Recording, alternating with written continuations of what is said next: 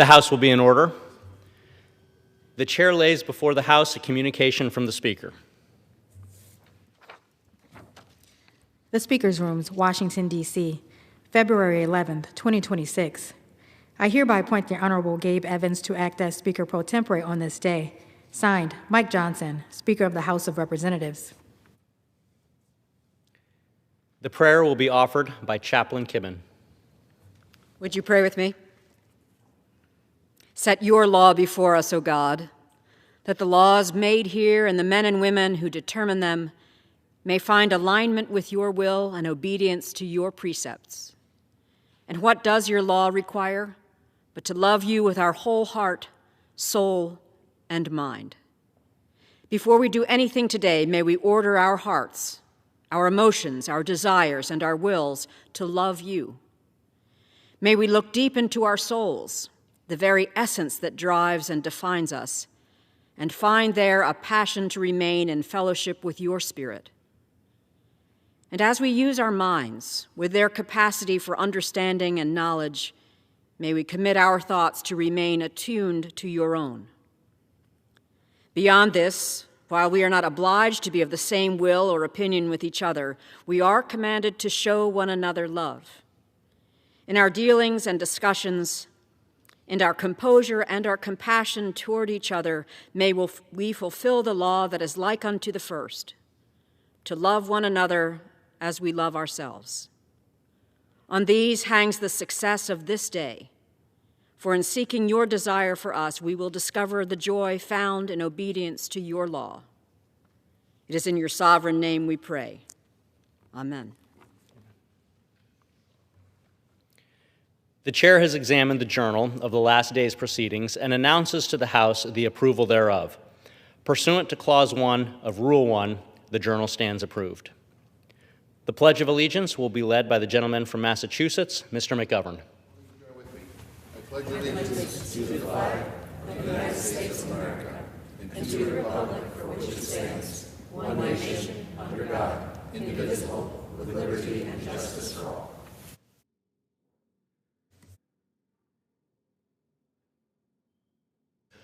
For what purpose does the gentleman from Texas seek recognition? Mr. Speaker, by the direction of the Committee on Rules, I call up House Resolution 1057 and ask for its immediate consideration. The clerk will report the resolution. House Calendar Number 61, House Resolution 1057. Resolved that upon adoption of this resolution, it shall be in order to consider in the House the bill, Senate 1383, to establish the Veterans Advisory Committee on Equal Access and for other purposes. All points of order against consideration of the bill are waived. An amendment in the nature of a substitute consisting of the text of Rules Committee Print 119-19, modified by the amendment printed in the report of the Committee on Rules accompanying this resolution, shall be considered as adopted. The bill as amended shall be considered as read. All points of order against provisions in the bill as amended are waived. The previous question shall be considered as order on the bill as amended, and on any further amendment thereto to final passage without intervening motion except one. 1 hour of debate, equally divided and controlled by the chair and ranking minority member of the Committee on House Administration or the respective designees, and 2, 1 motion to commit. Section 2, upon adoption of this resolution, it shall be in order to consider in the House the bill, H.R. 2189, to modernize federal firearm laws to account for advancement in technology and less than lethal weapons and for other purposes. All points of order against consideration of the bill are waived. In lieu of the amendment in the nature of a substitute recommended by the Committee on the Judiciary now printed in the bill, an amendment in the nature of a substitute consisting of the text of Rules Committee Print 119-18 shall be considered as adopted. The bill as amended shall be considered as read. All points of order against provisions in the bill as amended are waived. The previous question shall be considered as order on the bill as amended, and on any further amendment thereto to final passage without intervening motion except one. 1 hour of debate, equally divided among and controlled by the chair and ranking minority member of the Committee on the Judiciary or their respective designees, and the chair and ranking minority member of the Committee on Ways and Means or their respective designees, and 2, 1 motion to recommit. Section 3, upon adoption of this resolution, it shall be in order to consider in the House the bill, H.R. 261, to amend the National Marine Sanctuaries Act to prohibit requiring an authorization for the installation, continued presence, operation, maintenance, repair, or recovery of undersea fiber optic cables in a national marine sanctuary if such activities have previously been authorized by a federal or state agency. All points of order against consideration of the bill are waived.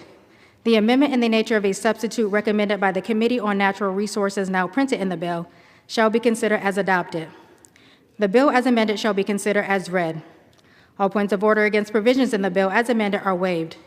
The previous question shall be considered as order on the bill as amended, and on any further amendment thereto to final passage without intervening motion except one. 1 hour of debate, equally divided and controlled by the chair and ranking minority member of the Committee on Natural Resources or their respective designees, and 2, 1 motion to recommit. Section 4, upon adoption of this resolution, it shall be in order to consider in the House the bill, H.R. 3617, to amend the Department of Energy Organization Act to secure the supply of critical energy resources, including critical minerals and other materials, and for other purposes. All points of order against consideration of the bill are waived.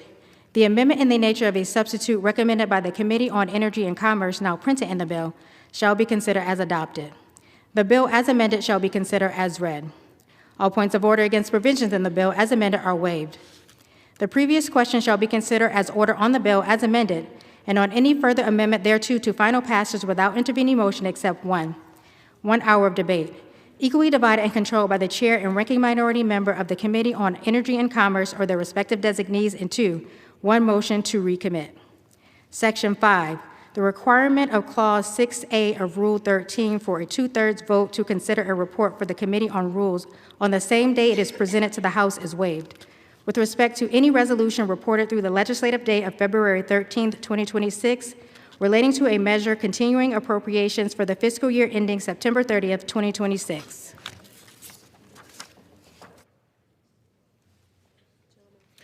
The gentleman from Texas is recognized for 1 hour. Mr. Speaker, for the purpose of debate only, I yield the customary 30 minutes to the gentleman from Massachusetts, Mr. McGovern, pending which I yield myself such time as I may consume. During consideration of this resolution, all time yielded is for the purpose of debate only. Mr. Speaker, I ask unanimous consent that all members have 5 legislative days in which to revise and extend their remarks. Without objection. Last night, the Rules Committee met and produced a rule providing for consideration of 4 pieces of legislation. The rule provides for consideration of S. 1383, the Save America Act, under a closed rule with 1 hour of debate, equally divided and controlled by the chair and ranking minority member of the Committee on House Administration or their respective designees, and provides for 1 motion to commit. The rule also provides for consideration of H.R. 2189, the Law Enforcement Innovate to De-Escalate Act, under a closed rule with 1 hour of debate, equally divided among and controlled by the chair and ranking minority member of the Committee on Judiciary and the Committee on Ways and Means, or their respective designees, and provides for 1 motion to recommit. The rule also provides for consideration of H.R. 261, the Undersea Cable Protection Act of 2025, under a closed rule with 1 hour of debate, equally divided and controlled by the chair and ranking minority member of the Committees on Natural Resources or their respective designees, and provides for 1 motion to recommit. The rule also provides for consideration of H.R. 3617, the Securing America's Critical Mineral Supply Act, under a closed rule with 1 hour of debate, equally divided and controlled by the chair and ranking minority member of the Committee on Energy and Commerce or the respective designees, and provides for 1 motion to recommit. Further, the rule provides same-day authority through Friday, February 13th, for a rule providing for consideration of a continuing resolution related to the Department of Homeland Security funding. Mr. Speaker, as the House Representative works to deliver on the critical issues our nation faces, we urge our colleagues today to prioritize the passage of S. 1383, the Safeguarding American Voter Eligibility Act, or the Save America Act, which builds upon the SAVE Act introduced in previous Congresses that requires states to obtain proof of citizenship for federal elections, ensuring only U.S. citizens are voting in those elections. In addition, the Save America Act requires individuals to present a valid photo identification before voting. Our founders set forth our electoral processes 250 years ago based upon the simple and ultimate principle that only Americans should vote. But in this age of progressive, suicidal empathy, basic concepts such as voter ID and proof of citizenship have been attacked as suppression. Let's consider the facts. Fact one, under the previous administration, the Biden-Harris-Mayorkas administration, some 10 million or more illegal aliens poured into communities across our country, adding to an existing foreign-born population which totals upwards of over 50 million people, or close to 16%. Fact two, that while only U.S. citizens are legally eligible to vote in federal elections, federal law actually interferes with and prevents states from using federal data to check their voter rolls to ensure that only citizens are voting, such that we end up in the upside-down situation where a state like Arizona has two different sets of systems, one for state and federal, and one for state and local, and one for federal. Fact three, this is a recipe for fraud and a recipe for having people vote who shouldn't be voting. It undermines people's confidence in our electoral system. And when combined with the fact that several jurisdictions offering driver's license and other benefits to illegal aliens and other foreign nationals, it provides opportunity for non-citizens to register to vote. Fact four, polling data is overwhelmingly in support of the Save America Act and its principles, that only American citizens should vote, and that we should use voter identification when we go to vote. Polling indicates that over 70% of Democrats across this country, over 90% of Republicans, well over 70% of virtually every ethnicity and ethnic group in the country, Black Americans, Hispanic Americans, white Americans, men, women, rural, urban, overwhelmingly support voter identification and ensuring that only citizens vote. Fact five, we passed the SAVE Act in the previous preceding Congress. We passed the SAVE Act in this Congress, focusing on citizenship. We now bring the Save America Act forward that adds voter identification. Again, overwhelmingly popular. The SAVE Act passed on a bipartisan basis. Democrats joined with us in the previous Congress. Democrats joined with us in this Congress. In both instances, the House of Representatives affirmed that only U.S. citizens should vote in federal elections. Let's add voter ID to it. Let's pass the Save America Act. Let's send it over to the Senate, and let the Senate move this legislation to the President's desk. I reserve. The gentleman reserves. The gentleman from Massachusetts is recognized. Thank you, Mr. Speaker, and I want to thank the gentleman from Texas for yielding me the customary 30 minutes, and I yield myself such time as I may consume. The gentleman is recognized. Mr. Speaker, we have 4 bills in this rule today. All of them are completely closed. You know, no amendments, no debate, completely closed. I feel like I'm in Russia. 3 of them are from the failed rule last night, which was the 3rd failed rule in this Congress, the 7th under Speaker Johnson, and the 10th of the reigning Republican majority. That alone demonstrates Republicans' inability to govern. And then we have the so-called Save America Act. The gentleman from Texas is going to spend today's debate trying to convince you that this is a common sense, simple bill. But I want you to remember a very few important facts while he's talking. First of all, it is already illegal for non-citizens to vote in federal elections, period, full stop. If non-citizens are voting in federal elections, they should be prosecuted. We don't disagree on that. Second, nobody disputes the fact that voters should follow the law and indicate who they are. We agree on that too. Nobody's debating that on the floor today.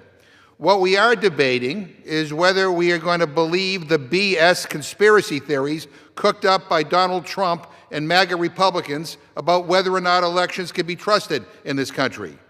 And what we're debating is whether, in response to those lies, we're going to require Americans to go down to their county clerk, to take the train to City Hall, or to drive down to the registrar's office and jump through bureaucratic hoops just to register to vote.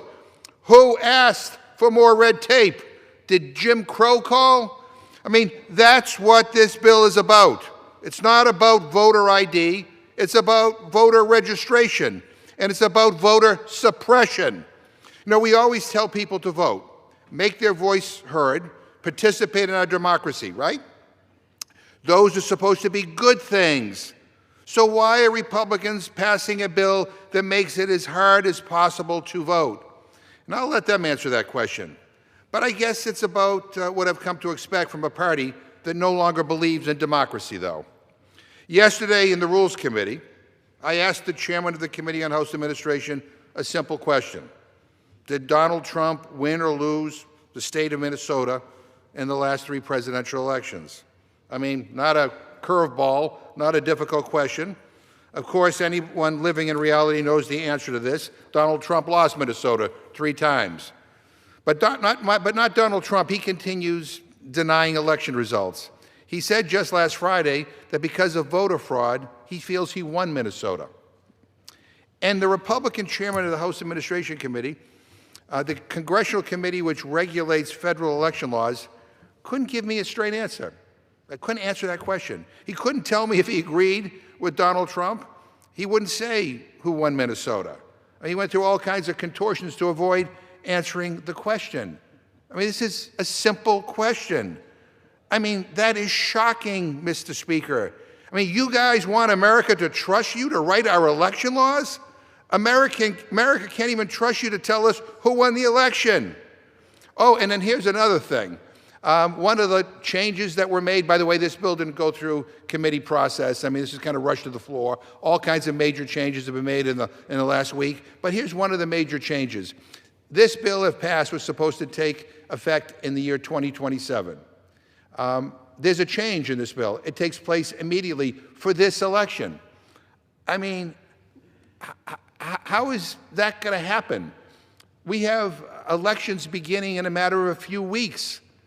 And you're expecting every state to be able to comply with all these new rules and regulations, like immediately? You know, this is about sowing chaos and confusion, because my friends on the other side know they're probably going to lose the next election, and they're going to lose big.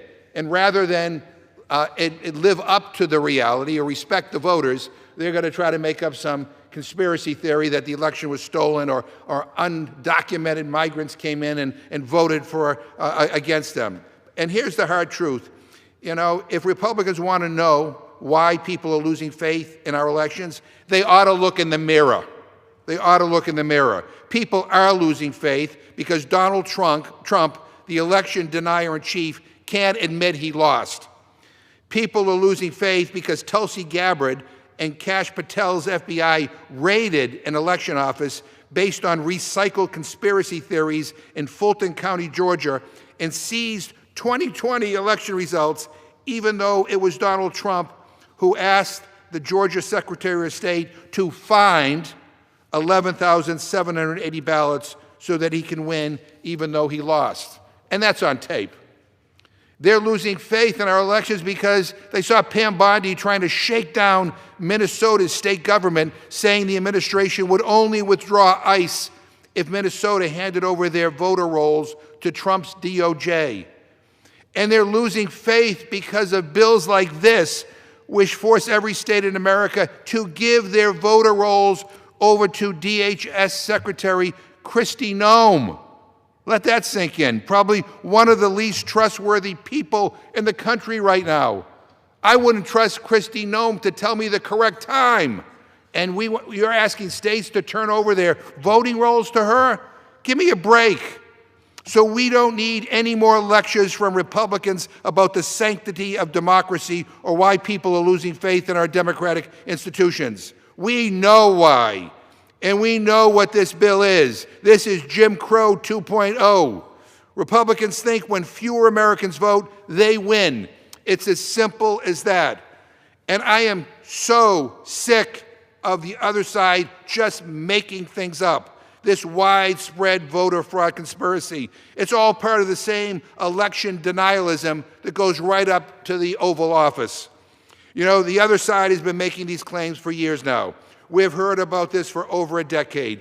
They claim massive numbers of non-citizens are voting, swaying elections. that rampant voter fraud is changing results.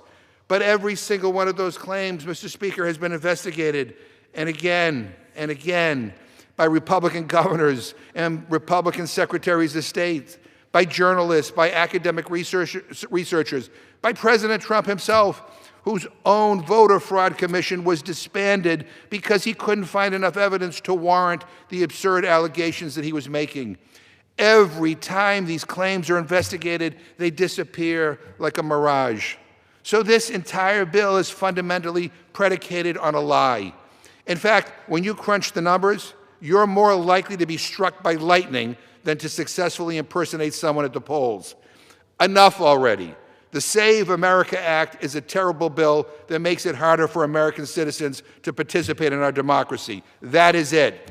America does not want to be saved by a Republican Party that spent a year propping up Trump's tariffs, which have driven costs through the roof. We don't want to be saved by the people who continue covering up for pedophiles in the Epstein files. And America certainly doesn't want to be saved by the same people who still can't get over losing the 2020 election, so they're going to try to rig the next one. Go save somebody else. But we don't want this garbage, and we will fight like hell to stop you from making it harder for millions of Americans to register to vote. We know why you're doing this. It's because you're afraid you're going to lose in November. Well, too bad. Too bad. Either change your crappy policies or face the voters and deal with the consequences of your own action. Those are the only two options in a democracy. I reserve my time. The gentleman reserves. Members are reminded to refrain from engaging in personalities toward the president and to direct their comments toward the chair. The gentleman from Texas is recognized. Well, that was a whole lot of words to say my Democratic colleagues don't want citizens only to vote and don't like voter ID. With that, I will yield 2 minutes to my friend from Georgia, Mr. Clyde. Gentleman from Georgia is recognized. Thank you, Mr. Speaker. I rise today in strong support of the Save America Act, which implements common sense measures backed by the vast majority of Americans across party lines to secure our elections and ensure that it is easy to vote but hard to cheat. As my great state of Georgia knows all too well, we must do more to deliver secure elections. The survival of our constitutional republic relies on free, fair, and secure elections. Thankfully, this legislation bolsters election integrity by requiring government photo ID to vote, requiring proof of U.S. citizenship to register to vote, and directing states to remove non-citizens from existing voter rolls. These are not controversial issues. In fact, left-wing CNN's own recent polling shows that 83% of Americans support voter ID, including the majority of Republicans and Democrats, and as well as voters regardless of their race. So who would oppose such a bill and why? Unsurprisingly, my Democrat colleagues oppose the Save America Act because it hurts the Democrat Party's ability to cheat in our elections.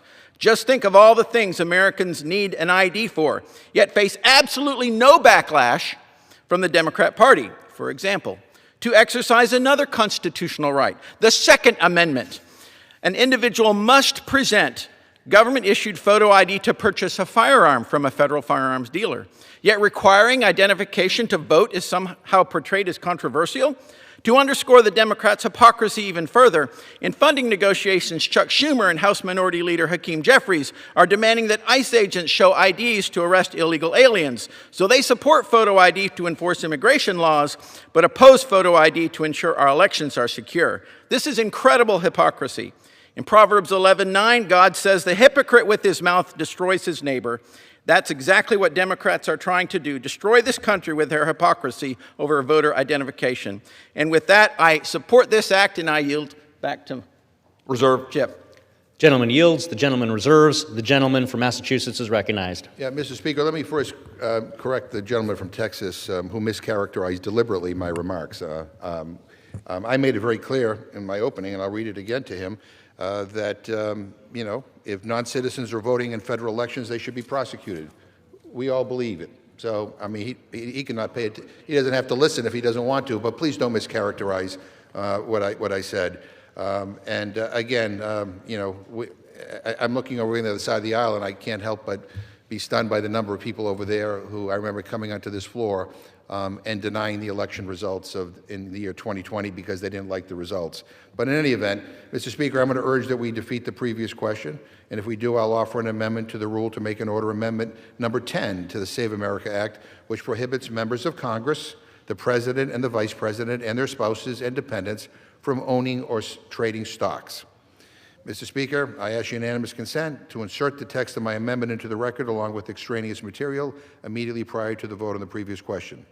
Without objection. And to discuss our proposal, I'm honored to yield 2 minutes to the gentleman from New York, the sponsor of the amendment, and the ranking member of the Committee on House Administration, Mr. Morelli. The gentleman from New York is recognized for 2 minutes. Thank you, Mr. Speaker, and I want to thank my longtime friend, the distinguished ranking member of the Rules Committee, for his vigorous defense of our position and his encouragement that people vote against the so-called Save America Act. But, Mr. Speaker, the way to enhance Americans' trust in government is by holding ourselves to a higher standard, not by disenfranchising citizens seeking to participate in our democracy. The vast majority of Americans believe that it is time to end the practice of members of Congress and the President and Vice President from trading stocks, and that's what the Restore Trust in Government Act would do. But Speaker Johnson has refused to move any bill to ban member stock trading. I offer this proposal as an amendment to the Save America Act, but it was rejected by the majority. I also have a discharge petition on stock trading that has over 170 signatures, nearing the 218 signatures needed to pass the House. If we want Americans to trust us, to trust our government, we need to root out corruption, real corruption, not imaginary voter fraud. We have an opportunity to do that right here and right now. That's what the Restore Trust in Government Act would do. I urge my colleagues to recognize the importance of the moment to defeat the previous question. Once we do, the House can finally pass a stock trading ban. Mr. Speaker, I yield my time back. Thank you. Gentleman yields. Gentleman from Massachusetts reserves. Gentleman from Texas is recognized. Well, I'm about to yield 2 minutes to my friend from Arizona. I would just note, as one of the lead sponsors of the legislation to deal with prohibiting members of Congress from engaging in the active trading of stocks, we're working on a bipartisan basis. We have legislation we're going to move. There'll be a time to do that, and this is a complete substitute. In other words, this is fake. That's a bunch of drama because my colleagues on the other side of the aisle do not want voter identification to be used to vote, and they do not want to guarantee that only citizens vote. It is that simple. We will deal with stock trading. I'm one of the lead sponsors of that legislation. We'll get it done, but not as a substitute for what 80% of the American people want, which is to guarantee only citizens vote and that you show up with a voter identification. I now yield 2 minutes to my friend from Arizona. Gentleman from Arizona is recognized for 2 minutes. I thank my friend from Texas, Mr. Roy, for yielding 2 minutes to me. And I'll just say this is really humorous to hear the machinations, the twisting and going-ons from our friends across the aisle as they say, we can't, this is too much. Mr. Schumer said that he denigrated black people and basically said they can't get the IDs. Kamala Harris said rural folks can't get IDs, it's just too hard. That's BS. They know it's BS. The American people know it's BS, which is exactly why. It's exactly why 85% of Americans say we need to do this. Now, let me just tell you, I come from a state is the most unique state in the country because we've been doing for years a requirement of proof of citizenship when you go to register for a state ballot. You got to do that in Arizona, and we've had no suppression. We're the only state that does it because the Supreme Court ruled that way. But somehow we can't do it for federal ballots? Think about that. For an alderman or a legislator in Arizona, you're going to have to show proof of citizenship to register to vote. Can't do it for the president, though. How absurd is that? We've had no problems. There's been no voter suppression. But you know what? They want to make it an issue because they don't want that proof. And you need to have that proof. Every American, really, every rational American anyway, knows it's not suppression, it's common sense. That's why you need to show ID when you vote. That's popular in Arizona. It's popular across the country. You need to show your citizenship when you register to vote. That's what has to happen in Arizona. It will work across the country. There's not a doubt in my mind. And so I urge passage of this bill, and I yield back to my good friend from Texas, Mr. Roy. Thank you. Arizona, and I reserve. The gentleman yields. The gentleman reserves. The gentleman from Massachusetts is recognized. Yeah. Well, let's talk about common sense for a second. When the gentleman from Texas introduced this bill, the effective date was in 2027. And all of a sudden, because I think somebody, a right-winger on your side, did a tweet that caused all kinds of chaos, you moved it to be immediate, take effect immediately. Notwithstanding the fact that we have primaries beginning in some states in a matter of just a few weeks. I would just point out to the gentleman who just spoke, we have this thing called the Real ID. For 20 years we've been trying to implement it, spent billions of dollars trying to implement it, and still not everybody has it. And it's taken 20 years, and you're pushing all these new changes on states, and they have to do it in a matter of a couple of weeks? I mean, we all know what this is about. We all know what this is about. People see through this. This is not about protecting our democracy. It's not about preventing undocumented immigrants from voting. That's already illegal in this country. This is about sowing confusion and chaos because you know you're going to lose the next election.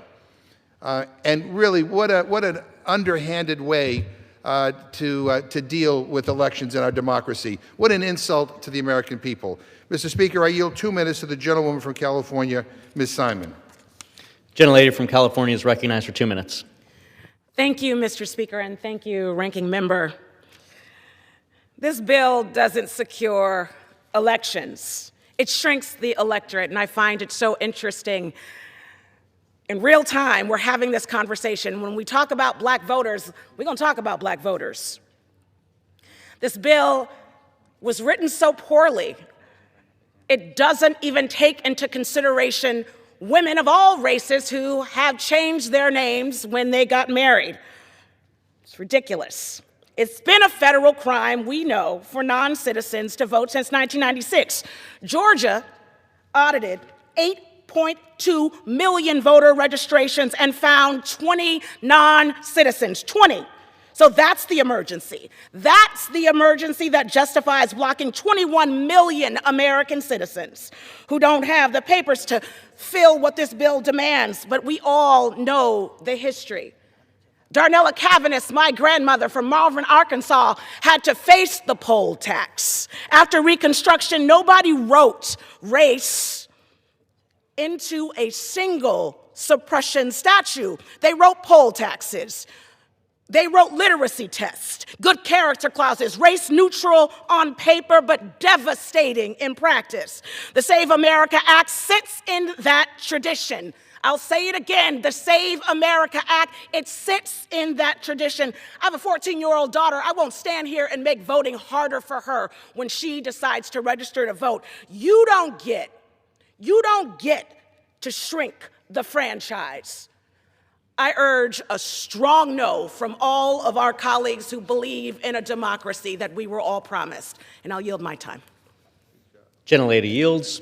The gentleman reserves. Gentleman from Texas is recognized. I yield 2 minutes to my friend from Alabama. Gentleman from Alabama is recognized for 2 minutes. Thank you, Mr. Speaker.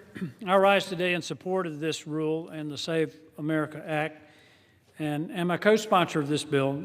This essential legislation would require, as we've said, proof of citizenship when registering to vote and the presentation of a valid photo ID when at the ballot box. Currently, only 13 states do not require any form of voter ID. Having this requirement should be the standard, not the exception. My Democratic colleagues claim that requiring a photo ID to vote is too burdensome. Some say it's too difficult for rural Americans and will lead to voter suppression. I grew up in rural America. But the reality is that Americans use photo IDs every day to carry out basic tasks like opening a bank account, boarding a flight, checking into a hotel, renting a car, applying for a business license, for younger folks to buy alcohol, tobacco, or any other nicotine products, to sign a lease or a rental agreement, to get a marriage license, purchase firearms or ammunition, check in for jury duty, enroll in a college or university, purchase insurance, donate blood, all require a photo ID. I hope that people who don't have a photo ID don't get sick, because you need a photo ID to purchase things like Sudafed, NyQuil, Mucinex D. I hope they don't have to pick up a package at the post office, because you have to have a photo ID to pick up a package at the post office. If we require photo ID to prevent fraud in these areas I just mentioned, why are my colleagues so opposed to preventing fraud in elections? It's hard to argue that a photo ID is too much to ask for voting when Americans already use it routinely for far less important activities. Protecting election integrity should be a priority. I urge my colleagues to support this rule and the underlying Save America Act to secure our elections. And, Mr. Speaker, I yield back. The gentleman Speaker inquires how much time we have remaining.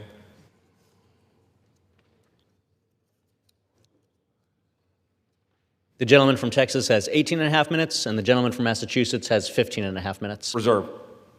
Gentleman from Texas reserves. Gentleman from Massachusetts is recognized. Mr. Speaker, I ask unanimous consent to insert into the record an article from ABC News entitled "Election Fact Check: Non-Citizens Can't Vote and Instances Are Vanishingly Rare."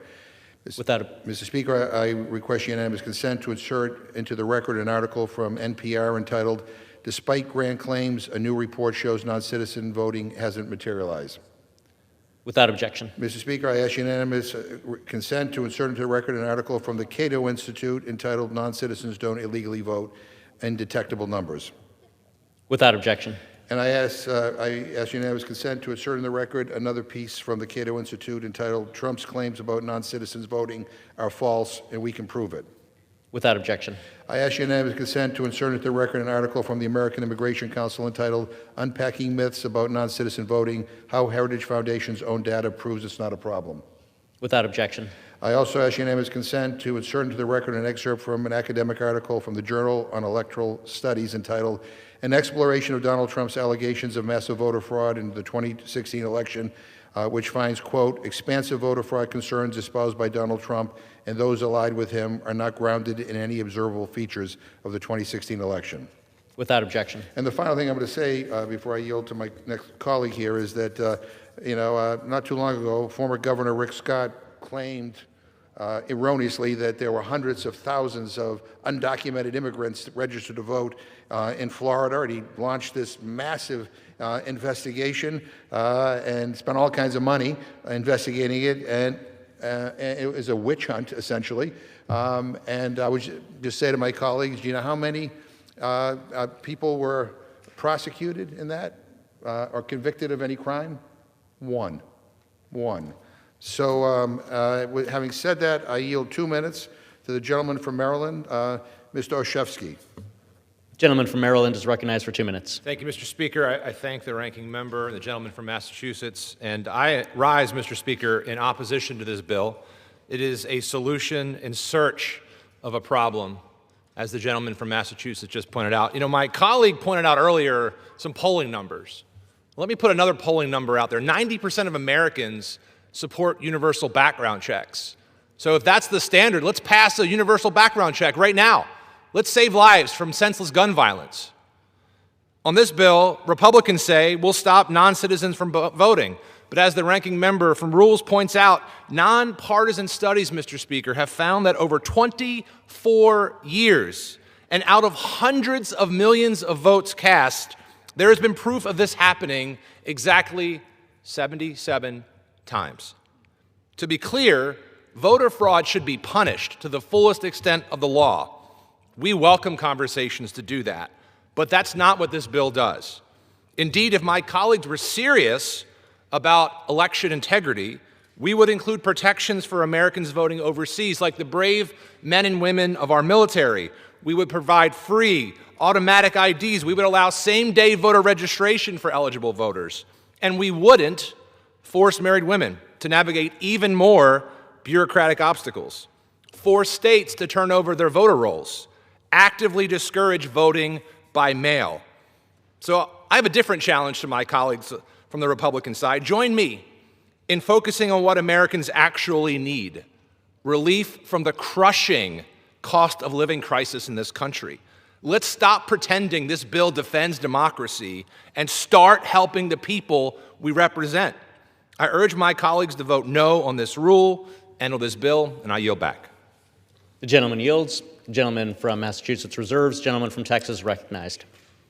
Well, I'm proud that this administration is relieving the devastating cost on the American people by creating economic growth and undoing a lot of the damage of the previous administration. We're seeing that on a daily basis.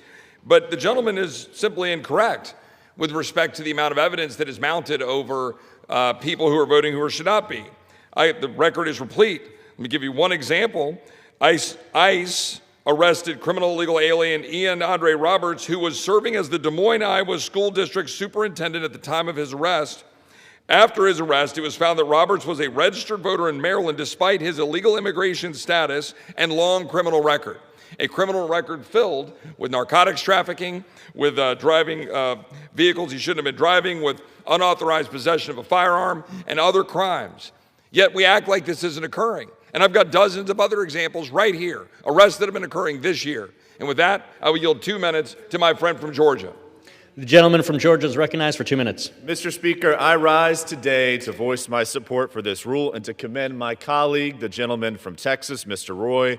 There is no greater advocate for law and order and election integrity than Mr. Roy, and the incredible people of Texas are well served by his leadership and stewardship of our Constitution. Mr. Speaker, the rule before us enables us to debate and vote on one of the most consequential pieces of legislation concerning election integrity in our country's history. S1383, the Save America Act, will require voters to prevent photo identification to vote in federal elections and provide proof of U.S. citizenship when registering to vote.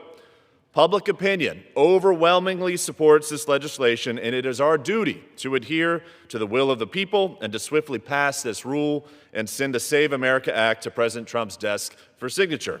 Mr. Speaker, you know me to be a data-oriented individual, so let us review the numbers before us as we debate this legislation. 83% of Americans favor requiring a government-issued photo ID in order to cast a ballot. And by party, 95% of Republicans favor requiring photo ID to vote, and 71% of Democrats, the party across the aisle, favor requiring photo ID to vote. Hardly anyone, except apparently my colleague, the gentleman from Massachusetts, opposes photo ID requirements before the ballot box. Another national survey confirms the very same truth.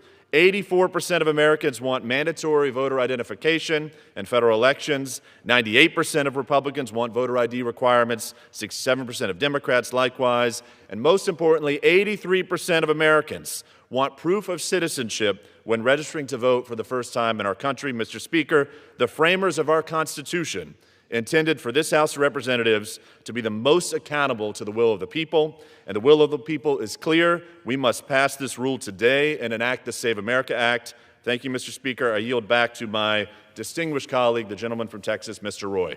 I thank the gentleman from Georgia, and I reserve. The gentleman yields. The gentleman reserves. The gentleman from Massachusetts is recognized. Yeah, Mr. Speaker, the gentleman from Texas read a list, and I asked him to yield to me, but he didn't want to. But what he was doing is cherry-picking cases basically to sow distrust in our elections, just like Donald Trump does. But you want to read a list, let me read you a list. Matt DePerno, a former Michigan Republican State Attorney General candidate, was charged with conspiracy and undue possession of a voting machine. Former Republican Michigan State Representative Dare Rendon was also charged with conspiracy to commit undue possession of a voting machine and false pretenses. What was Mr. Rendon's punishment for this? The Republican Party promoted her to the chairwoman of the party in her congressional district. A Republican county clerk in Colorado, Tina Peters, is in prison for a scheme to breach voting systems fueled by 2020 election conspiracy theories. A Republican official in Georgia was fined for illegally voting multiple times. A former GOP lawmaker in Arizona pled guilty to attempted election fraud involving forged signatures. In North Carolina, 4 people pled guilty on Monday to misdemeanors for their roles in absentee ballot fraud in rural North Carolina during the 2016 and 2018 elections to help Republican congressional candidates. You know, and let's not even get into Donald Trump actually being recorded. It's recorded, him asking for 11,800 votes to basically change the results in Georgia during the 2020 election. I would say to my Republican friends, if you want to talk about voter fraud, look in the mirror. Look in the mirror. Maybe that old saying, physician, heal thyself. At this time, I yield 2 minutes to the gentlewoman from Texas, Ms. Johnson. The lady from Texas is recognized for 2 minutes. Thank you, Mr. Speaker. The Save America Act makes it harder for Americans to vote. As a member of the Subcommittee on Elections, my responsibility is to protect access at the ballot box, not to restrict it. That is why I offered several common sense amendments to preserve online voter registration, ensure due process when an eligible citizen is denied the right to vote, mandate that citizenship only needs to be proven once, and allow the use of an expired passport to register to vote. My amendments sought to limit the harm that this bill would cause and ensure that every citizen has accessible and secure way to register and cast a ballot. These seems normal to me. This isn't about ID. This is about access. This is about procedures that will minimize the inconvenience to the United States citizens to cast their ballot. Despite these facts, Republicans on the Rules Committee unanimously blocked these amendments from even being considered. That tells you everything you need to know. This isn't about making it easier for Americans to vote. It isn't about so-called election integrity. It's about tilting the playing field. Republicans are losing support because voters aren't buying their ideas. And instead of changing their policies, they're trying to silence the American people at the ballot box. It's not working for their rigged, gerrymandered districts. It's not working for this effort to try to preclude people from registering to vote. If you really cared about people registering to vote, you would have online voter registration. You would make it to where people didn't have to go to one registrar's office in the middle of a county only during working hours when they're working their own shifts and they're not able to get there. How are people expected to register to vote under these rules? If you really cared, you would open it up. You would make online registration the rule and the law of the land. It is shameful, it is undemocratic, and I urge my colleagues in this chamber to vote no on this bill, and I yield back. Gentlelady yields. The gentleman reserves. The gentleman from Texas is recognized. I would note a couple of things that are important for the American people to see is that this administration has driven unemployment down to historic lows. Economic growth is now back up to close to 4%, we believe, in Q4 when we get those numbers at the end of February.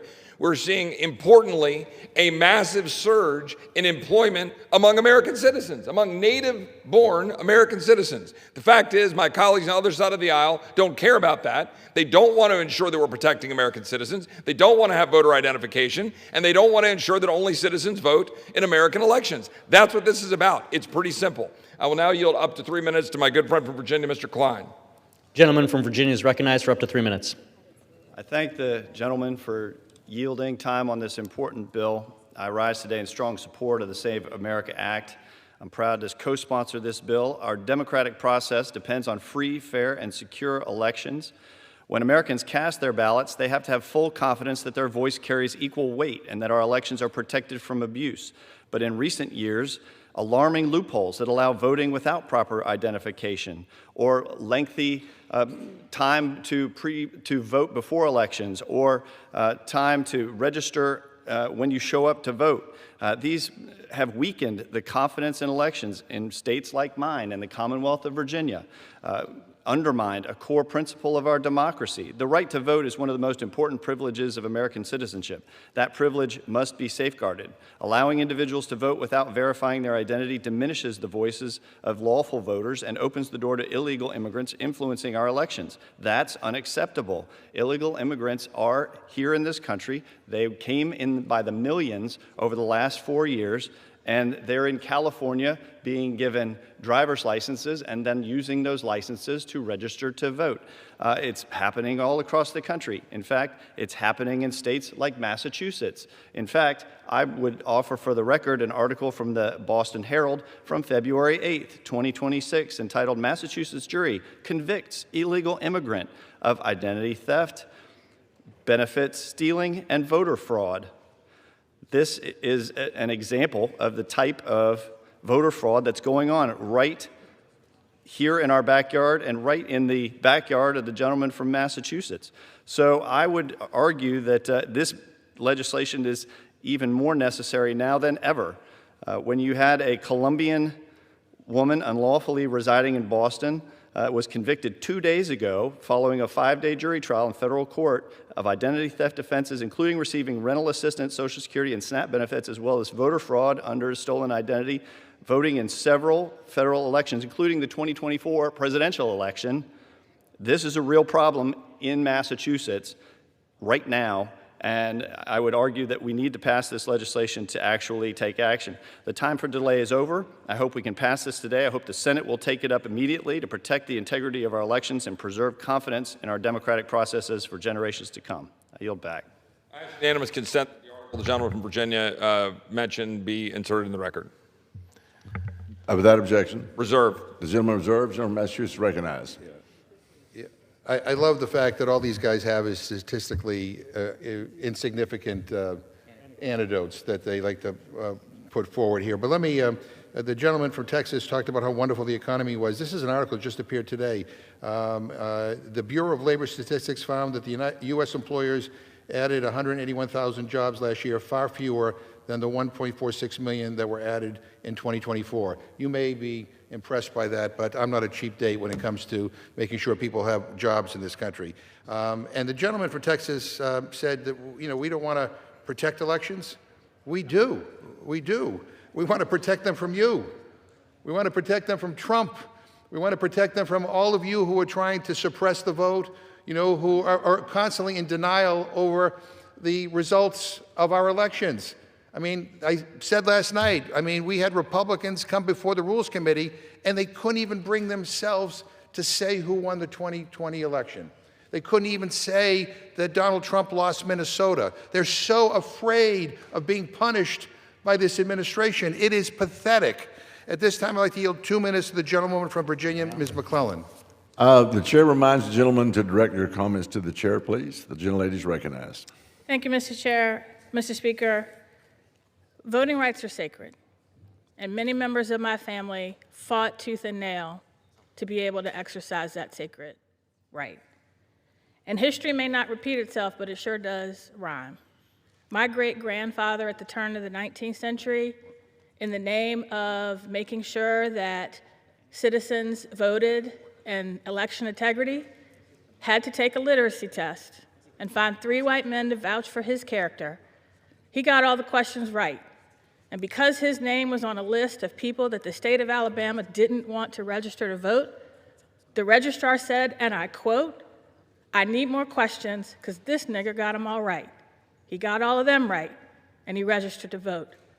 But my grandfather had to pay poll taxes to be able to vote in Tennessee. All of this was done to make sure that local election officials could deny people they didn't want to vote the ability to vote. And I took my oath of office on the Bible that my father kept his poll tax receipt, which is standing behind me, because he kept it in there because it was sacred right. And I swore to uphold, protect, and defend the Constitution of the United States, all of it. That includes the 24th Amendment that banned poll taxes. And yet the SAVE Act is a modern-day poll tax because every ID that you would have to use to register and to vote, with maybe one exception, costs money. And the one that is free is a military ID. But for our military who are overseas or not able to get home to register in person, it's an added burden. Rural communities, added burden. People of color, added burden. The 21 million American citizens that don't have ready access to these documents, it's a burden. The right to vote is sacred, and I will fight any effort to put more barriers in citizens' way to exercise it, and that's exactly what the SAVE Act does. That's why I'll oppose it. I yield back. The gentlelady yields back. The gentleman from Massachusetts reserves. The gentleman from Texas is recognized. Mr. Speaker, may I inquire, is the time remaining for each side? The gentleman from Texas has 12 and a half minutes. The gentleman from Massachusetts has 6 and a half minutes. I appreciate that, Mr. Speaker. And with that, I will yield 2 minutes to my good friend from South Carolina, Ms. Biggs. The gentlelady is recognized for 2 minutes. Thank you, Mr. Speaker, and thank you to my friend and colleague, Mr. Roy. I rise today in strong support of the rule. The American people, they deserve elections that they can trust, and this rule moves us just one step closer to restoring that trust. It's simple. Only American citizens should be voting in American elections. I can't believe we're even having to say that. But right now, our system has real gaps, and the longer we ignore them, the more confidence we lose. Some of the left would rather keep those loopholes wide open than to ensure the integrity of our elections. We've already seen what happens when Washington refuses to act. We've seen the chaos at the border. We cannot let that chaos spill over into the ballot box. The Save America Act helps prevent that.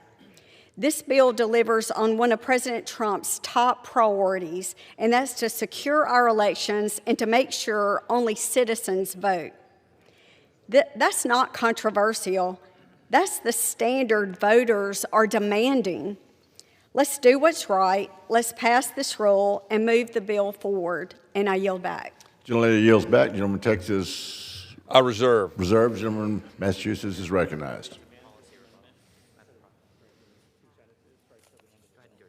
Yeah, Mr. Speaker, I just disagree very strongly with what was just said. I don't see Trump trying to preserve our elections. I've been witnessing him trying to undermine trust in our elections and to rig our elections. You know, Mr. Speaker, the bill before us is a prime example of how awful the process has been under this Republican majority. The Save America Act was introduced by the gentleman from Texas just 12 days ago, and it included significant changes from its original version, the SAVE Act. And after the Save America's Act initial introduction, the Rules Committee posted a complete rewrite of it on last Friday.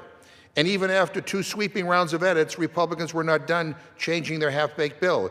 Yesterday, they posted a manager's amendment, which makes more use changes, including changing when the bill would take effect and which voter IDs would be acceptable. Now, we've seen 3 totally different versions of this bill in a dozen days.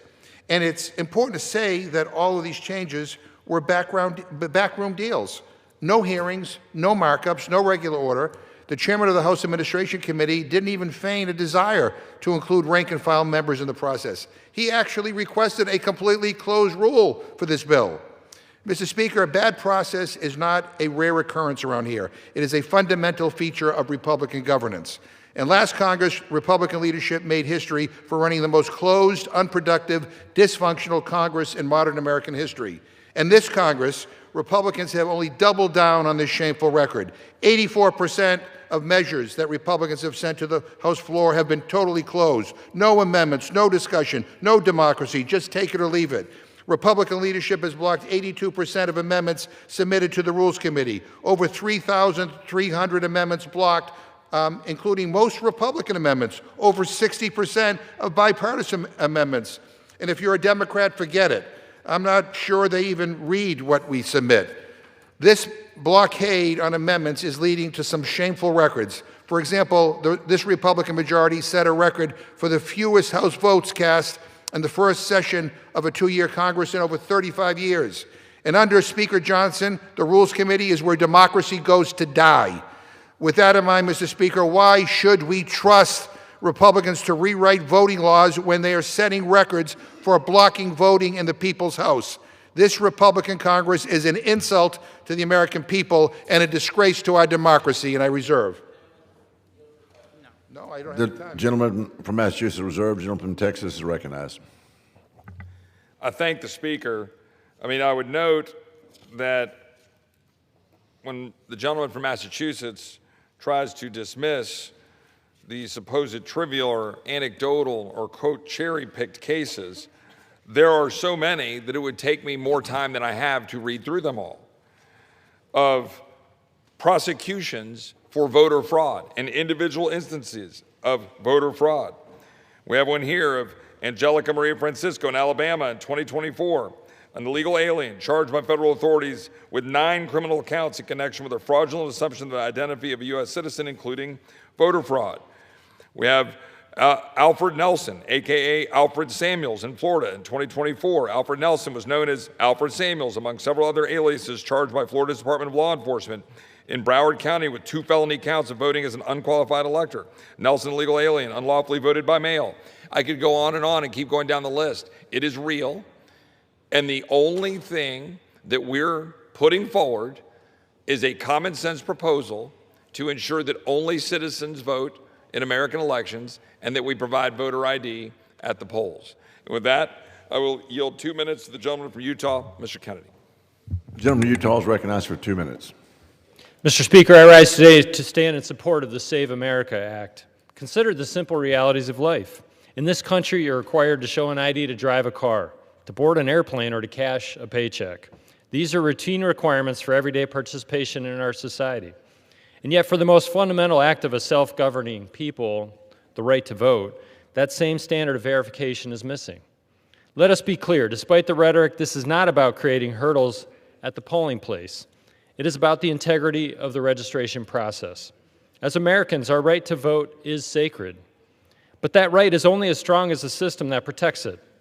When one single illegal vote is cast, a legal vote is diluted. When a foreign national influences an election, the voice of an American citizen is silenced. This isn't a hypothetical concern. It is a matter of protecting the value of everyone's choice. The Save America Act is guided by one simple principle: only Americans should decide American elections. Across this country, we have seen non-citizens identified on voter rolls.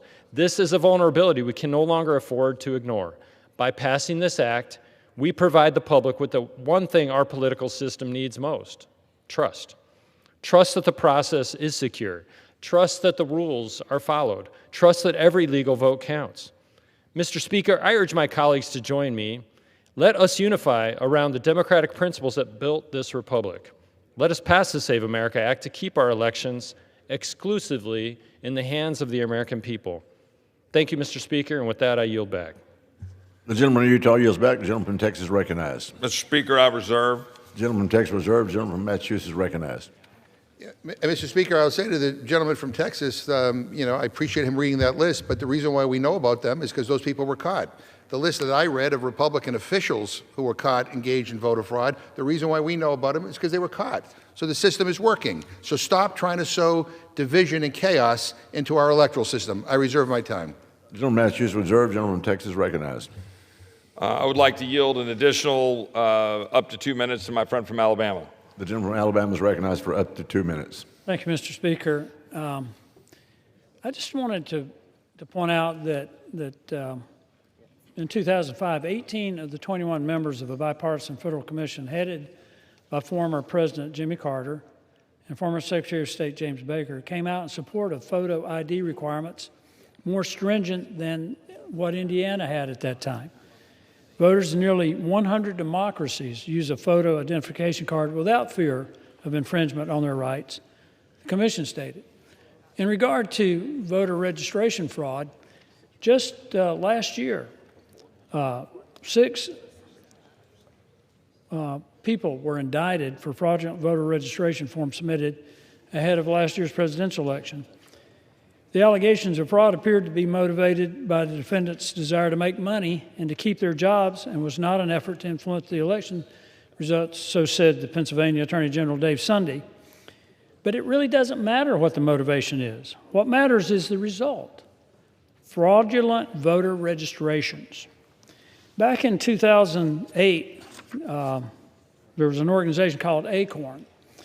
There was an ACORN whistleblower who worked for both it and its Project Voter Registration affiliate from 2005 until 2006.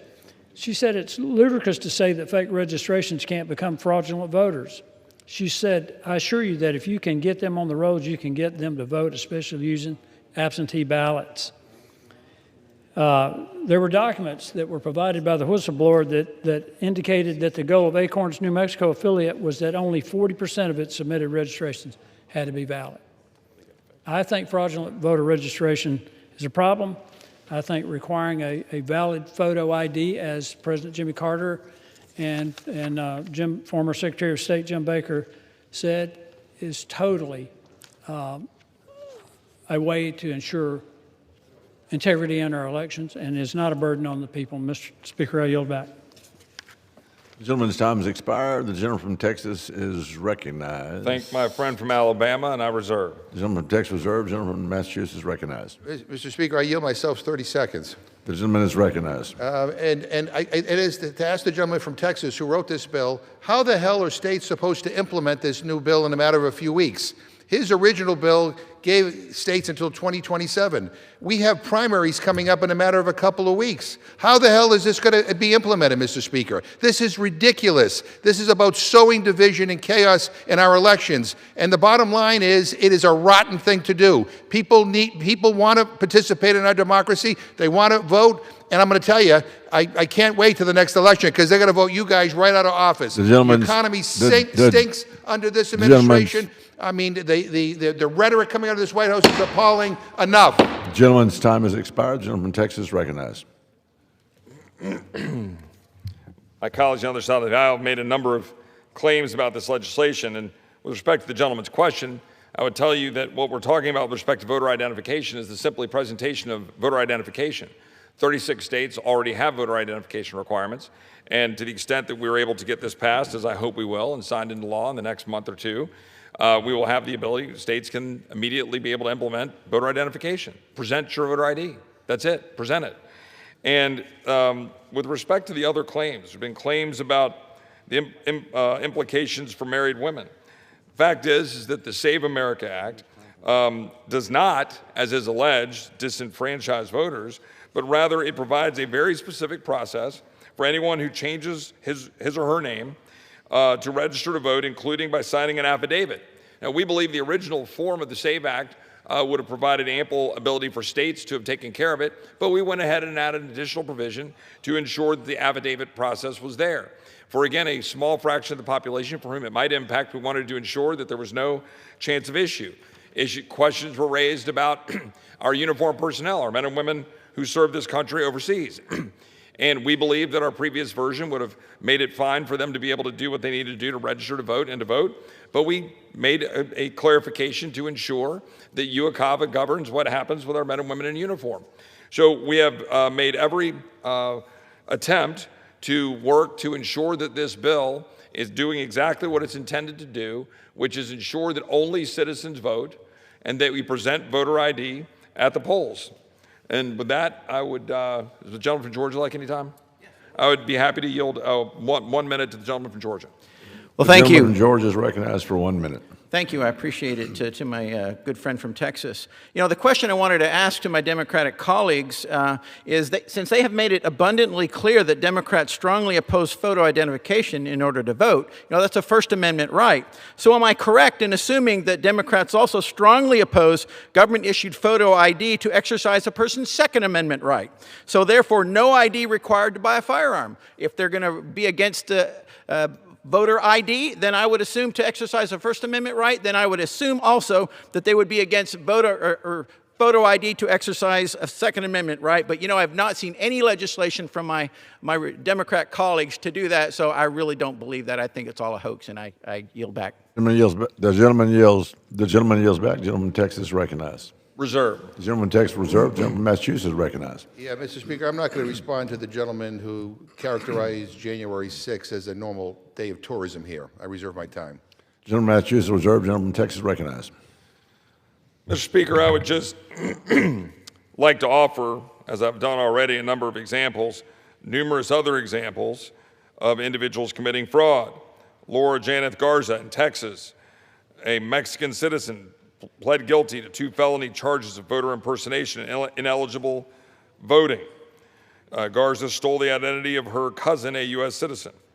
Another example of Mario Abdullah Orellana in Texas, a 57-year-old El Salvadorian national, was indicted by the DOJ on federal immigration and voter fraud violations. Now, I could go down and give more and more examples. The fact is, yes, these are good examples in which we've been able to intervene and stop this voter fraud and identify the individuals and prosecute those individuals. But we know that there's significant additional fraud going on that we are not capturing, that we are not catching. It's a very simple and basic premise of those who have been in the prosecutorial function that you only catch so many people. And in this case, we have been going after some individuals, but we can certainly prevent any further abuse of our voter elections and making sure that we have integrity in those elections if we make sure we have voter identification and ensure that only citizens are voting. I reserve. Gentleman from Texas reserved. Gentleman from Massachusetts recognized. I want to thank the gentleman for pointing out these anecdotal cases of voter fraud, and I appreciate the fact that he mentioned they all were caught, just like all the Republican officials that I read, and I have a volume more that I could read. They were caught, so it sounds like the system works. I reserve. Gentleman from Massachusetts reserved. Gentleman from Texas recognized. Mr. Speaker, I am prepared to close if the gentleman from Massachusetts is prepared to close. I'm prepared to close. The gentleman from Texas reserves. The How gentleman much from time do I Massachusetts have left, Mr. recognized. Speaker? Again? How much time do I have left? The gentleman has 3 minutes. Okay. Mr. Speaker, I yield myself the remaining time. The gentleman's recognized. Let me state again for the gentleman from Texas, because he doesn't seem to understand me. Nobody should vote illegally. If this is the rampant problem they say it is, maybe he should call Pam Bondi and ask her why she's only secured 1 or 2 voter fraud convictions nationwide out of over 155 million votes cast in 2024. Maybe he should explain to us why his solution to a small handful of voter fraud cases is to punish the 155 million American citizens who did vote by making it harder for them to vote the next time. Again, Republicans keep insisting there is this massive voter fraud conspiracy. The onus is on them to prove their absurd claim. And every time they try, every time this is investigated by states, by commissions, by prosecutors, the result is the same: no widespread voter fraud conspiracy. Billions of votes cast over decades and a teeny tiny percentage of fraud. That is not a crisis, and it's certainly not a justification to rewrite the rules of democracy. But that is what is happening, and the Republican lies to erode the trust in our democracy, and that is why this bill is so toxic. Again, the Save America Act tells millions of Americans you have to show up in person and jump through hoops just to register to vote. You can file your taxes online, you can pay your bills online, you can get your medical results online, but if this bill passes, you can't fully register to vote online. That is nuts. You have to buy a passport. That's $130. Or you have to buy a copy of your birth certificate. Good luck, because you might even have to pick that up in person. What if a person lives in a rural community and has to drive 100 miles round trip just to get to the clerk's office? What if they can't afford to take the day off from work just to register to vote? And who gets punished? Students, seniors, Americans with disabilities, working parents who can't just leave a shift early to go stand in line at the clerk's office window that closes at 5. And again, we know this isn't really about voter fraud. It's not about protecting our elections. This is a smokescreen. It's a distraction. If Republicans wanted to protect elections, they would be focused on real threats: cyber attacks, foreign interference, disinformation, intimidation, and violence against election workers. That's where the real danger is, and yet this bill does nothing to address those things. The Save America Act is about denying elections and sowing distrust in our system, because according to Donald Trump, it's only fair and square when he wins. When Democrats win, then it's fraud. That's their whole argument in a nutshell. And the most ironic thing of all is that Republican leaders are the ones who seem to commit voter fraud the most. I saw a Republican county clerk in Colorado is imprisoned for a scheme to breach voting systems fueled by 2020 election conspiracy theories. A Republican official in Georgia was fined for illegally voting multiple times. A former GOP lawmaker in Arizona. Mr. Speaker, this is about voter suppression. This is a lousy bill. I urge my colleagues to vote no. Time has expired. The gentleman from Texas recognized. The gentleman from Texas is recognized. Mr. Speaker, may I inquire how much time I have remaining? 2.5 minutes. I thank the Speaker. The gentleman from Massachusetts said we are just doing this legislation because, quote, we are afraid of losing this election. Well, the fact of the matter is we are not. We want to ensure that we win this election by getting the votes of American citizens and not non-citizens. It's pretty simple. And I would note that the gentleman dismisses as trivial or as the process working that the examples that we have given in the record of countless times where individuals have engaged in voter fraud and they've been caught and prosecuted. I would like to point out they were caught after they voted. That's the problem. The core issue here is a very simple one. We all agree, Americans overwhelmingly believe, by polls and by all indication, that only American citizens should vote in American elections. We currently have a problem. We even have problems where non-citizens sometimes don't know they're doing something wrong. We should be very clear. When you register to vote, you're a citizen. When you show up to vote, you present voter identification. That is all that we do. And with that, Mr. Speaker, in a few minutes, I will offer an amendment to the rule. The amendment will make a technical correction to the manager's amendment to reflect the intent, and I would yield 45 seconds to the gentleman from Massachusetts. The gentleman from Massachusetts is recognized. Thank you, Mr. Speaker. Just so, I know mistakes happen, but just so everyone knows what's happening here. You introduced a bill less than 2 weeks ago. Then you gutted that with a substitute amendment. Then you changed that version with a manager's amendment. Now you have to fix that amendment. No hearing, no markup, a slew of changes and fixes in a matter of days. It makes you wonder what other mistakes there are, all to make it harder for millions of people to vote. I would just say to my colleagues, slow down. Do this process right. And you want to implement this bill in a matter of weeks when we have primary elections coming up in a matter of weeks. I mean, it should give everybody pause. We need to, this process of legislating here needs to improve. And with that, I yield back my time. The gentleman from Massachusetts yields back. The gentleman from Texas, you are recognized. I thank the gentleman from Massachusetts. Mr. Speaker, I ask unanimous consent to amend the resolution with the amendment I placed at the desk. The clerk will report the amendment. Amendment to House Resolution 1057, offered by Mr. Roy of Texas. In the first section of the resolution, insert, as modified by the amendment specified in Section 6 of this resolution, after accompanying this resolution, add at the end the following. Section 6, the amendment referred to in the first section of this resolution is as follows. Strike the instruction to page 31, line 4, and insert the following. Page 31, line 3, strike apply with respect, and all that follows through page 31, line 5, and insert, take effect on the date of the enactment of this section, and shall apply with respect to elections for federal office held on or after such date. That objection, the amendment is agreed to, and the gentleman from Texas, you are recognized. Mr. Speaker, I yield back the balance of my time, and I move the previous question. The gentleman yields back the balance of his time. The question is on ordering the previous question on the resolution. Those in favor say aye. Those opposed, no. In the opinion of the chair, the ayes have it. Speaker. The gentleman from Massachusetts recognized. I ask for the yeas and nays. The yeas and nays are requested. Those favoring vote by the yeas and nays will rise. A sufficient number having risen, the yeas and nays are ordered. Members will record their votes by electronic device. Pursuant to Clause 9 of Rule 20, the chair will reduce to 5 minutes the minimum time for any electronic vote on the question of adoption of the resolution, if ordered. This is a 15-minute vote.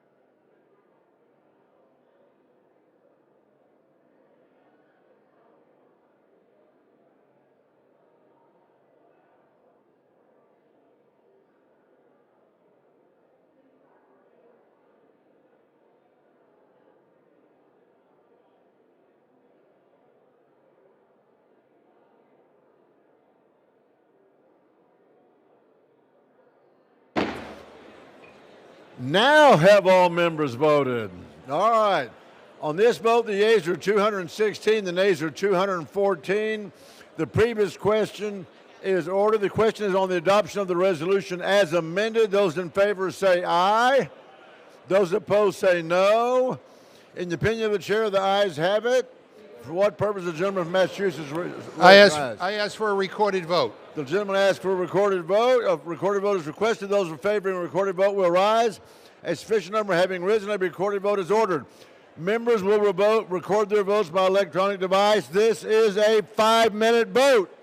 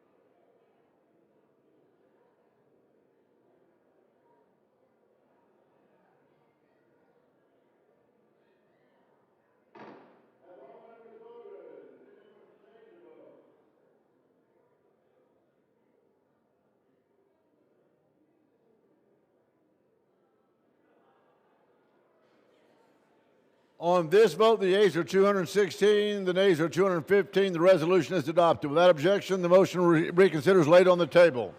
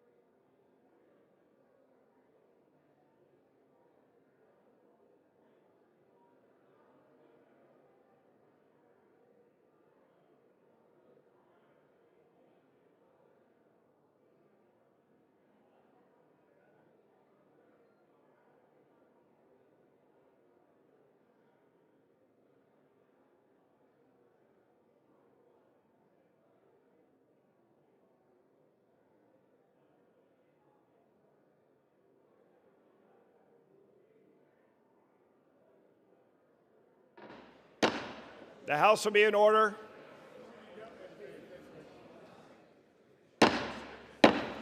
The House will be in order. Members, please take your conversations off the floor.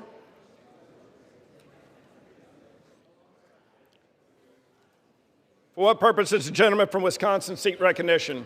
Mr. Speaker, pursuant to House Res 1057, I call up S 1383, the Save America Act, and ask for its immediate consideration. The clerk will report the title of the bill. Senate 1383, an act to establish the Veterans Advisory Committee on Equal Access and for other purposes. Pursuant to House Resolution 1057, an amendment in the nature of a substitute consisting of the text of Rules Committee Print 119-19, modified by the amendment printed in House Report 119-493, modified by the amendment specified in Section 6 of House Resolution 1057, is adopted, and the bill, as amended, is considered read. The bill, as amended, is debatable for 1 hour equally divided and controlled by the chair and ranking minority member of the Committee of House Administration or their respective designees. The gentleman from Wisconsin, Mr. Stahl, and the gentleman from New York, Mr. Morrell, each will control 30 minutes. The chair recognizes the gentleman from Wisconsin. Mr. Speaker, I ask unanimous consent that all members shall have 5 legislative days in which to revise and extend their remarks and include additional material on the bill. Without objection. Mr. Speaker, I yield myself so much time as I may consume. The gentleman from Wisconsin is recognized. Mr. Speaker, I rise in support of S 1387, the Save America Act. I thank my colleague Chip Roy for his work on this bill, as well as my colleagues on the Committee on House Administration.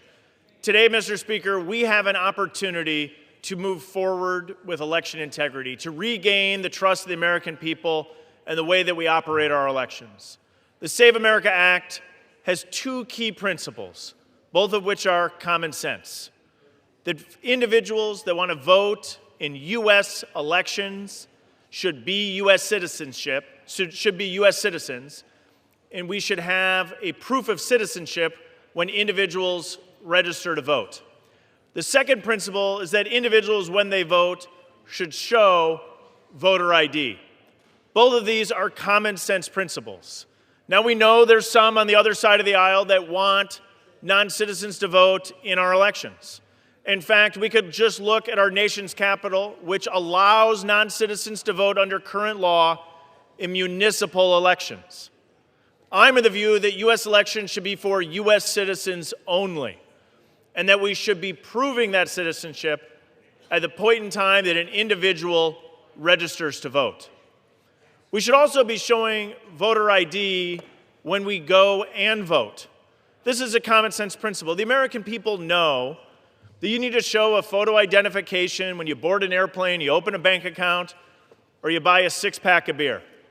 I'm often reminded we had a debate at committee, and I flew home to my home state of Wisconsin.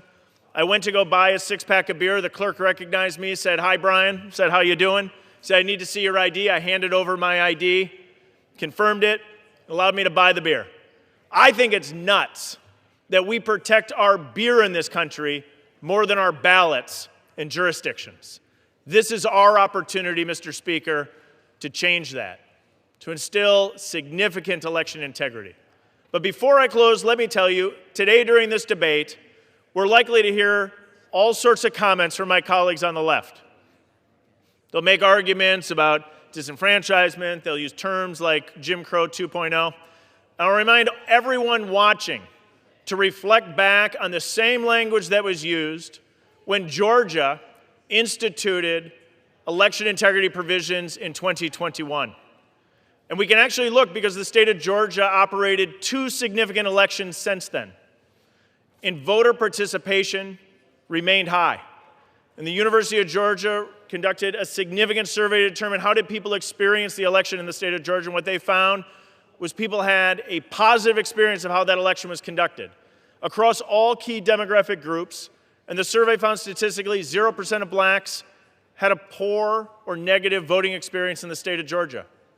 Making sure that it's easy to vote and hard to cheat is a core principle. And as we instill election integrity in our system, we will see more people participating because they will have faith in our elections. I encourage my colleagues to vote in favor of S 1383, the Save America Act, and I reserve the balance of my time. The gentleman from Wisconsin reserves. The gentleman from New York is recognized. Thank you, Mr. Speaker. I yield myself such time as I may consume. I stand here not just in strong opposition to this bill, but in strong opposition to recent efforts by this administration to take over, literally take over, American elections. But not just any American election, this American election. The one that is happening now. Ballots have already been mailed overseas and military voters for several state primaries. I'm opposed to this bill, to any effort by the President of the United States to nationalize a federal election for partisan purposes because I believe in this country. I ardently, fiercely believe that the United States, the shining city on a global hill, represents the best humanity has to offer. I believe the United States should, it must, stand in defense of and on behalf of every single American. Our republic was founded on the simple yet revolutionary idea that our American government derives its power from the consent of the governed, from the votes of the people. Yet achieving that idea has required struggle over generations and generations. With the Reconstruction Amendments, the 19th Amendment, America expanded its right to vote. Americans have defended this right against efforts to restrict access to the ballot, to pull back from history's progress. Congress has repeatedly affirmed and defended the ability for every American to participate in our elections, including through the passage of the historic Voting Rights Act of 1965. The principle of government with the consent of the governed is why we're all here today. The principle is what we swore an oath to defend. But this Republican majority has made a sharp turn away from that sacred principle. This bill, which we are considering today, represents a betrayal of every representative principle of this country, because passage of this bill, support for it from within this chamber, would be a tacit endorsement of a broader, ominous, dangerous agenda. The Save America Act is not an isolated piece of policy. It is part of a concerted effort by the Republican Party's leadership and this administration, this president, to centralize partisan power over American elections, to diminish the authority of American states, to once again stoke fear and mistrust of immigrants and in our electoral system, all for the partisan gain of Speaker Johnson and the White House this November. Just days ago, President Trump publicly called on Republicans to take over, to nationalize voting across the country. This is not hyperbole. This is not hysteria. These are his words. So it should not surprise anyone that the Save America Act would require states to provide sensitive personal voter data to Kristi Noem's Department of Homeland Security, to send your personal data directly to the federal government, to directly invade your privacy, your family's privacy. And why does the president want to send your information to DHS? Why does he want to take over this election? Why would he advocate for Republican control of federal elections a direct affront to the United States Constitution? Because he knows that without such drastic action, Republicans will lose the midterm elections in 9 months. Just look at recent election results in Virginia. I know the president has. Look at them in New Jersey. Look at them in Texas. Americans know that everything in this country has gotten more expensive under this administration. So it should be no surprise that this bill would make voting more expensive, because passports, which millions of Americans don't have but would need to register to vote, cost $130. But beyond the cost, these Republican efforts to nationalize how we vote have nothing to do to safeguard our elections. Instead, they threaten the very fabric of American self-government. Now, ensuring the integrity of elections is not only legitimate, it is American. But integrity is achieved through the rule of law, through adherence to our Constitution, through trust in the American people, of the electorate. The security of our elections is not advanced, however, by a Department of Justice under Attorney General Bondi that sends an extraordinary, extortionate letter to Minnesota officials.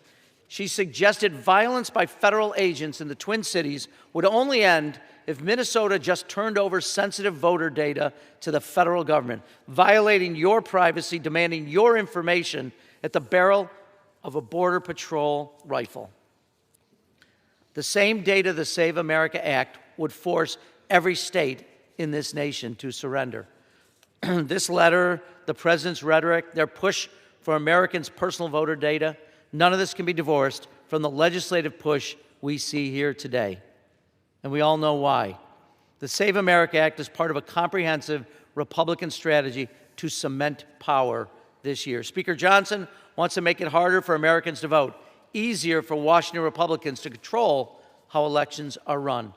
But let us not forget that elections in this country are administered by clerks, by secretaries of state, and by commissions and bipartisan boards chosen by citizens in every single community in America. They are not run out of the Oval Office. They are not dictated to by partisan interests. Mr. Speaker, I urge my colleagues to oppose the Save America Act. I implore them to reject efforts that would centralize control in the hands of Donald Trump, Pam Bondi, or Kristi Noem, or over how Americans vote, over who is allowed to vote. And most of all, I urge this chamber to reaffirm its commitment to the fundamental democratic principles that all eligible citizens should have the opportunity to participate in free, fair, and secure elections without unnecessary burdens and without partisan interference. I strongly urge defeat of this bill, and I reserve the balance of my time. The gentleman from New York, Mr. Morelli, reserves. The gentleman from Wisconsin is recognized. Mr. Speaker, I would like to yield 3 minutes to the gentlewoman from Illinois, a leader on this legislation, a member of the Committee on House Administration, Ms. Miller, to speak for 3 minutes. The gentlewoman from Illinois is recognized. Thank you. Mr. Speaker, the Save America Act ensures that only American citizens vote in American elections. This should be the easiest yes vote this year. The American people want the Save America Act. 83% of adults support requiring a photo ID to vote, as do 73% of Democrat voters. But Democrat politicians standing here today oppose it, just as they have opposed every election integrity measure. Democrats cannot win on their ideas because their agenda has made life harder for American families. The Democrat Party knows that cheating is their only path to victory. Their goal is to replace the votes of American citizens with those of illegal aliens. House Republicans are standing up for the American people here today. Congress has a responsibility to protect the integrity of our elections. The Save America Act upholds that duty. I urge my colleagues to listen to the American people and vote yes. America is watching, and I yield back. I reserve. The gentleman from Wisconsin reserves. The gentleman from New York is recognized. Thank you, Mr. Speaker. I'd ask Ms. Miller, do 80% of Americans want the Department of Homeland Security and ICE to have your personal, private information and data? I think not. With that, I'd like to yield 3 minutes to the distinguished gentlelady from Alabama and a member of the House Administration Committee, my friend Ms. Sewell. The gentlelady from Alabama is recognized. I rise in strong opposition to Trump's voter suppression bill. In recent months, President Trump's attempt to interfere in the midterm elections have become more brazen and alarming day by day. We've seen state legislators redraw maps to benefit Republicans. We've seen the FBI raid an election office and seize ballots in Georgia. And most recently, President Trump threatened a federal takeover of our election in clear violation of the Constitution. This week, Trump's efforts to rig the elections have made their way to Congress, where Republicans are pushing this piece of legislation, which will block millions of voters from casting their ballots. Let us be clear, this is not a voter ID bill. It is a voter suppression bill, plain and simple. This bill is so extreme that even driver's license would be insufficient to register to vote. Instead, Americans will be required to present their birth certificate or their passport. The reality is that half of Americans do not have a passport.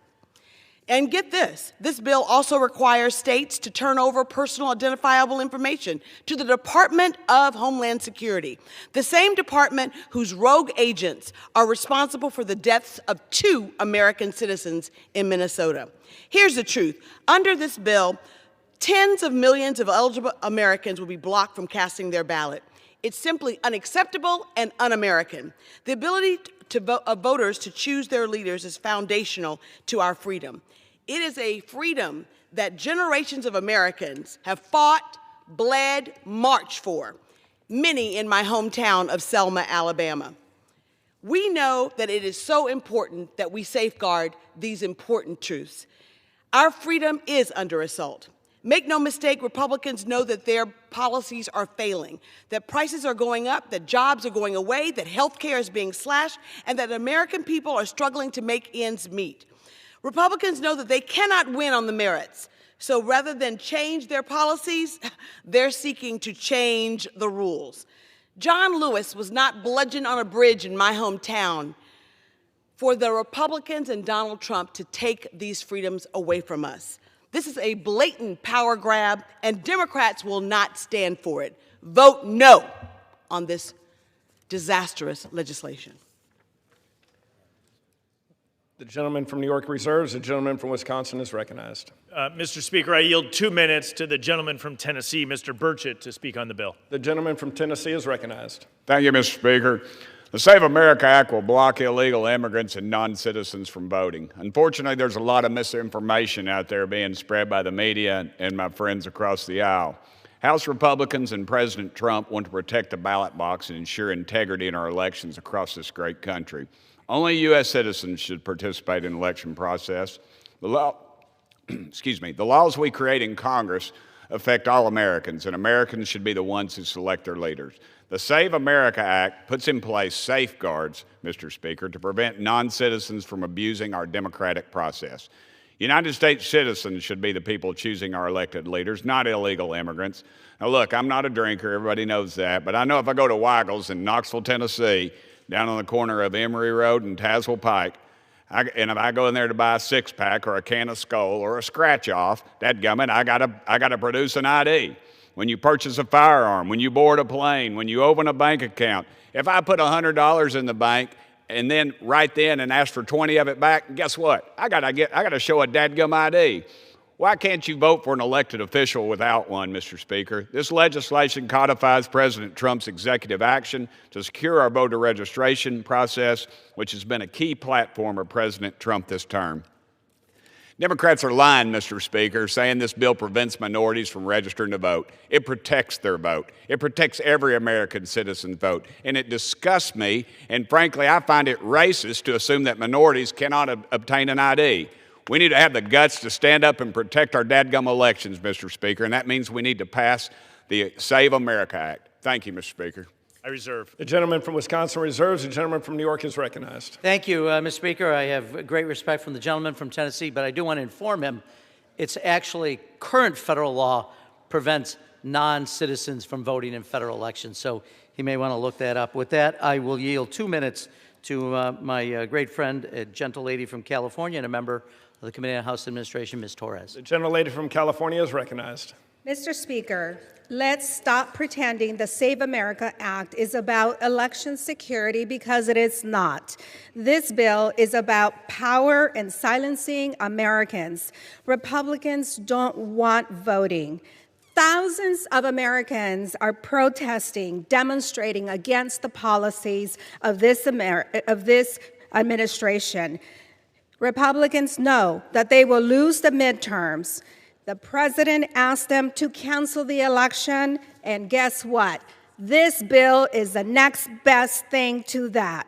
This is a show your papers mandate to disqualify Americans who oppose their evil agenda. Americans would have to appear in person and present a passport or birth certificate just to register. And again, every single time they update their registration, every time you move, if you get married, if you get divorced, blah, blah, blah. Here's who it will hurt. More than 140 million Americans don't have a passport, including Republicans, by the way. As many as 69 million women who follow the traditional practice of changing their name after marriage do not have a birth certificate that matches their legal name.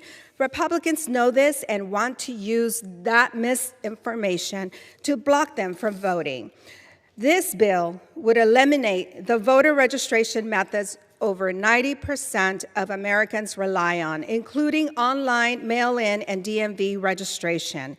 In rural areas, Americans would be forced to drive 7 or 8 hours round trip just to show documents, and they would have to do it every single time they move. When Kansas tried a similar law, 32,000 eligible citizens were blocked from registering. 0 non-citizens were found because election officials had already verified their eligibility. Republicans call this voter ID. This is voter suppression. When they can't win on ideas, they try to win by blocking the ballot and taxing your right to vote. I urge my colleagues to vote no on this attack on our democracy, and I yield back to the ranking member. The gentleman from New York I reserve my time, Mr. Speaker. Thank you. The gentleman from New York reserves. The gentleman from Wisconsin is recognized. Mr. Speaker, I yield 2 minutes to the gentlewoman from Florida, Ms. Luna. The gentlewoman from Florida is recognized. Thank you, Mr. Speaker. My colleagues are spending a lot of time lecturing the American people on how this is going to require you to show your papers. But last time I checked, during COVID, they demanded that if you simply wanted to go to a funeral, be with your loved ones while they were dying, or get married, you had to show your papers. In fact, in New York City, they were literally asking you for your COVID passport. Yet the Save America Act, a common sense piece of legislation that requires 2 things, voter ID plus proof of citizenship, is being labeled by people in the Senate and people in this very chamber as Jim Crow era laws. Well, let me remind the American people of history. It was the Democrat Party that championed the Jim Crow era laws. And this is the farthest thing from it. In fact, if you're doing that, you're insulting over 70% of your voters, Democrats, who believe that voter ID is the best way to secure an election. Then we have the argument that you have from Blue Anon saying that Trump is trying to steal the election and Orange Man bad, and this is somehow going to fix the midterms. But the fact is that if we are going to play that game, then you would want voter ID and you would want to secure the elections. So please support this legislation. I do not believe that Barack Obama, in showing his voter ID, was engaging in Jim Crow era law or pushing that type of perspective. And for the same people that are advocating, saying that Kristi Noem and ICE will demand your personal information and you will be under surveillance, let I remind them that they actually all authorized the reauthorization of FISA, unreformed, that violated your constitutional rights. So this is pretty simple. If you are not an American, you do not get to vote in our elections. This is not a free-for-all country. A majority of Americans support this. A majority of the world has voter ID in place. It is not racist. I appreciate my colleagues and the House admin for doing this, and I support all of my colleagues and urge them to vote for this piece of legislation. I yield my time. The gentleman from Wisconsin reserves. The gentleman from New York is recognized. Yes, thank you, Mr. Speaker. I would like to yield 2 minutes to my friend and a fellow member of the House Administration Committee, the gentlelady from Texas, Ms. Johnson. The gentlelady from Texas is recognized. Thank you, Mr. Speaker. You know, many of my colleagues have said that this bill, the Save America Act, and the constant attempts by Republicans to clamp down on voter fraud solve a problem that doesn't exist, and I couldn't disagree more. The problem is that Republicans are losing at the ballot box. They are losing young voters, voters of color, and women. So there is a problem that no one is buying into the Republican ideals and policies, and the only solution is for Republicans to engage in a coordinated effort to silence the American people. They want to stop from exercising their most fundamental constitutional right, the right to vote. And the Save America Act doesn't save anything. Instead, it continues to restrict access to the ballot box, imposing a modern-day poll tax and a dangerous show your papers mandate. Under this bill, Americans would be required to appear in person or by mail, just hoping that the election clerk accepts their documentation, and present either a passport or a birth certificate to register to vote, and every single time they want to cast a ballot. A passport costs $150, and a copy of the birth certificate can cost up to $60. Many Americans just simply can't afford to purchase these documents. Those constitute a poll tax. The reality is that half of Americans, more than 140 million citizens, don't have a valid passport, and as many as 69 million women who have taken their spouses' names do not have a birth certificate matching their legal name. Because this legislation has a requirement to show documents, this legislation would eliminate online voter registration. I want to be very clear. This is how people give up. They quit trying to register to vote, and that results in them not voting and their voices not being heard. That is the intent of what is going on here. None of this is about election integrity or protecting the ballot box. And Republicans come to this floor to talk in front of the cameras. They say it's about this, but it is blatantly lying to the American people. Our job in Congress is to make it easy for people to participate in our democracy, to make it easy for people to vote and not make it harder. The bottom line is simple. The Save America Act and the countless numbers of other efforts Republicans are pushing will deny millions of Americans their right to vote. The gentlewoman's time has expired. I yield back. The gentleman from New York reserves. The gentleman from Wisconsin is recognized. Mr. Speaker, I'd like to yield 2 minutes to the gentlewoman from New York, Ms. Tenney, who's the founder and chair of the Election Integrity Caucus. The gentlewoman from New York is recognized. Thank you, Mr. Chair. I just want to first address a comment by the ranking member, Mr. Relly. We both hail from New York. He's a dear friend. But I just wanted to point out something. New York City Democrats actually put up a bill to allow non-citizens to vote in their elections.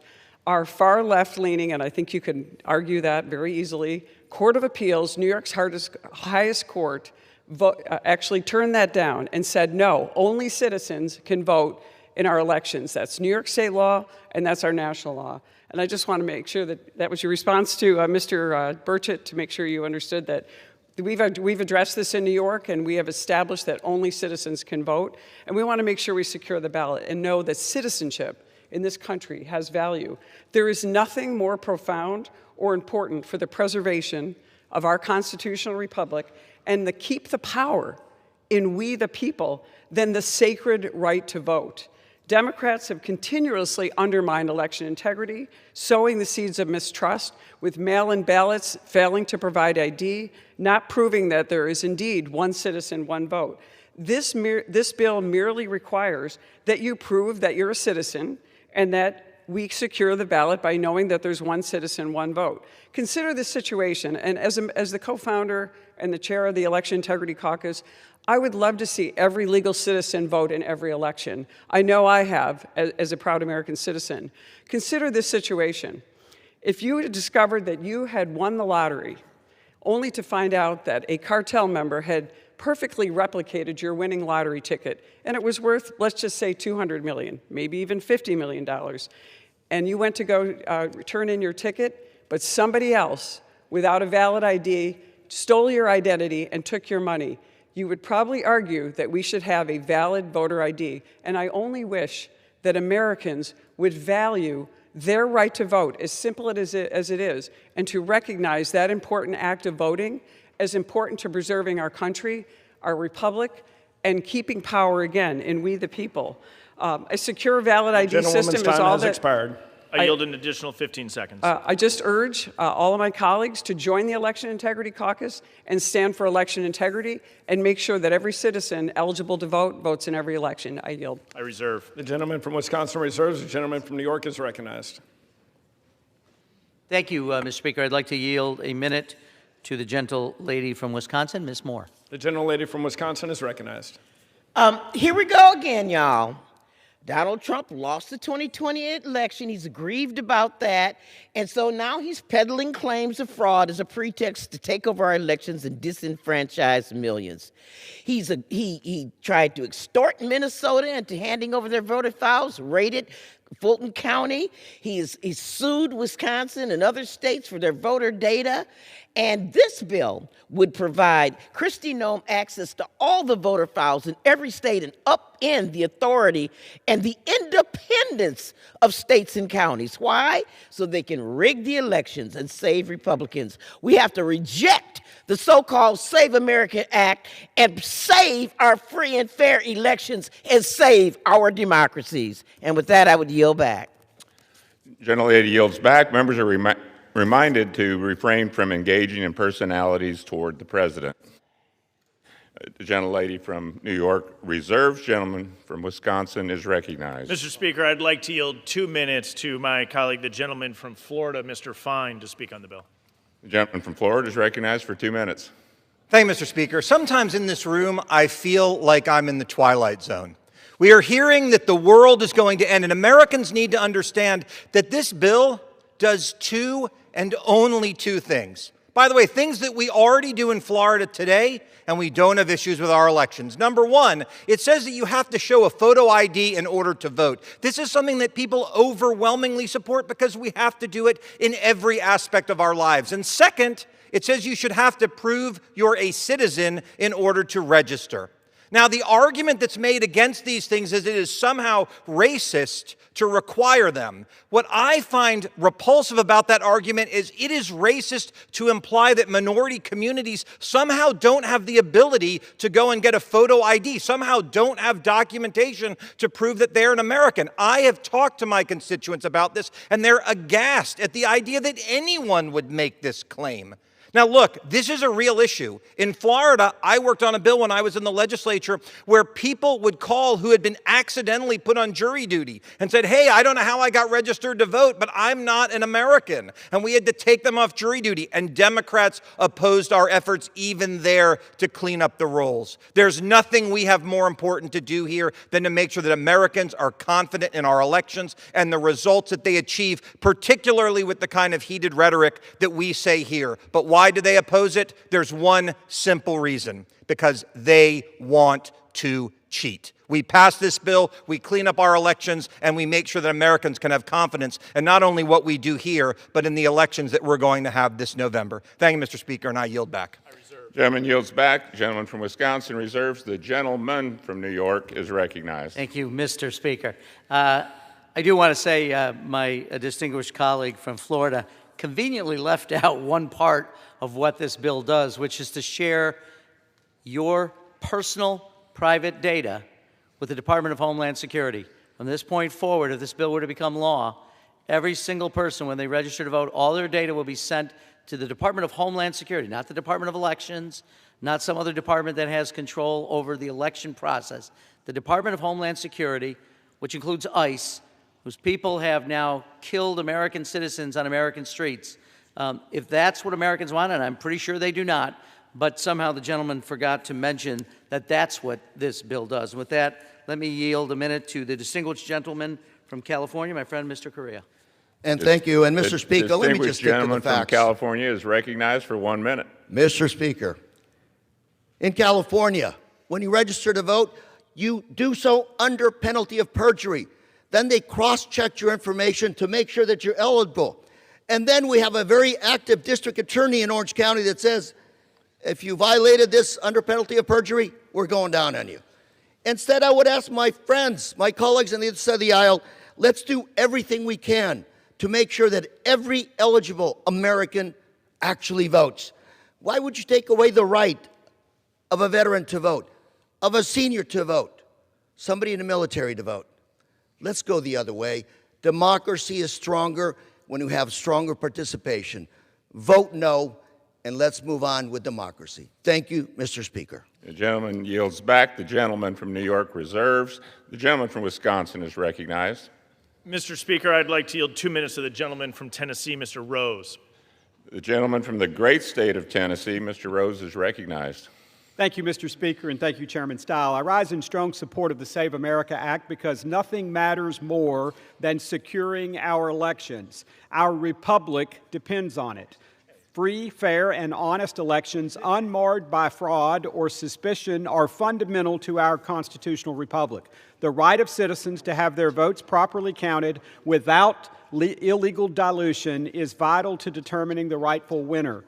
This legislation is straightforward. It requires proof of citizenship for voter registration and voter ID for federal elections. It ensures only American citizens participate in American elections and provides states with tools to determine and verify the citizenship and maintain accurate voter rolls. There is only one reason not to pass this, and we all know what that is. Some in this chamber oppose anything that interferes with their effort to control elections and consolidate power. Congressional Democrats sat silent as the Biden administration allowed millions of illegal immigrants into the United States. I fear the intention was to garner votes. But my colleagues across the aisle now have an opportunity to prove me wrong by supporting this widely popular legislation. The Save America Act reinforces that voting is a right only of citizens, not just anyone within our borders. Opposition to this act makes sense in that context, but that is precisely why we must pass it.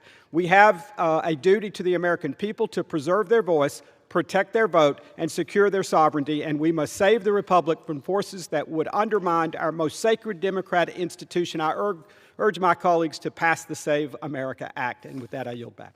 Gentleman yields back. Gentleman from Wisconsin reserves. The gentleman from New York is recognized. Thank you, Mr. Speaker. I do think the only people in America who are confused about American citizens being the only people voting in federal elections are my colleagues on the other side of the aisle. I think most Americans get that, which is why we see no evidence of the widespread fraud that they keep talking about a solution desperately in search of a problem. With that, I'd like to yield a minute to the distinguished gentlelady from Georgia, Ms. Williams. The gentlelady from Georgia is recognized for 1 minute. Mr. Speaker, the SAVE Act is back before the House today, and right along with it is yet another attempt at voter suppression. It is no coincidence that this is happening right before the midterm elections. In January, the FBI raided the Fulton County Election Office, my home county, where I'm a voter. That raid was a bold attempt to intimidate voters in the fighting fifth. The Save America Act is just another part of a scheme by House Republicans and the Trump administration to take over our elections. Atlanta civil rights leaders like my predecessor, the late Congressman John Lewis, faced one of the bloodiest battles he ever faced over our right to vote. The SAVE Act would make it harder for millions of Americans to get registered to vote by requiring in-person registration at elections offices, government offices with government hours, y'all. This is a burden for caregivers and any hardworking American with a 9-to-5 job. Y'all, the SAVE Act is an unfunded mandate to silence voters. The goal of this bill is voter suppression, plain and simple. I urge my colleagues to vote no on this terrible bill. Thank you, and I yield back. Gentlelady's time has expired. Gentleman from New York reserves. Gentleman from Wisconsin is recognized. Mr. Speaker, I'd like to yield 1 minute to the House Majority Leader, Leader Scalise, to speak on the bill. The king of the king cakes is recognized for 1 minute. Laissez le bon temps brûler, Mr. Speaker, and I thank my friend from Wisconsin for yielding, and especially thank him and Chip Roy for bringing the Save America Act to the House floor. This is a bill that's critically important to one of the most precious franchises in America, and that is that sacred right to vote, the right that so many gave their lives to preserve, to allow, to pass on to our next generation. And the importance of that vote is even more underscored when you recognize that, yes, there have been times where people have stolen your vote, Mr. Speaker. That veteran that was talked about that deserves the right to vote, well, if somebody votes illegally, Mr. Speaker, they are stealing that veteran's vote. They're stealing your vote. They're stealing everybody's vote if we allow people that aren't legally eligible to vote to participate in elections. And so how can you best preserve that? One way is that when you're registering to vote, you have to prove citizenship.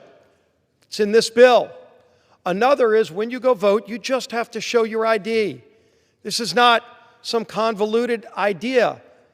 Mr. Speaker, but you hear the other side talking about it's the end of the world. Their own leaders have referred to it as Jim Crow. It's not the first time that they've used that phrase. They used that when the state of Georgia put an ID requirement on voting. They said it was going to be horrible. It was going to take away people's rights. It was going to disenfranchise minority voters, Mr. Speaker. That's what they said. But then what happened? We've actually got history to go look at. After Georgia passed that law that was called every ridiculous name in the book, what we saw was record participation in elections. You actually had the University of Georgia that went and asked voters after that election, and a whopping 0%, Mr. Speaker, of black voters said that they had a poor experience going to the ballot. Over 72% said they had an excellent experience at the ballot. But then you can go further. You can ask American people who, by the way, the American people get this. They understand that there is examples of voter fraud. I come from a state where our elections commissioner went to jail, yes, went to federal prison for stealing elections. And we cleaned up our election system in our state. And we've seen an increase in voter participation. Why? Again, they would tell you if you actually increase the integrity of elections by requiring picture ID, that somehow it's going to suppress vote. The opposite happens, Mr. Speaker. Because what really does happen is voters now have confidence in the sanctity of elections. More people will participate because they know that somebody's not going to be stealing their vote by showing up when they're not supposed to be there, just by requiring a picture ID. But Americans have been asked about this. An overwhelming 83% of Americans are in favor of requiring a photo ID to vote. 83, that's not Republicans, that's all across the spectrum. Over 70% of Democrats support picture ID. 82% of Hispanic Americans support picture ID to vote. 76% of black Americans support a picture ID to vote. But if they still want to lie to people on the other side, Mr. Speaker, if they still want to try to scare people and talk about Jim Crow, then you might want to ask those same people, why did the Democrat Party at their convention just in 2024 require a photo ID to get in? You couldn't get into the Democrat convention without showing a photo ID. So if they want to call it Jim Crow, they need to look in the mirror, Mr. Speaker. But if you want to ensure the sanctity of the vote, the Save America Act does that. You will see higher participation because Americans across all spectrums, black, white, Hispanic, Republican, Democrat, Independent, will know that there is a higher likelihood that nobody there is showing up illegally to steal your vote if you've got the right to vote. One person, one vote. That's the mantra that we all ought to embrace. The Save America Act gets us back to that great franchise of American democracy, and that is the right to vote. I would urge everybody to pass this bill over to the Senate, and then the Senate to get it to President Trump's desk so we can strengthen American democracy. With that, I yield back the balance of my time, Mr. Speaker. Gentleman yields back. Gentleman from Wisconsin reserves. Gentleman from New York is recognized. Yes, thank you, Mr. Speaker. May I inquire as to the amount of time remaining? Gentleman has 12 3/4 minutes remaining. Thank you, Mr. Speaker. I do want to just comment and remark that, we've heard repeatedly one person who's a non-U.S. citizen voting is too many, and I agree. We have laws to prevent it. But how many people is it okay to deny U.S. citizens who want to participate the right? To me, that would be the greater evil.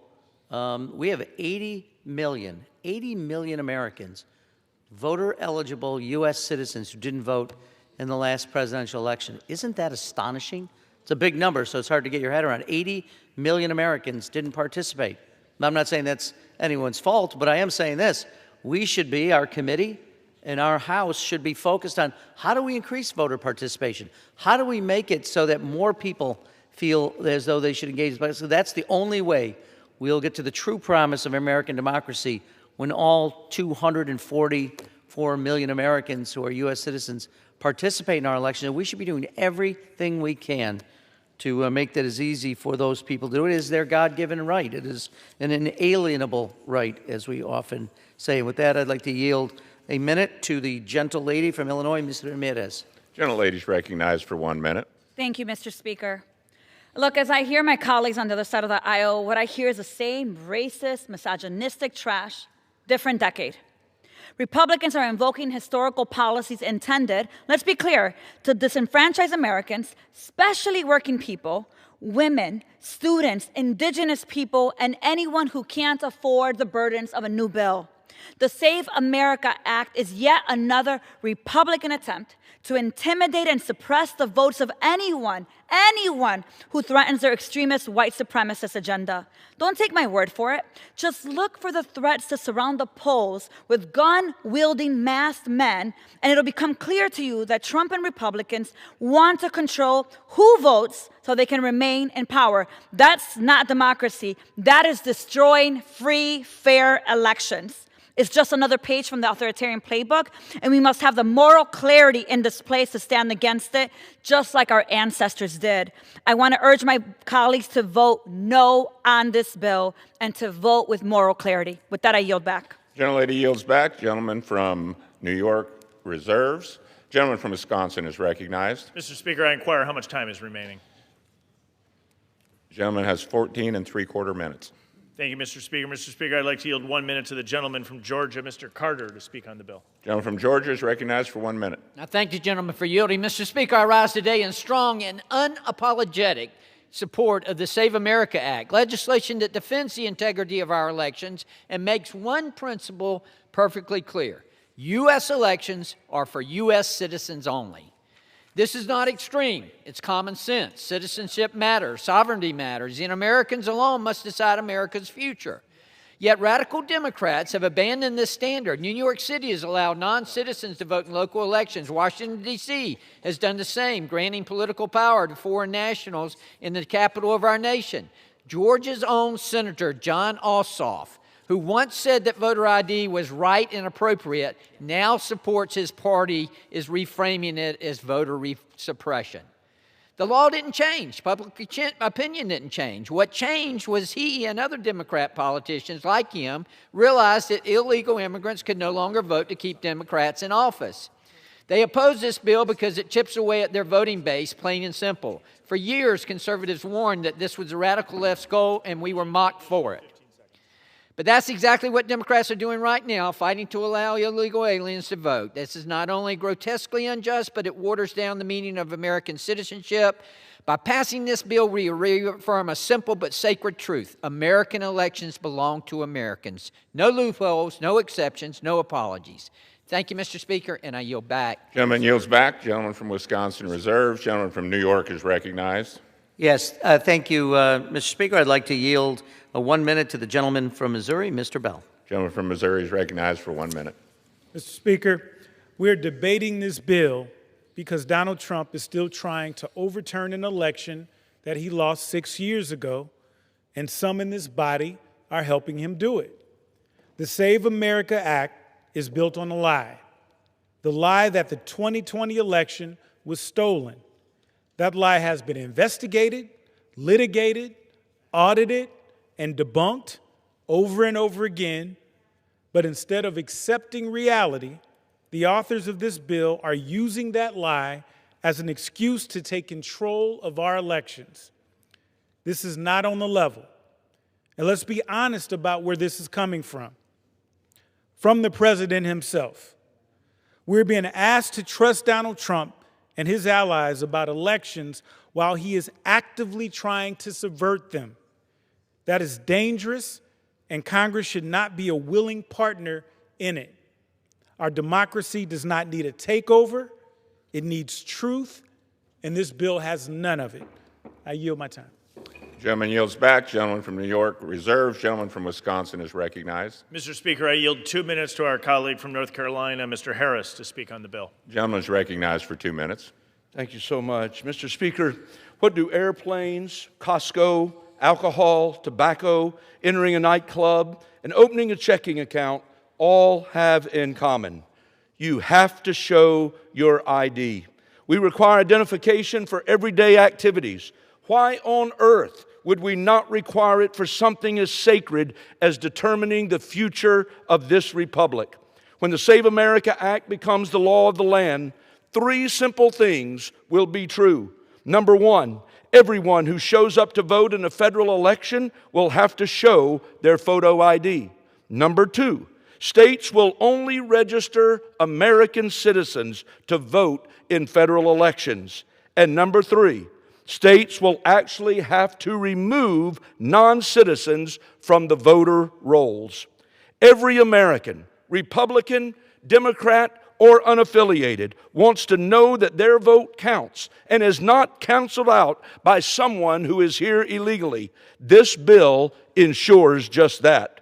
The right to vote is precious, and the SAVE Act restores confidence, strengthens integrity, and protects the voice of every lawful American citizen. I'm confident my colleagues in the House will do the right thing and vote to secure our elections. So I address my colleagues in the Senate. Save America. Bring this bill to the Senate floor to debate. Own your position in front of the American people. You must use every tool at your disposal, including the talking filibuster, to ensure that this bill makes it to President Trump's desk.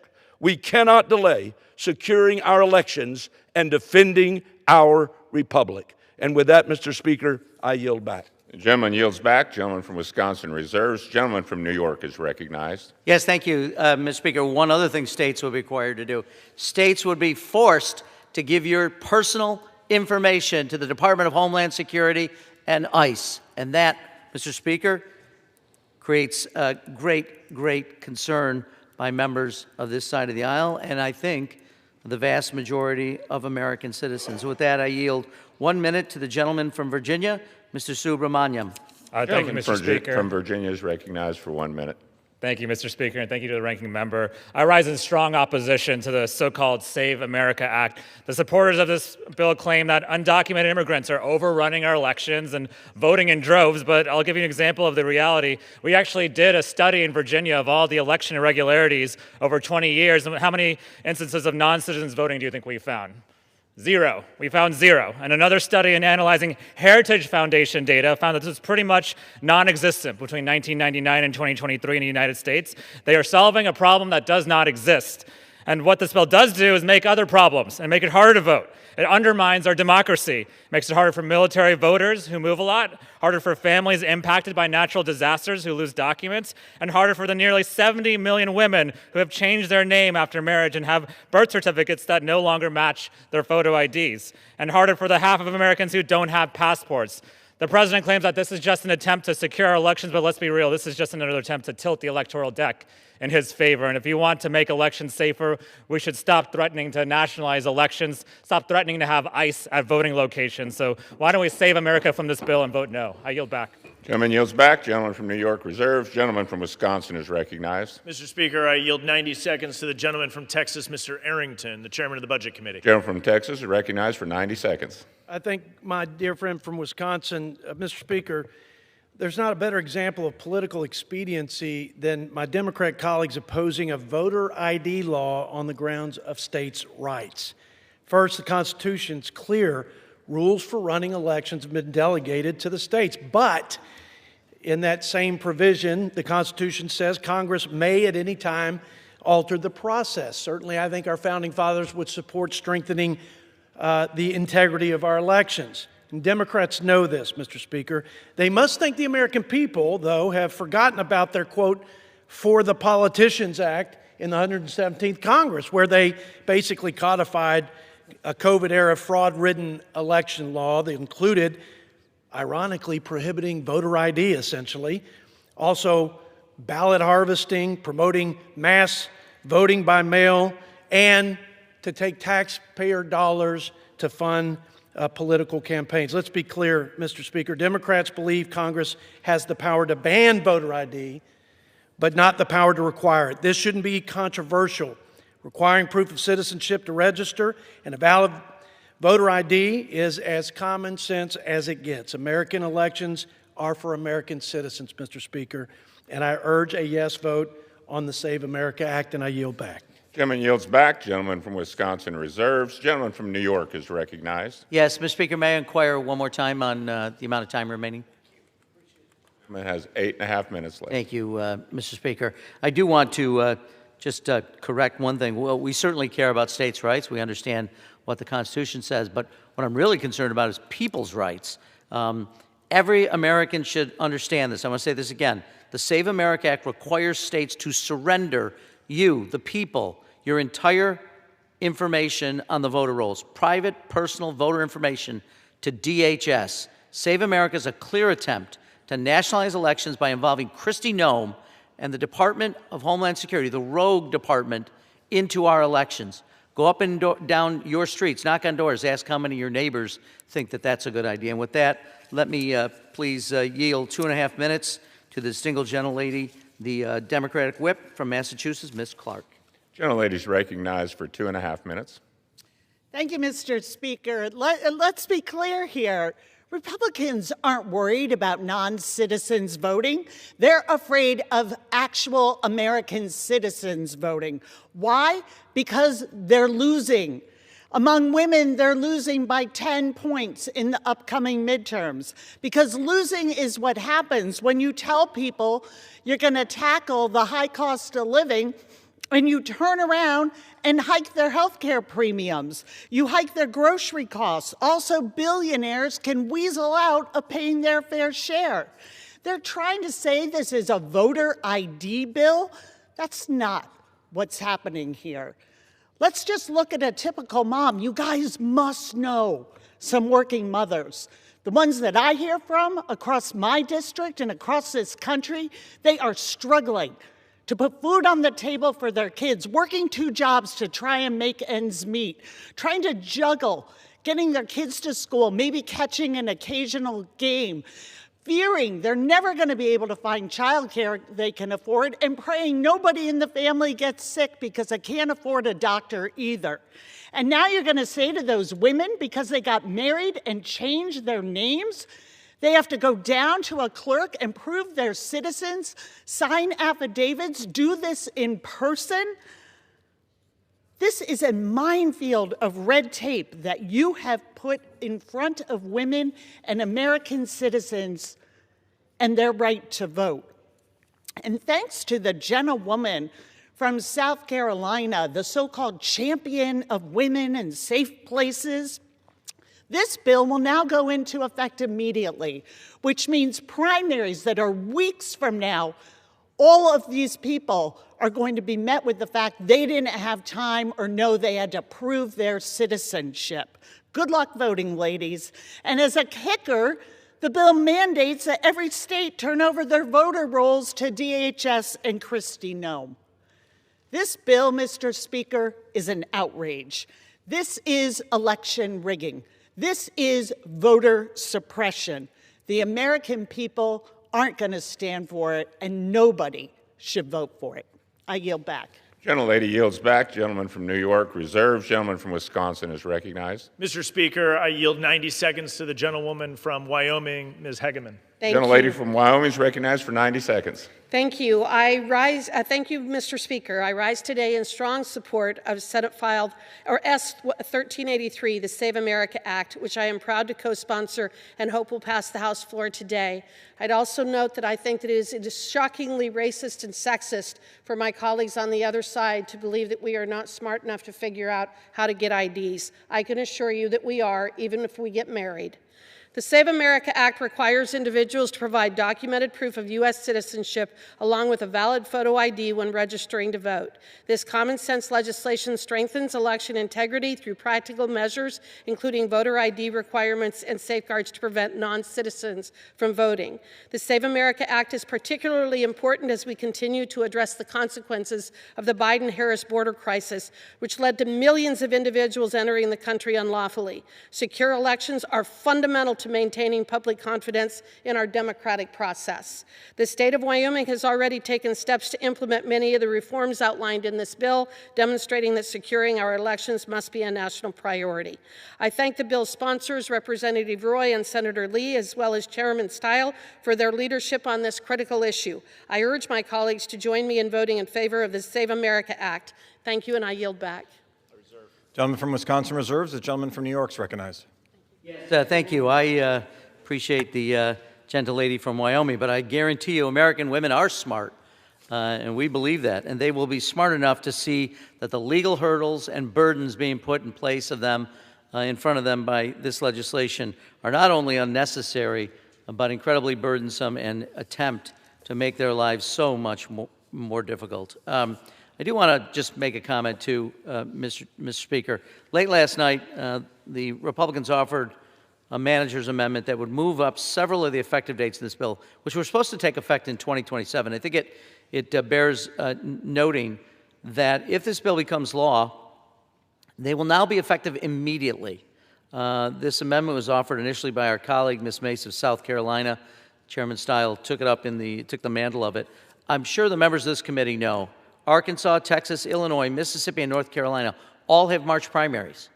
In fact, many of the UOCAVA ballots for these primaries have already been mailed to Americans overseas. So how are election administrators in these states supposed to even begin to comply with a new federal law that takes effect in the middle of voting? This is, quite frankly, election malpractice. It shouldn't be before us. And yesterday, the Committee on House Administration heard from a former executive director of North Carolina's voting who called this effective date unworkable. And I think that sums it up well.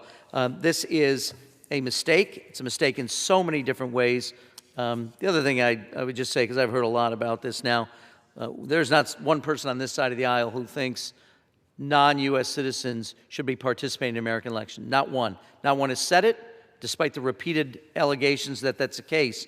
But I do want to ask, are congressional Republicans okay with masked federal agents hiding their faces, hiding their badge numbers from the American public, but want to force American citizens to turn over their addresses to Kristi Noem's Department of Homeland Security? I suspect not. With that, I'll reserve. Gentleman from New York reserves. The gentleman from Wisconsin is recognized. Mr. Speaker, I inquire how much time I have remaining.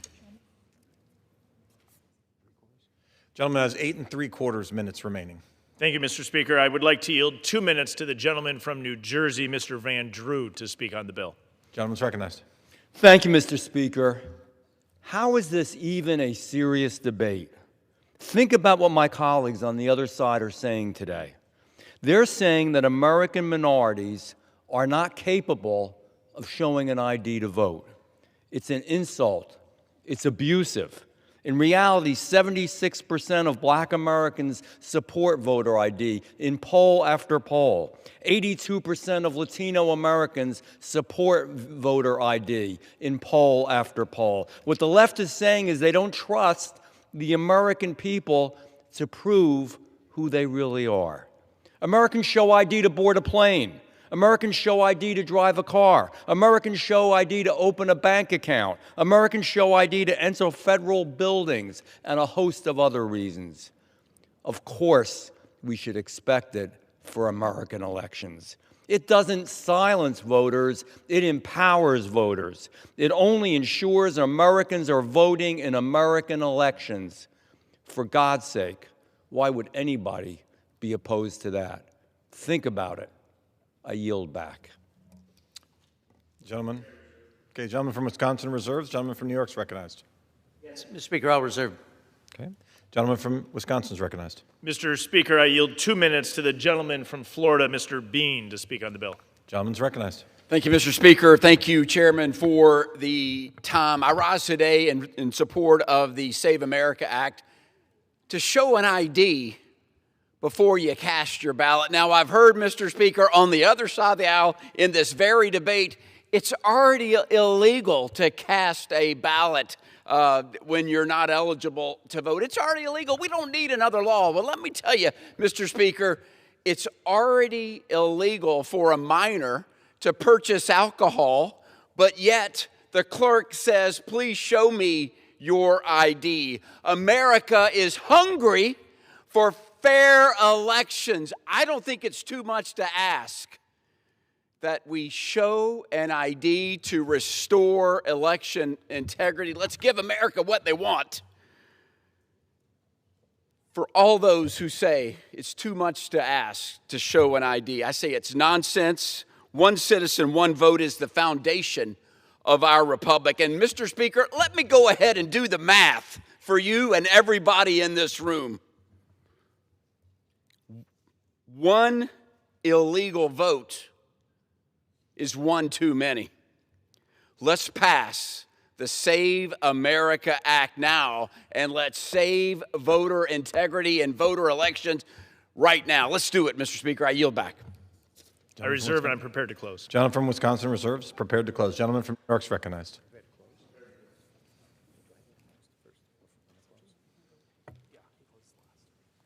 I'm ready to close. Yeah. From New York's recognized. Thank you, Mr. Speaker.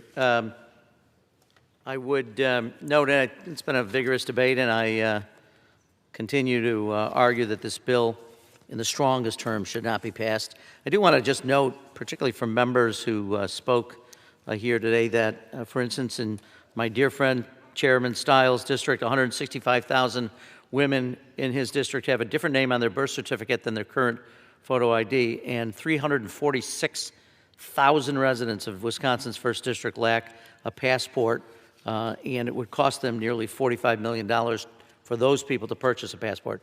For Ms. Miller, 150,000 women in her district, 414,000 residents lack in her district passport, would cost them $53 million. Mr. Burchett, 176,000 women, 390,000 residents don't have a passport, which would cost them $50.8 million. Ms. Luna has 170,000 women who have different names on birth certificate and photo ID. 319,000 of her residents lack a passport. $41 million would be needed to purchase that for all of them. Ms. Tenney, 145,000 women in her district. 420,000 residents without a passport, cost them $54 million. Mr. Speaker, you have an estimated 170,000 women. 397,000 residents lack a passport. The list goes on and on. That's the impact of this. But look, here's the truth, Mr. Speaker. President Trump wants to take over American elections this November to maintain his tenuous grip on power. So Republicans have a singular purpose in supporting the Save America Act, helping the president get what he wants. That's what they are always about, helping the president get what he wants, not the American people. Republicans are falling over each other to help Donald Trump nationalize the 2026 midterm elections. You don't have to take my word for it. This is what the president is trying to do. He says it. He always says the quiet part out loud. He said, we, meaning the Republicans, we want to take over. We should take over the voting in at least 15 places. The Republicans ought to nationalize the voting. That's what the president said. That's why this bill forces states to surrender your personal, private information to the Department of Homeland Security, to the department that has unleashed ICE brutality on the streets of America against American citizens. The bill is so extreme, even a Republican senator said this week she opposes it, calling it a federal overreach. In response, in just a moment, I will offer a motion to commit.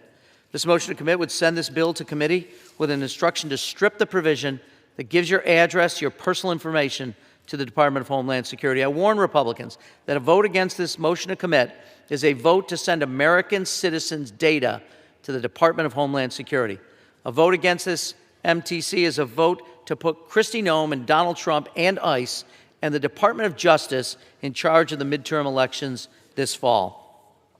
So I urge you all, vote yes on the motion to commit, because Kristi Noem should not control our elections. Donald Trump should not control our elections. We, the American people, the people of the United States, we control our elections. With that, I urge defeat of the main motion, support of the motion to commit, and I yield back my time. Gentleman yields back. Gentleman from Wisconsin is recognized. Mr. Speaker, I inquire how much time I have remaining. 6¼ minutes. Thank you very much, Mr. Speaker. I yield myself so much time as I may consume. Gentleman is recognized. Let's bring this debate to its close. The question before members of the House of Representatives is very clear. One, do you think individuals should be U.S. citizens and prove that when they register to vote? Yes or no? Two, should individuals going to vote need to present voter ID upon arrival at the polls? Yes or no? If you believe, like I do, in a common sense proposal to make sure that only U.S. citizens are registering to vote and that people are who they say they are when they go to the polls, you should vote yes. The answer to this is easy. It's common sense. That's why it's popular. Let's make sure we reinstall integrity in our elections. But for the record, let me just clear up a few misconceptions that our colleagues on the left have tried time and time again to bring.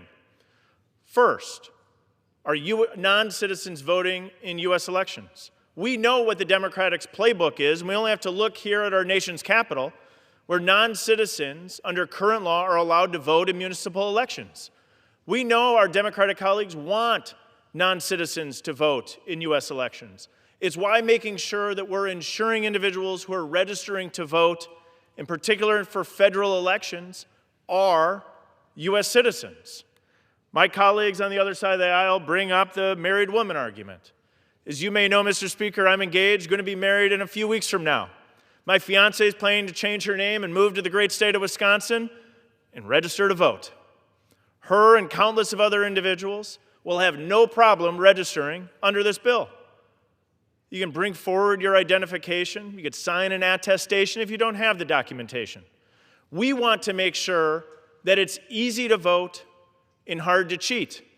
We could look at our committee hearing that we had just this week where we brought in the Secretary of State of the state of Wyoming that has strong election integrity provisions. We asked the gentleman on the record, the Secretary of State, Wyoming has delivered and shown the American people that you can implement citizenship verification and photo identification without the problems, without the hyperbole that we continue to hear on the left. We heard hyperbole as it relates to information being shared with DHS SAVE database. They only offer the first part, that it goes to DHS. But why? Read the bill. To actually check if individuals who are on the voter rolls in states across the country are citizens of the United States. Our colleagues on the other side of the aisle don't want to check the voter rolls to determine if an individual is a citizen of the United States. It should leave you a great question as to why they're concerned. We should be checking and cleaning up the voter rolls and removing individuals who are not eligible to vote, because every citizen deserves the right to vote. One individual who's ineligible to vote is one too many, because it casts out the vote of a legal United States citizen. And finally, we hear arguments against voter ID. This is a core common sense principle. My colleague, Mr. Bean, brought up the example, it's illegal for an underage individual to purchase a beer. But as you go in and buy a beer, you get asked for your ID. As I said earlier, I think it's absolutely nuts that we protect our beer more than our ballots in jurisdictions across this country. If you're like me and think that we should have voter ID, you vote yes on the Save America Act.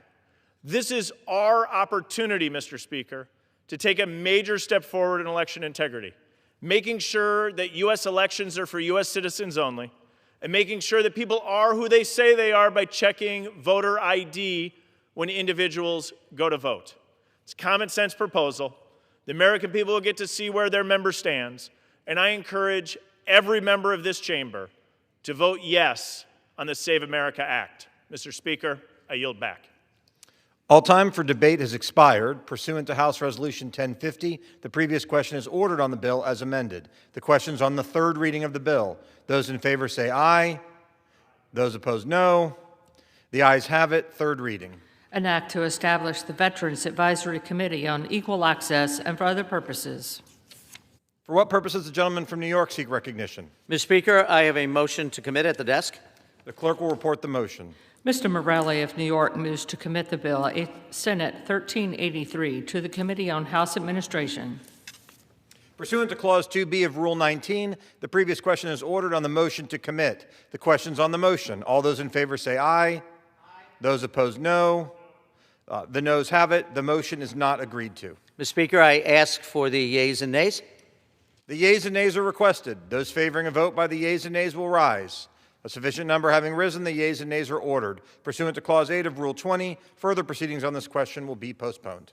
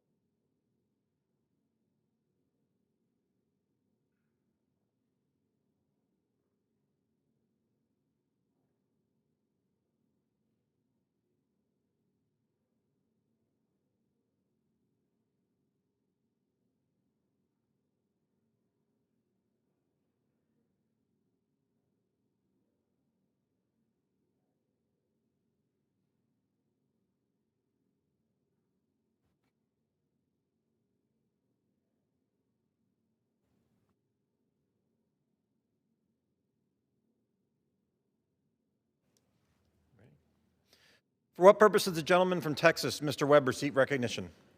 Mr. Speaker, pursuant to House Resolution 1057, I call up H.R. 3617 and ask for its immediate consideration in the House. The clerk will report the title of the bill. Union Calendar Number 224, H.R. 3617, a bill to amend the Department of Energy Organization Act to secure the supply of critical energy resources, including critical minerals and other materials, and for other purposes. Pursuant to House Resolution 1057, the amendment in the nature of a substitute recommended by the Committee on Energy and Commerce, printed in the bill, is adopted, and the bill as amended is considered read. The bill as amended shall be debatable for 1 hour, equally divided and controlled by the chair and ranking minority member of the Committee on Energy and Commerce or their respective designees. The gentleman from Texas, Mr. Weber, and the gentleman from New Jersey, Mr. Pallone, each will control 30 minutes. The chair recognizes the gentleman from Texas, Mr. Weber. Thank you, Mr. Speaker. I ask unanimous consent that all members may have 5 legislative days to revise and extend their remarks on the legislation and to insert extraneous material on H.R. 3617. Without objection. Mr. Speaker, I yield myself such time as I may consume. Gentleman's recognized. Mr. Speaker, I rise in support of H.R. 3617, the Securing American Critical Minerals Supply Act, introduced by Representative John James, my colleague and member of the Energy and Commerce Committee from Michigan's 10th Congressional District. Mr. Speaker, this legislation enhances the Department of Energy's ability to assess, to identify, as well as address vulnerabilities in the supply chain for energy resources that are absolutely essential to the economic and national security of these United States of America. When the Department of Energy was organized in 1977, Mr. Speaker, the American people were suffering from the energy security fallout of OPEC's oil embargoes. You may remember prices went up, gas lines formed, and our nation's economy was threatened because adversarial nations took advantage of U.S. reliance on energy imports for their own interest, Mr. Speaker. Ultimately, the answer to energy security concerns was advancing United States production and unleashing American energy dominance. Now, the United States is the premier oil-producing nation on this planet. Today, we find ourselves, Mr. Speaker, in a similar disadvantaged position. An adversarial nation controls the access to key resources, as well as retains the ability to restrict American imports at will, threatening to bring the American economy to its knees. But instead of oil, it's critical minerals, its rare earth elements, and its energy resources that are essential to the daily lives of the hardworking Americans, as well as a linchpin to the next generation economy. These resources, Mr. Speaker, are absolutely required in virtually everything we need to compete, as well as defend our country from foreign threats, semiconductors, nuclear reactors, oil and gas infrastructure, the transmission system, and military weaponry, just to name a few. Make no mistake about it, Communist China knows this and is taking advantage of it. The numbers are absolutely staggering. Communist China produces 60% of the world's rare earths and 90% of the respective processing capacity, along with 80% of the processing capacity for critical minerals and the vast majority of production for at least 15 more critical minerals. The Chinese wield this authority through export controls to disrupt supply chains, as well as in market manipulation tactics to ensure that no investments flow into these job-creating industries. Almost 50 years later, the answer to this problem lies in our ability to reshore essential energy production, as well as refining facilities that can absolutely compete with our adversaries. Importantly, Mr. Speaker, the Trump administration has prioritized opportunities to combat undue influence from those same adversaries. For instance, last week, the United States and the United Kingdom signed a memorandum of understanding on strengthening cooperation between the countries on critical minerals, supply chains, and working to develop their critical mineral accessibility away from China. In addition, the Department of Energy's recent organizational realignment established the Office of Critical Minerals and Energy Innovation to fortify American supply chains that are essential to a reliable, affordable, and resilient energy industry. H.R. 3617, Mr. Speaker, will absolutely enhance the work being done by the Trump administration by leveraging the expertise of the Department of Energy to secure our supplies of critical energy resources. We know what is at stake with the next generation economy. Cutting-edge technologies like AI and advanced manufacturing hold tremendous promise to lift up communities across the country with stable, good-paying jobs while lowering costs for hardworking families. Mr. Speaker, the Securing America's Critical Mineral Supply Act takes an important step towards solidifying the U.S. position as a global leader in economies and technologies of the future.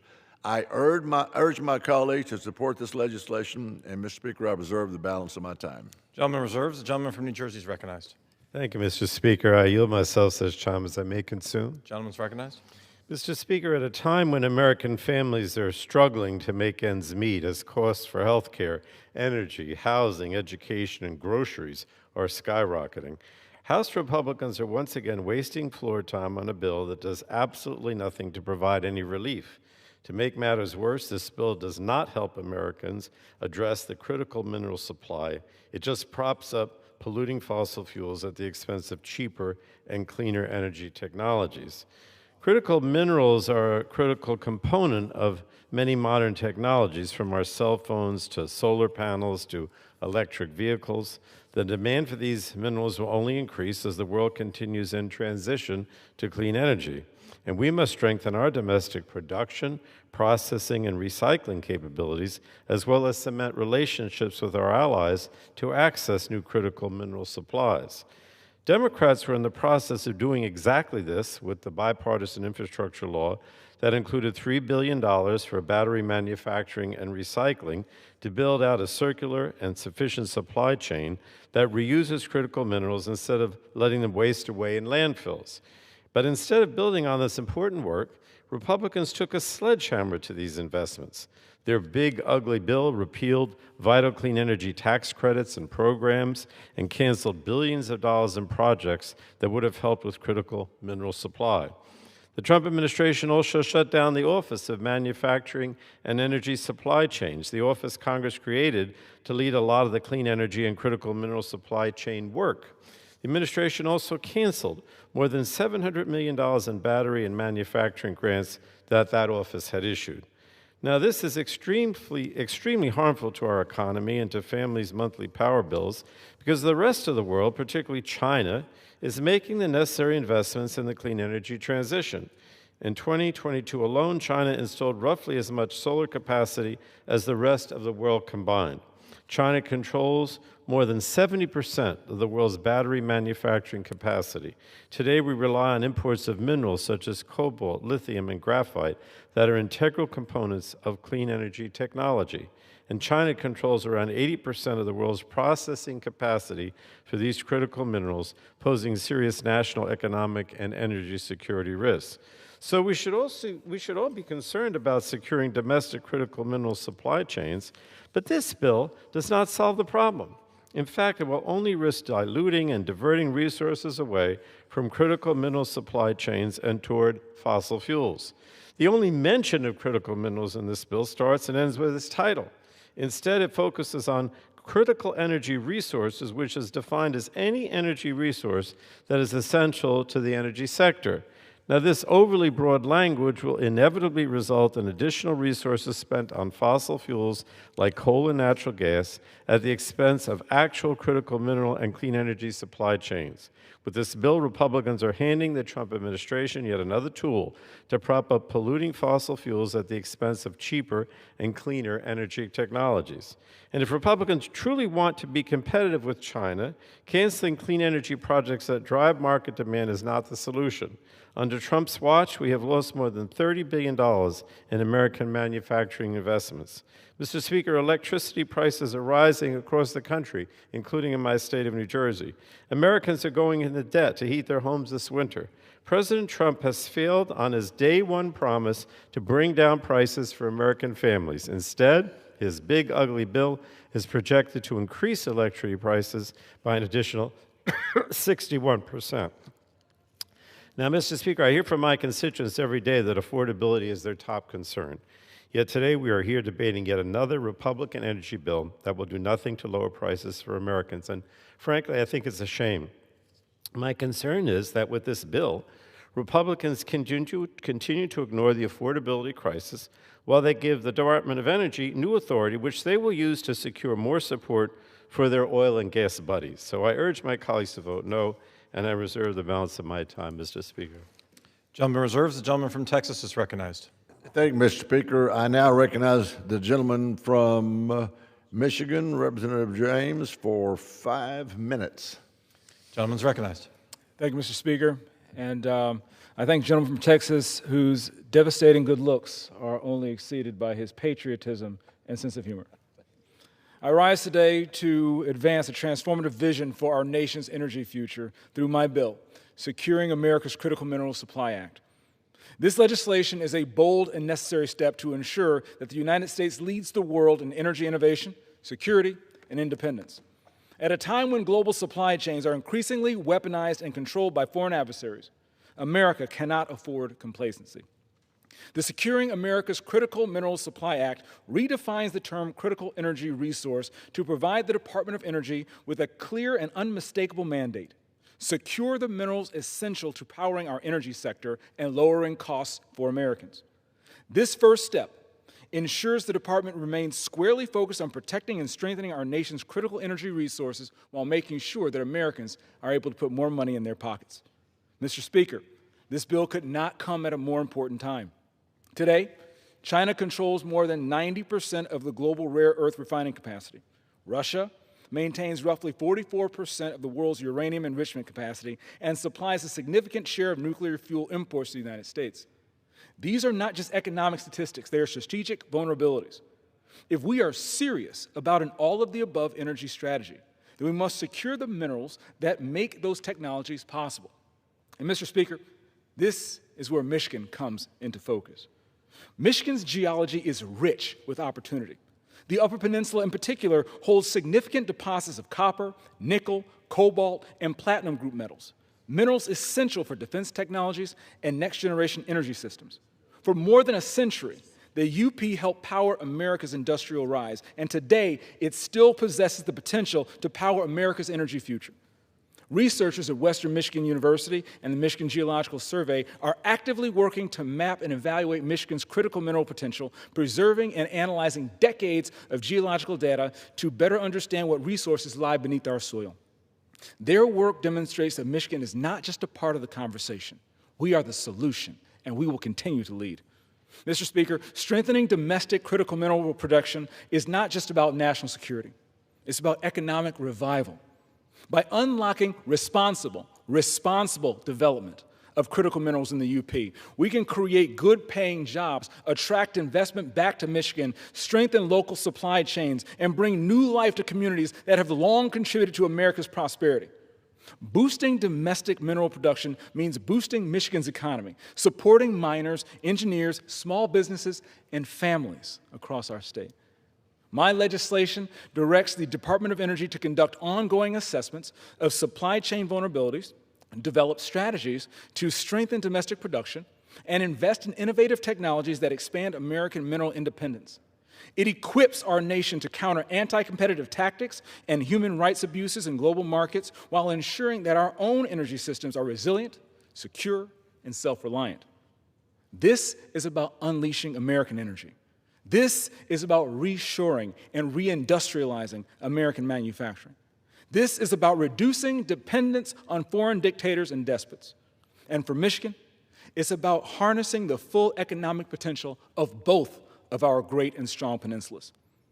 The Securing America's Critical Mineral Supply Act is a cornerstone for building an energy-independent America, one powered by American workers, American resources, American ingenuity, and Michigan grit. Mr. Speaker, I urge my colleagues on both sides of the aisle to join me in unleashing the full potential of America's energy might. Thank you. Gentleman from Texas. Mr. Speaker, I reserve. Gentleman from Texas reserves. The gentleman from New Jersey is recognized. Mr. Speaker, I yield such time as she may consume to the ranking member of the Energy Subcommittee, the gentlewoman from Florida, Ms. Castor. Gentleman's recognized. Well, thank you, Mr. Speaker, and I thank the ranking member for yielding the time. Mr. Speaker, I rise in opposition to H.R. 3617. I wish we were here discussing how we lower the cost of living. Or I wish here in the Energy and Commerce Committee, where we're controlling the time, we could discuss a bill that will lower electricity prices for our neighbors back home. Or even, as the title of this bill suggests, it's related to critical minerals, but when you read the bill, the text of the bill, there's nothing related to critical minerals. It's kind of a sneaky little bill. Actually, if we pass this bill, it's quite likely that energy bills, electricity bills are going to go up. It's likely that this will lead to higher costs across the entire economy, and electric bills are already sky high. You know, American families last year were suffering through, on average, about 13% increases in their electric bills, much higher in many places across the country. In Florida, they passed along a $6 billion rate increase. They were calling it the largest rate increase, the highest rate increase in the history of the country. And what have we seen out of this administration? Just sabotage of affordable, reliable, clean, cheaper energy coming onto the grid. And now this. Now, this is an important topic, and I've gained a little bit of knowledge not just from the Energy and Commerce Committee, but I serve on the bipartisan select committee to counter the Chinese Communist Party, and with my colleague, Republican Rob Whitman, we led a critical minerals working group the last Congress. It is clear the United States is way too reliant on China. Beijing has weaponized the critical mineral supply chain. That's why Democrats leaned into it and passed important policies in the Bipartisan Infrastructure Law and the Inflation Reduction Act to spur domestic manufacturing, and policies that enabled us to work with our partners and allies across the globe to counter China. We didn't do anything like threaten Greenland or insult Canada. We thought it was important to work together to counter all of the coercion of the Chinese Communist Party. Major investments in domestic critical mineral supply chains, breaking the dependence on China, because the United States energy sector relies on a broad portfolio of critical minerals. So we have to have a resilient supply chain for the advanced technologies and innovation in energy generation, in storage, and in transmission. The International Energy Agency estimates that mineral demand for clean energy technology will almost triple by 2030 and quadruple by 2040. Therefore, a diverse, resilient, and sustainable critical mineral supply chain free from Chinese Communist Party influence will be fundamental. But this bill just doesn't do it. As I said before, it's a sneaky, sneaky little bill. It was introduced the last Congress. It hasn't gone anywhere because it doesn't solve any problem. It doesn't get to the heart of the matter. If you look at what they want to do, they say we're going to amend the Department of Energy's mission to include securing the supply of critical energy resources, not minerals, and it directs DOE to conduct ongoing assessments to develop strategies to strengthen critical energy resource supply chains, not minerals, again. This vague definition risks diverting resources away from critical minerals, actually, and towards, and here's we're going to yank the curtain back on what this really is about. It is about everything that this administration has done to serve the fossil fuel, the dirty fuel industry, from canceling clean energy projects that would help lower electric bills, that would bring cleaner, cheaper resources onto the grid, projects like offshore wind that's fully permitted and ready to go and provide resources you can rely on during winter storms. This administration has canceled large-scale transmission projects to help bring the additional load we need onto the transmission system just to make the grid more resilient in America as we suffer through these extreme weather events. We cannot afford these diversions. We cannot afford the Republicans continuing to sabotage cleaner, cheaper energy in America. This kind of sneaky maneuver reminds me of what they've done on tariffs this entire Congress, that we finally overcame. So everyone kind of understands now that you're paying more at the grocery store because of the president's arbitrary tariffs. I know he likes to say, oh, other countries are going to pay these tariffs, but all of the experts, everyone knows, prices are higher because of these import taxes. In fact, tariffs are at their highest level in about 100 years. That's how high they are. The Yale Budget Lab says on average, households paying probably $1,700 more than you would have without these crazy tariffs that the president wields like a tool of retribution and fear. And that's not how you've got to keep the American people and their pocketbooks central rather than you're threatening Greenland. He has to have Greenland. He's going to insult Canada and tariffs on Canada. Well, thankfully, later this afternoon, we're going to debate and try to remove some of these arbitrary added taxes on the American people and lower the cost of living. But that's why your shoes, your clothes, and yes, electric equipment and metals are costing more right now. It's costing everybody way too more. So here's what they did here in the House of Representatives. They actually said, we're not going to be able to debate a removal of tariffs in the House of Representatives, the People's House, and they were able to get away with it for a year, almost a year after the President's Liberation Day. They snuck it into a rule so we wouldn't have any debate on the high cost of living driven by these import taxes. Well, last night, late last night, while you were probably watching ice skating in the Olympics, the House of Representatives, because 3 brave Republicans crossed over and joined all of the Democrats, we're going to have that debate, and we're going to have that vote. Because what is central to people's lives right now is their pocketbook.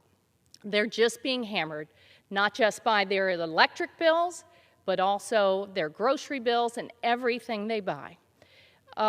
We have a responsibility in this House to look out for the people back home, rather than serve the special interests. This Congress has been all about serving the special interests, and that includes the folks who really are pushing this bill. It's not about critical minerals. If it was, then it would actually be in the text of the bill. But it's not. It's about, again, giving a gift to political supporters, the polluters, who are running the show in the agencies that have all too much influence here in the halls of Congress, while electricity prices are up well over 13%, and 80 million Americans are struggling to pay their electric bills. I say Americans deserve a whole lot better. They deserve a whole lot better than what they're getting from this Congress. So I urge my colleagues to defeat this sneaky little bill, and let's get on to the debate about how we lower the cost of living and serve the people who sent us here. Thanks, and I yield back my time.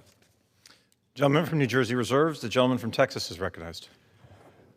Thank you, Mr. Speaker. Mr. Speaker, I yield 5 minutes to the gentleman from Alabama. Gentleman from Alabama is recognized.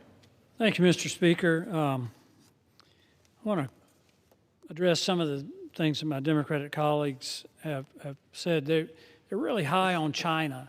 They look at China as a model for America. Apparently they like how they do their economy. They like their energy production. I'd just like to point out the statistical review of world energy reports that coal accounted for 58% of China's energy. Oil was at 20% and natural gas was at 10%. Now, some of my colleagues struggle with math. I'll just add that up for them. It's 88% of their energy production comes from hydrocarbon sources.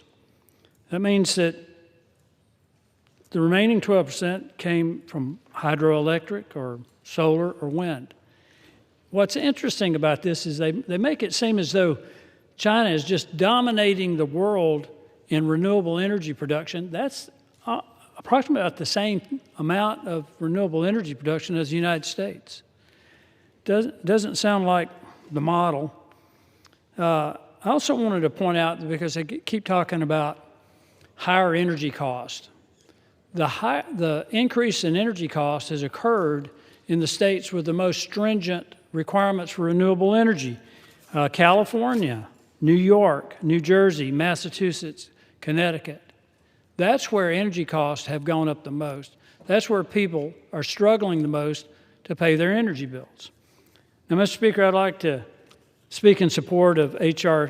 3617, introduced by my friend and colleague, the great representative from Michigan, Mr. James. If the United States hasn't learned anything else from the war in Ukraine, it should be this. This is a fundamental principle. No nation, let alone America, should be reliant on adversarial nations for energy and refined materials, critical minerals, rare earth elements that would threaten our economy and threaten our national security. But that's where we find ourselves and where we put ourselves in terms of access to critical minerals, processed and refined critical minerals. H.R. 3617 addresses this. It's a crucial challenge facing the United States today, how to decouple and de-risk ourselves from China and other foreign adversaries and build resilient, secure domestic energy and critical mineral supply chains.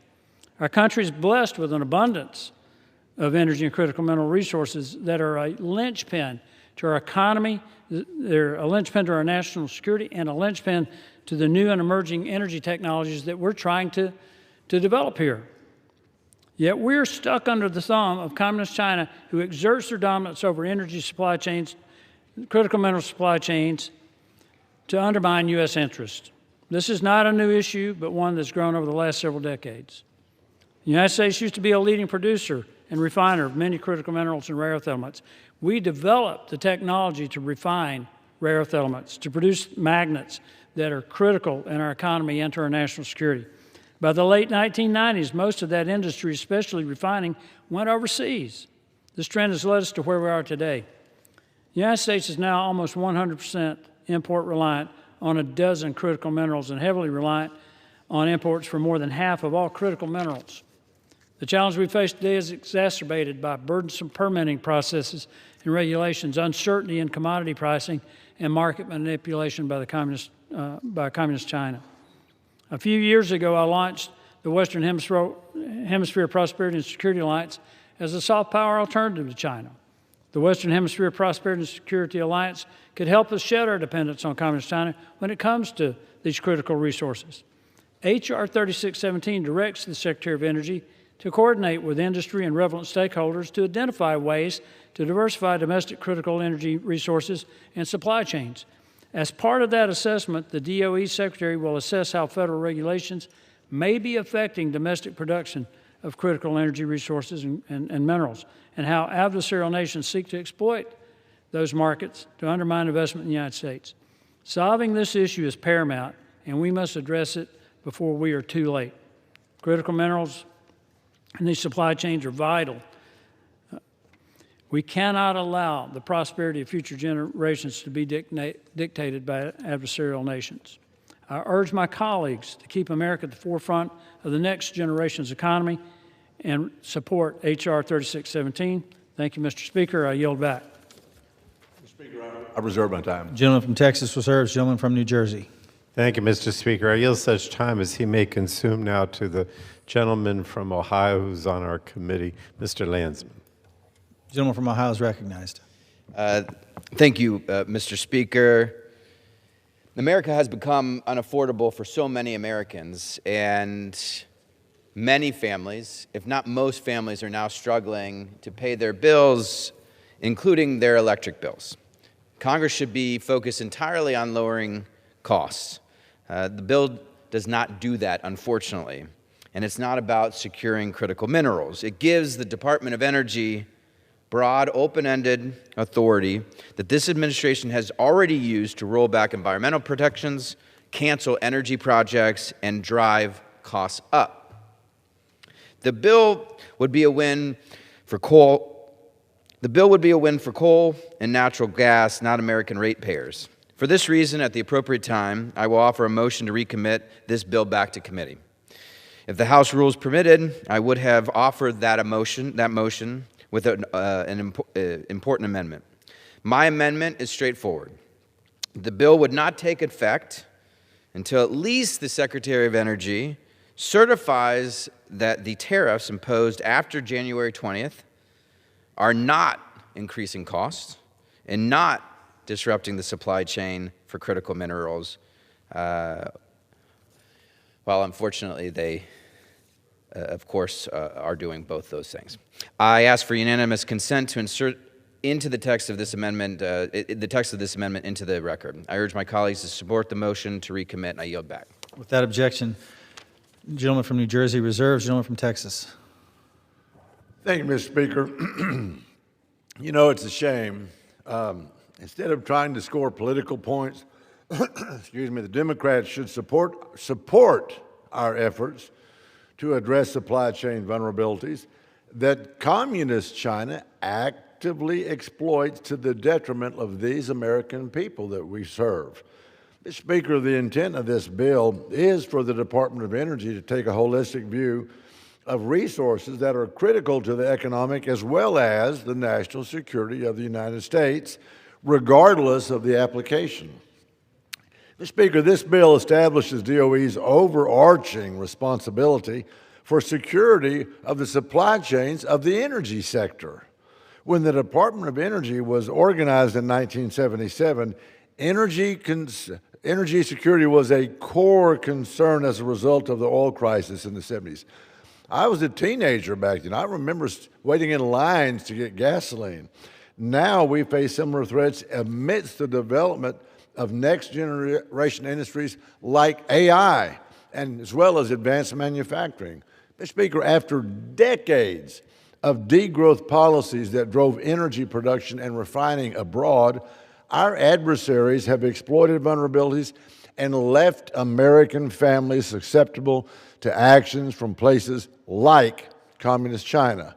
We've already seen Communist China take steps to limit exports of minerals, such as antimony, that are essential to defense manufacturing for things like, I don't know, how about radar systems?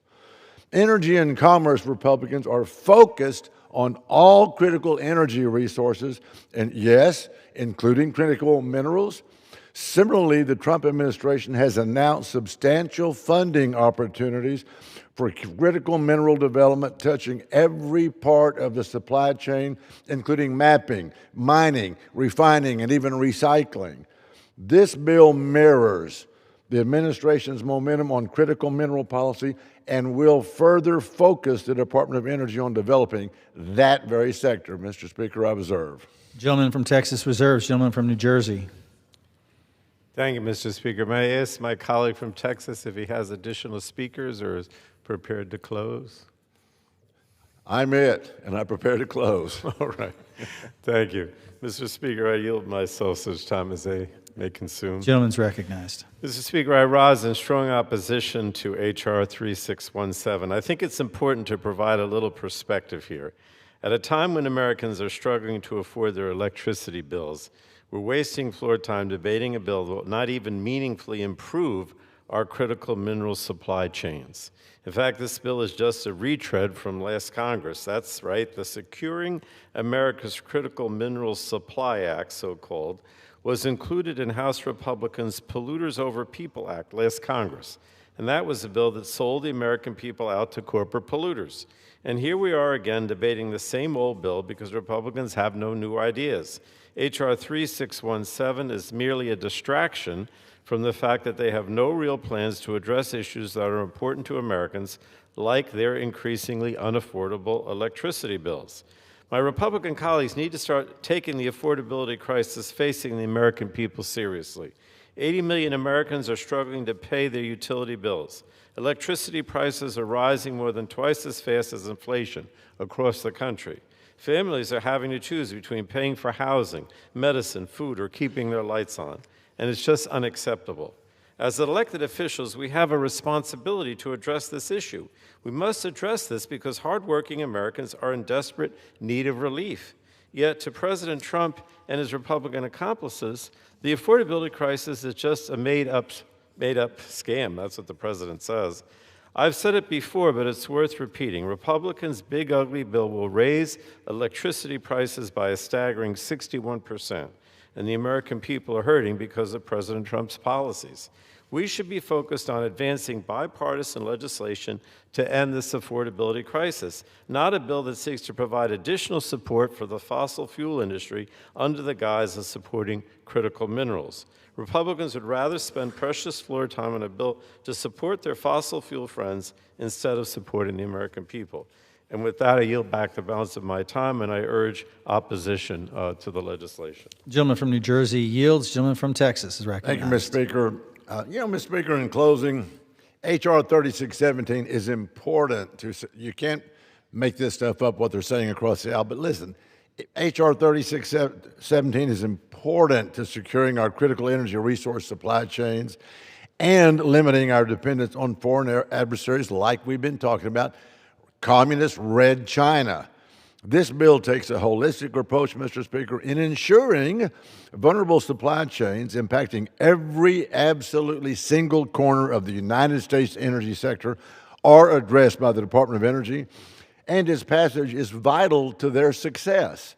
I urge my colleagues to join me in supporting H.R. 3016 and vote yes. Mr. Speaker, I yield back the balance of my time. Gentleman from Texas yields. All time for debate has expired pursuant to House Resolution 1057. The previous question is ordered on the bill as amended. The question is on engrossment and third reading of the bill. Those in favor say aye. Those opposed, no. The ayes have it. Third reading. A bill to amend the Department of Energy Organization Act to secure the supply of critical energy resources, including critical minerals and other materials, and for other purposes. For what purposes, gentlemen from Ohio seek recognition? Mr. Speaker, I have a motion to recommit at the desk. The clerk will report the motion. Mr. Landsman of Ohio moves to recommit the bill H.R. 3617 to the Committee on Energy and Commerce. Pursuant to Clause 2B of Rule 19, the previous question is ordered on the motion to recommit. The question is on the motion. All those in favor say aye. Those opposed, no. The noes have it. The motion is not agreed. Mr. Speaker. For what purposes, gentlemen from Ohio seek recognition? I ask for the yeas and nays. The yeas and nays are requested. Those favoring a vote by the yeas and nays will rise. A sufficient number having risen, the yeas and nays are ordered. Pursuant to Clause 8 of Rule 20, further proceedings on this question will be postponed.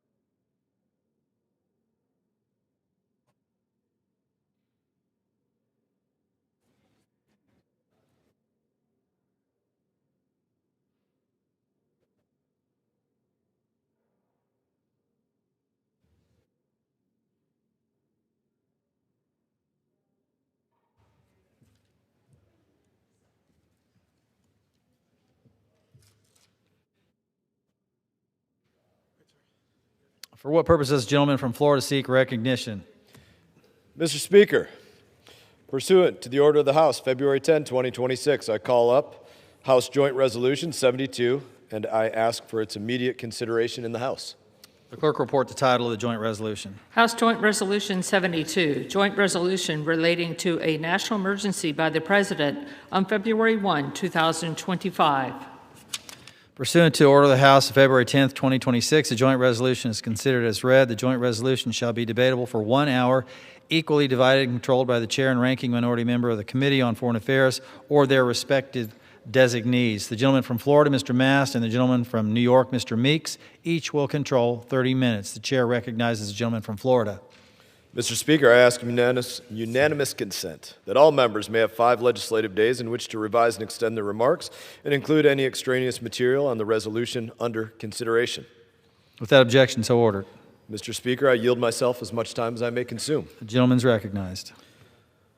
We're about to have a debate, apparently for about an hour, and we're going to have that debate for one reason and one reason alone. Democrats in the House and in the Senate as well, they refuse to recognize that there is a crisis because of fentanyl entering the United States of America. On our northern border, on our southern border, through the Caribbean, other places. They refuse to recognize that threat anywhere, but specific to debate today, they would like to end an executive order relating to the crisis of fentanyl coming across our northern border. Democrats don't recognize that there is a crisis, that it's killing thousands of Americans, tens of thousands of Americans each and every year. And they're trying to literally end that executive order that identifies the national emergency, an emergency that is literally agreed upon by our northern neighbor, Canada. Even Canada acknowledges that they have this as a national emergency. In that, Mr. Speaker, I reserve the balance of my time. Gentleman from Florida reserves. Gentleman from New York is recognized. Well, I think I've heard that story before, that it's all about drugs. If I don't recall correctly, the former president of Honduras, he probably put more drugs in the United States than Canada has combined. But the President of the United States didn't say that was an emergency. He pardoned them. Heard it before. It's all about drugs. That was the case. What is the case, what is the fact, is that in the last year, tariffs has cost American families nearly $1,700. And that cost is expected to increase in 2026. that's the case. And since these tariffs was imposed, U.S. exports to Canada have fallen by more than 21%. When I go home, my constituents aren't telling me that they have an extra $1,700 to spare. They're asking me to lower grocery prices, lower the price of health care, and make life more affordable. That's what this is about. It's about the American people and making things affordable for them. So, today's vote is simple, very simple. Will you vote to lower the cost of living for the American families? Or will you keep prices high out of loyalty to one person, Donald J. Trump? That's what this vote is. That's why we pressed for this vote today. That's why a day is a day. And we finally get our chance to have the members of the House vote their conscience. Do they vote for the president and his ways, or do they vote for their people, their constituencies? So let's be clear about this so-called emergency Donald Trump declared on Canada and so many other countries where no emergency exists. You know, for over 50 years, emergency authorities have been declared. Let's see, what have they been? Civil wars? Yes. Pandemics? I think that's an emergency. Massive human rights crises? That could be an emergency. But none of those things is Canada. Canada isn't a threat. Canada is our friend. Canada is our ally. Canadians have fought alongside Americans, whether it was in World War II or the war in Afghanistan, where 165 Canadians gave their lives after our country were attacked. There is no national emergency. There is no national security threat underpinning these threats. In an interview just last night, Donald J. Trump admitted he placed tariffs on Switzerland. Why? I'll tell you why. Simply because he didn't like the way its leaders spoke to him. So he put tariffs on Switzerland. That's not a strategy. That's impulse. That's a person who's just trying to say that he's a king. And guess what? For that impulse, who's going to pay the price for it? Who's going to pay the price for that impulse? I'll tell you who. It's the American people. Your morning coffee, your kids' chocolate, life-saving medical devices. Guess what? Those are the Canadian goods that are being hit by 35% tariffs. Americans are paying more for health care and their daily essentials during an affordability crisis. Why? Because of a manufactured emergency and one person's ego.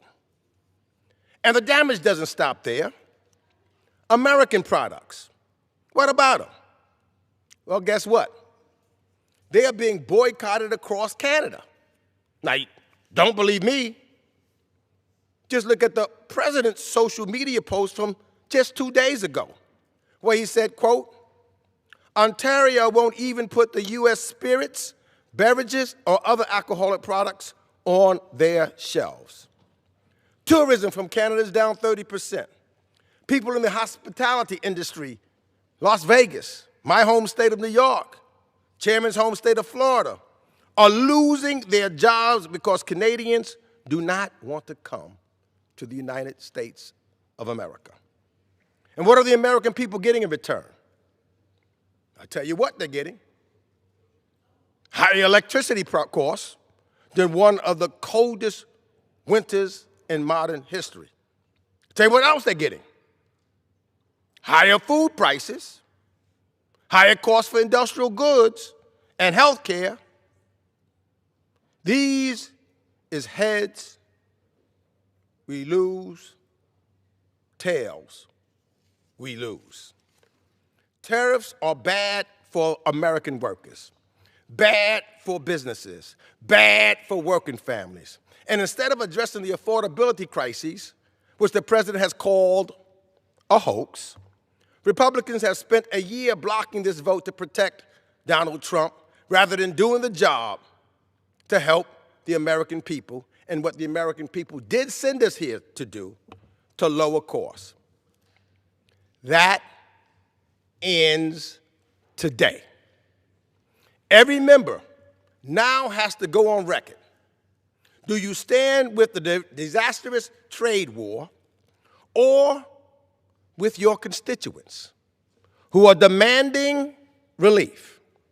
It's time we end this so-called national emergency, because the only emergency here is the economic one created by Donald J. Trump's tariffs. I urge the adoption of the resolution and the termination of these unnecessary and harmful tariffs, which are just taxes on the American people. And I reserve the balance of my time. Gentleman reserves. Members are reminded to refrain from engaging in personalities toward the president. Gentleman from Florida is recognized. Mr. Speaker, there's a lot to correct from that diatribe that I just heard. And so I'm going to start to go through some of that. Number one, who will pay the price? That was a question begged by my colleague. Who will pay the price? And it's a very sad thing to have asked by this colleague of mine. Can I see that board here? Because it's important to remember, what is this resolution? This resolution ends an emergency related to fentanyl.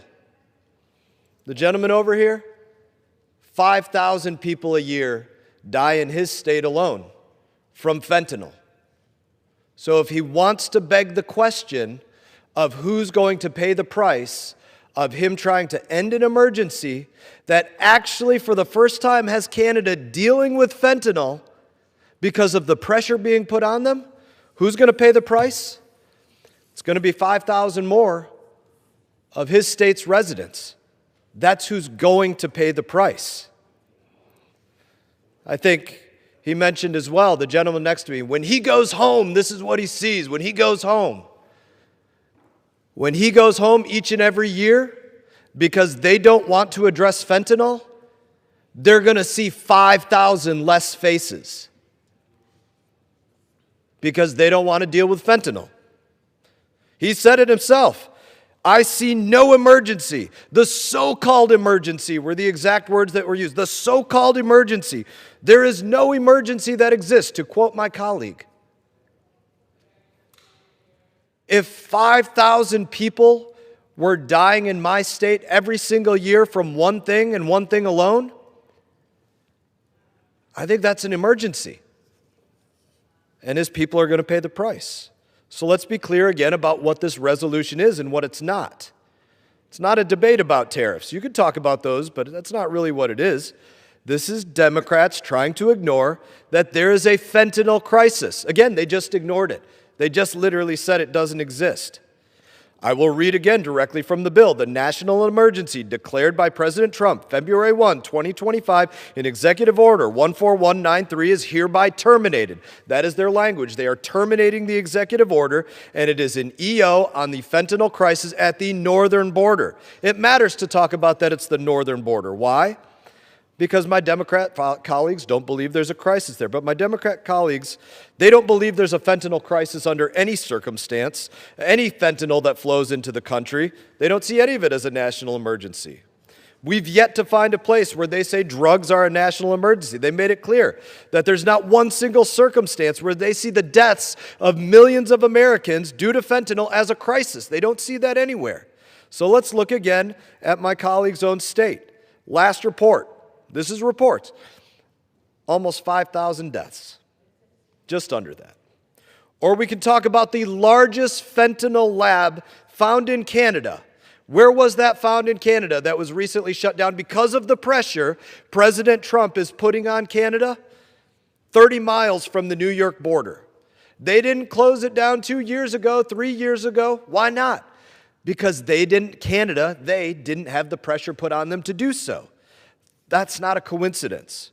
But, again, you know who's going to pay the price for taking the pressure off Canada? It's going to be the constituents of my colleague, where 5,000 people die a year from fentanyl overdose. If I were him, I would think that's a pretty big emergency. I lost 2,500 brothers and sisters in Afghanistan over the course of 20 years. Our country took that extremely seriously for every single one of them. Mr. Meeks, his state is losing double that from fentanyl alone every single year. And he says, I see no emergency. That's sad for the people of New York.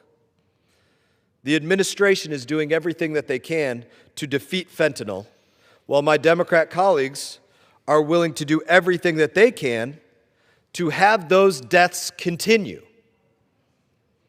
They don't support striking drug boats. We know that much. They don't support removing cartel leaders. We know that. And apparently, they don't support tariffing a country that acknowledges they have a drug trafficking crisis, but they weren't doing anything to fix it. So I'm going to suspect that my colleague over here doesn't know this as well. Last year, Justin Trudeau, former Prime Minister of Canada, himself addressed the fentanyl problem and said it needed to be eradicated. That's the Prime Minister of Canada, former Prime Minister. It was so bad that Canada created a fentanyl czar who admitted they underestimated, I'm quoting now, Canada underestimated the toll of the fentanyl crisis and what it had taken. And they called it, literally, again to quote the Canada fentanyl czar, a national security threat. So the northern border, for whom this emergency exists, is acknowledging there's an emergency, a national security threat. But my colleagues, I guess they think they know better. Or take the Chinese-run fentanyl lab that I mentioned being shut down, one of them being shut down of many. Over 800 pounds of fentanyl confiscated. Why is it being shut down now and not before? It is being shut down now because the administration had the stones to put economic pressure on them. But my colleagues, they want to take that pressure off because they don't worry about their people dying in their state. It's simple. Whether you're a Republican or a Democrat, if you care about the U.S. government responding to millions of Americans killed by fentanyl, this is the policy that addresses that. And even our northern partner acknowledges that. The truth is, Canada hasn't wanted to put effort into cracking down on drugs. They didn't want to close the Chinese fentanyl labs. They didn't want to increase their spending on border patrols. But they have to do it because President Trump is putting pressure on them. Tariffs get more attention than strongly worded letters. And millions of Americans' lives are being saved because President Trump has declared this national emergency and is actively forcing our neighbors like Canada to act. It is saving lives. My colleague wants to make sure that that no longer happens because he doesn't see an emergency, even though 5,000 people from his state dying every single year. That's pretty sad. That's where the price is paid. Mr. Speaker, I reserve. Gentleman reserves. Gentleman from New York is recognized. Mr. Speaker, we've had some time from the last time we were on this floor, and if we're so serious about drugs, I had asked the chairman previously, why would the President of the United States pardon one of the biggest drug dealers killing Americans, Juan Orlando Hernandez? Last time he said he hadn't spoken to the president. He don't know why. Well, if he's so interested in stopping drugs, maybe he could have and should have had a conversation. Let me just tell you something. The drugs, how much drugs are coming in from Canada? Because that's what this is about. And as a former special narcotics prosecutor, that's me, I know a little bit about that. And saying that you're going to focus and stop certain things coming across the border of Canada as if it's coming across in a cluster like it is an emergency is just an out and out lie. Fact of the matter is, if you look at the federal prosecution, and this just came out not too long ago, for narcotics in the United States of America, it was just came out that under the Trump administration, that federal drug prosecutions fall to the lowest level in decades. And it talked about the federal drug prosecution dropped 10% in 2025 as agents changed their focus to immigration, that the number of new cases being filed is the lowest in decades, according to a Reuters analysis, and high priority drug investigations have stalled since Donald Trump took office. So it doesn't sound like the President of the United States is really concerned about drug prosecution. And with that, is my honor and my privilege to yield 1 minute and 30 seconds to an individual who really knows about taxes and tariffs, the gentleman from Massachusetts, the ranking member of the Ways and Means Committee, Representative Richard Neal. Gentleman from Massachusetts is recognized for 90 seconds. Thank you, Mr. Chairman, Mr. Speaker. Let me thank the ranking member for the time. I led the negotiation on USMCA. 195 Republicans voted for USMCA. 197 Democrats voted for USMCA. It was a bipartisan effort.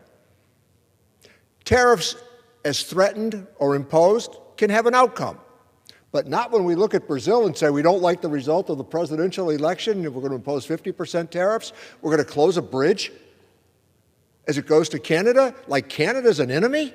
I've not met anybody in America who was ever mad at Canada for anything. They've been a great friend, great ally, and great neighbor. So let's have a tariff on NATO because of Greenland. Let's have a tariff on South Korea because of who they talk to in an international arena.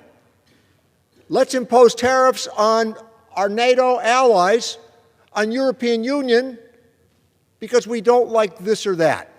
We won't negotiate. We'll just arbitrarily impose tariffs. And you know what the most ironic thing is, Mr. Speaker, in this debate? Heretofore, I never met a Republican in Washington who was in favor of tariffs. The party of Ronald Reagan embracing these tariffs? Unheard of. The party of George Bush Sr. embracing tariffs? Part of their existence was to break down trade barriers everywhere. If you want to target a tariff based upon a particular product, gotcha, understood, but not the way these tariffs are being imposed. The ranking member is on the right path. Thank you, Mr. Speaker. Gentleman from New York reserves. Gentleman from Florida. Before I yield to my colleague, Mr. Issa, I would just ask my colleague, I'm happy to yield a moment. Would you like to say 5,000 deaths in New York is an emergency? Crickets. Would you like to respond? 5,000 deaths in New York is an emergency. Have you found out yet why Mr. Hernandez has been pardoned? If you don't want to ask, you want to answer about New York? I just want to find out by now because I would prosecute him. I gave you my speculation. Might have been making room for Maduro. Have you had a conversation with the president about it? We didn't have that talk, but he might be making room for Maduro. If you consider again, would why you like aren't to you prosecuting cases now? Would you like to say 5,000 deaths are an emergency in New York? It will not Yes be or coming no? from Canada. Members are reminded to direct their comments to the chair. Can we Gentleman from engage Florida. in a colloquy? Is that something we can do? Can you do a colloquy? Even in the colloquy, the comments are to be directed through the chair. Very good, Mr. Speaker. Then in this colloquy, I would present the opportunity again. Would my colleague like to again deny or admit that 5,000 deaths in New York related to fentanyl is an emergency?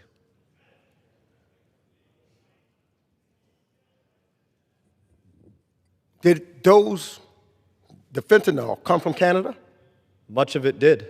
Would you like to hear some stats? I'm sorry, Mr. Speaker, and I guess you need to direct. What source is that? You got to direct your remarks to Mr. the Speaker, what source is he talking about? I will point to just Canada, number one. Canada in the last year an additional 8,000 fentanyl-related arrests because they finally started cracking down on it. There was an increase of 80% that was seized at the U.S.-Canada border because of the actions taking place. So, yeah, No, there I were think deaths that's going on Canada in New doing York. law Finally. enforcement I on don't its know if he side, wants to. and we're not doing now law enforcement Mr. Speaker, on I'm our going side. to end this colloquy and Gentleman's regain my reclaiming his time. Gentleman from Florida. And just note for the record, again, ample opportunities have been given for my colleague who represents New York to just say 5,000 fentanyl-related deaths in New York is an emergency. Silence. Crickets. No response. Because the death of 5,000 of his statesmen apparently means nothing to him. I yield my time to as much time as may be needed to Mr. Issa.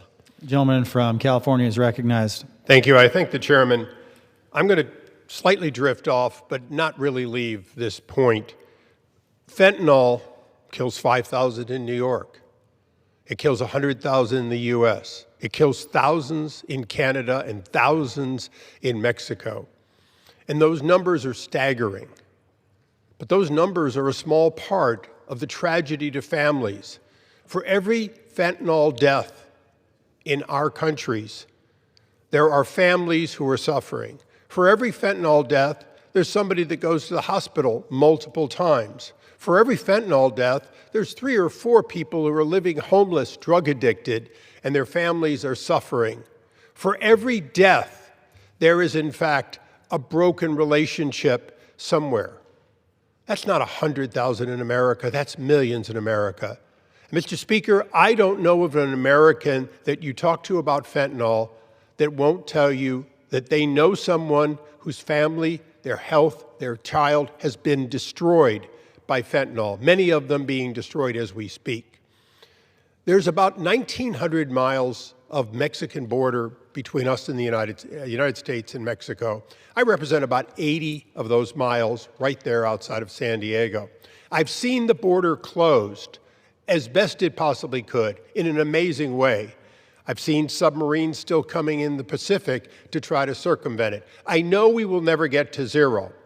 All the president has asked Canada to do is show the kind of effort they can afford as a first world country. And that effort should be far greater at all of their borders than Mexico, who is a relatively poor country. That effort should be shown, and if it's shown, the president's made it clear these tariffs will immediately go away. So this isn't a tariff that is just because you don't like someone. It's a tariff that says this behavior, this leverage is being used for one purpose, to get you to live up to a standard that is in your own best interest. And by the way, the 5,500 miles of land border between the U.S. and Canada is our longest by far.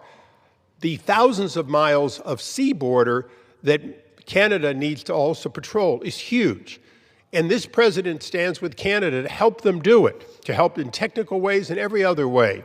But we cannot allow millions of Americans and countless other Canadians and Mexicans to continue to suffer without us having the real empathy to do something about it. The chairman said, what about the 5,000? And we got this answer, well, how do you know that they came from Canada? I'm sorry, but every time we have a major bust on the Mexican border, my agents tell me that we're getting maybe 10%, maybe 20% in certain areas. We're never getting 80 or 90%. So the reality is that those are indications of a small amount of what is getting in through Buffalo and other borders into the United States. Now, although the gentleman from New York is from a fairly populous country or state, he is not from a state without a large rural border, one that you can simply walk across with impunity normally, that has been used to smuggle drugs successfully. So the point I make here today, and I thank the chairman for the time, is every life matters. And if the President of the United States cares about his 5,000 or 500 or 5 or 1 enough to use the power of the executive office to get the right thing out of our neighbors to the north and the south, then I want to stand with them. And I would never take away a tool being used to, in fact, save even one life, much less hundreds of thousands of lives and millions of families. And with that, I think the gentleman yield back. Gentleman from Florida, reserves. I think, not quite reserving yet, I thank Representative Issa for his remarks, and I believe there will be another representative from California speaking on the other side. I will be curious if that representative will acknowledge the thousands of deaths from fentanyl in California being an emergency. And with that, I reserve. Gentleman from Florida, reserves. Gentleman from New York. Thank you, Mr. Chairman, Mr. Speaker. You know, Canada plays virtually no role in the United States fentanyl influx, especially compared to other countries targeted by the Trump administration. Canada contributes less than 1% to its southern neighbor's border of street fentanyl. Less than 1%. Not according to me, because I don't know where he gets his facts, but that's according to the DEA, as well as the Canadian government. 1%. And I would wonder, we do a lot of trade with Canada.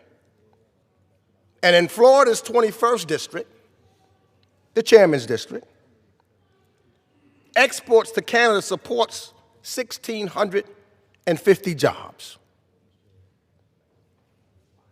Many of them will begin to lose their jobs because this is about affordability. This is about job creation and the economy. I wonder what he's going to say to those 1,650 people in Florida's 21st district. I now proudly yield 2 minutes to the gentlewoman from California, member of the Ways and Means Committee, the Honorable Linda Sanchez. Gentleman from California is recognized for 2 minutes. Thank you, Mr. Speaker. I rise today in support of this resolution rejecting President Trump's illegal tariffs on Canada, our friend, our neighbor, and our ally.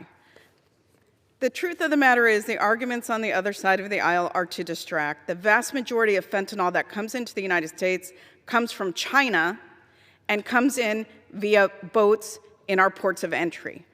They want to distract to take away from the real issue, which is that the Constitution is very clear. The power to levy tariffs and regulate trade belongs to the Congress, not to the President.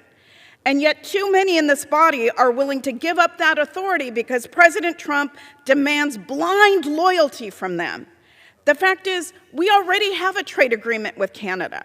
President Trump negotiated it, and this body ratified it. And there is a lawful review process that goes into effect next year to find ways to improve it. That is how responsible governments handle trade disputes, by following the law, not through weird social media tantrums about bridges and hockey trophies, or through childish threats to annex a sovereign nation and make it the 51st state. His daily barrage against Canada does not make him look tough. It's certainly not strategic. It's just reckless, and frankly, it's bizarre. But we're now seeing the consequences of allowing the president's unhinged behavior to go unchecked. American families, small businesses, and farmers are paying the price for these endless trade wars. Trump's tariff tantrums have cost households more than $1,600 a year in higher prices. Families in the United States are paying more for groceries, cars, housing, utilities, the basic necessities. What about the deaths from families that are struggling from food insecurity? Do those not matter? And it's pushing our allies closer to our adversaries. Last month, Canada announced it was lowering its 100% tariffs on Chinese electric vehicles. Those tariffs were imposed in coordination with the United States during the leadership of the Biden administration. That cooperation strengthened our position against China. And now, because of this administration's chaotic trade policies, that progress is unraveling. Rather than target the real bad actors, the president is picking fights with our friends. And instead of standing up for their constituents and defending Congress's constitutional authority over trade, most Republicans in this chamber are surrendering it to the president, choosing blind allegiance to him over the people that they are supposed to represent. I commend the few Republicans who have the courage to break with the president and join with Democrats to force this vote. Reasserting our constitutional authority over trade should never have been a partisan issue. I urge my colleagues to support this resolution. Let's restore sanity and stability to our American trade policy. Gentleman's time has expired. Gentleman from New York reserves. Gentleman from Florida. Thank you, Mr. Speaker. And I would let my colleague know that just one, because he said Canada plays almost no role in fentanyl deaths. One 70-pound bust of fentanyl alone was enough to kill every single person in New York City. But again, my colleague is unwilling to acknowledge that this is about fentanyl, because that's literally what the executive order says, and unwilling to acknowledge that 5,000 deaths in his state is an emergency, certainly in 1 year. I'm happy to yield 3 minutes to the gentleman from Texas, the chair of the Budget Committee, Mr. Arrington. Gentleman from Texas is recognized for 3 minutes. I think my friend, the gentleman from Florida, today on this floor, Mr. Speaker, the Democrats fought Republicans to require a voter ID to protect the integrity of our elections, the cornerstone of our democratic republic. Now, they stand here today on the floor of the People's House fighting the president in his effort to protect the lives of the American people against what is the most imminent threat and the #1 cause of accidental deaths and drug overdoses. We know where their drugs are coming, pouring into our country and our communities, killing our friends, killing our families. I can't think of a greater security concern than this. The president, by the way, has effectively and appropriately promoted and defended America's economic and security interest by the use of tariffs. Today, Mr. Speaker, as a result, we have a lower trade deficit than we've had since 2009. By the way, the top 20 economies in the world that we do business with had twice the tariffs on our products, 3 times the tariffs when you measure agriculture products, and the deficit is going down. Quadruple revenue to strengthen America's balance sheet, pay down the tax on our children, which is the deficit, gone from 6.3% to 5.9%, and exports are at an all-time high. Now, what's the issue here? It's not about 301 unfair trade practices, although there are plenty of grievances against our northern neighbor in that regard. This isn't about USMCA. The USMCA products flowing from Canada to the United States are exempt. 85% of the products, we're not talking about that. It's not about 232. This is about one particular authority that this Congress empowered our commander-in-chief with to deal with unusual threats outside of the U.S. that would impact our national security, our foreign policy, and our economy. Now, I can't think of anything more unusual, and I can't think of a bigger threat than a chemical warfare waged against the United States of America. And any president worth his salt, any commander-in-chief, would be derelict in their duty if they didn't use every tool at their disposal to stop it. And for my president to expect our neighbor from the north to have the same vigilance and the same urgency as he has because of the American people's mandate to stop this madness and protect our children, God bless him. God bless him. And for my colleagues to run to the floor, to raise their hands, and to scream afoul that this president is somehow using tariffs in a way that has nothing to do with our interests. To talk about food security, we could go down the list. We wouldn't have food insecurity if we didn't have a cost of living crisis where the fuse was lit by unbridled spending. We could go down the list. And yes, we're doing something about that. We're bringing interest rates down. We're bringing real wages up. And we're also preserving food stamps so they're not being defrauded or being spent on people here illegally. So I would love to keep debating all day long, Mr. Chairman. Thank you for the time. God bless America and go West Texas. Gentleman from Texas. I reserve. Yields. Gentleman from Florida reserves. Gentleman from New York. Let me just say real briefly, how much time is left? 16 minutes. Let me just say real briefly, the talk time is soon over because what I'm hearing from the other side. Basically, what this is about is the American people having a chance to see where their members are.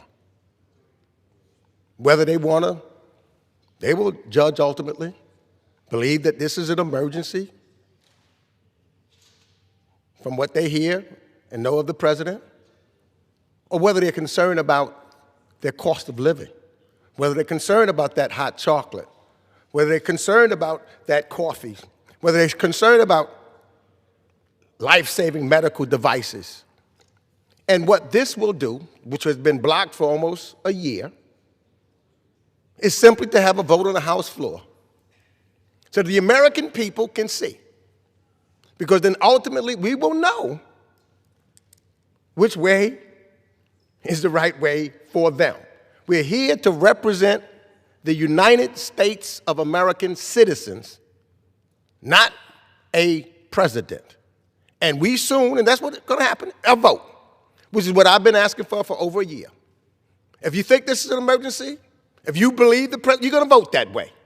But if you think this is going to be accountable to the American people, if you think that the American people will say that the cost of living, the cost of electricity, the cost of food, every day that they go to the market is of concern to them, they will be watching how you vote on this bill. They will be watching. Vote how you want.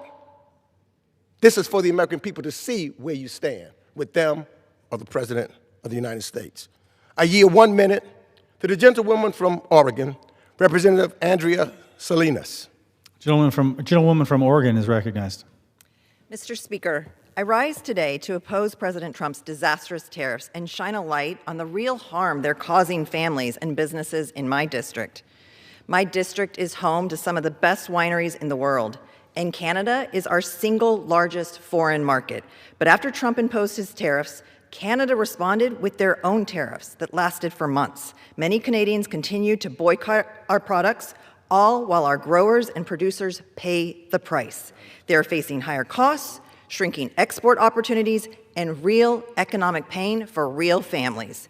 In October, wine sales to Canada were down 84% when compared to last year.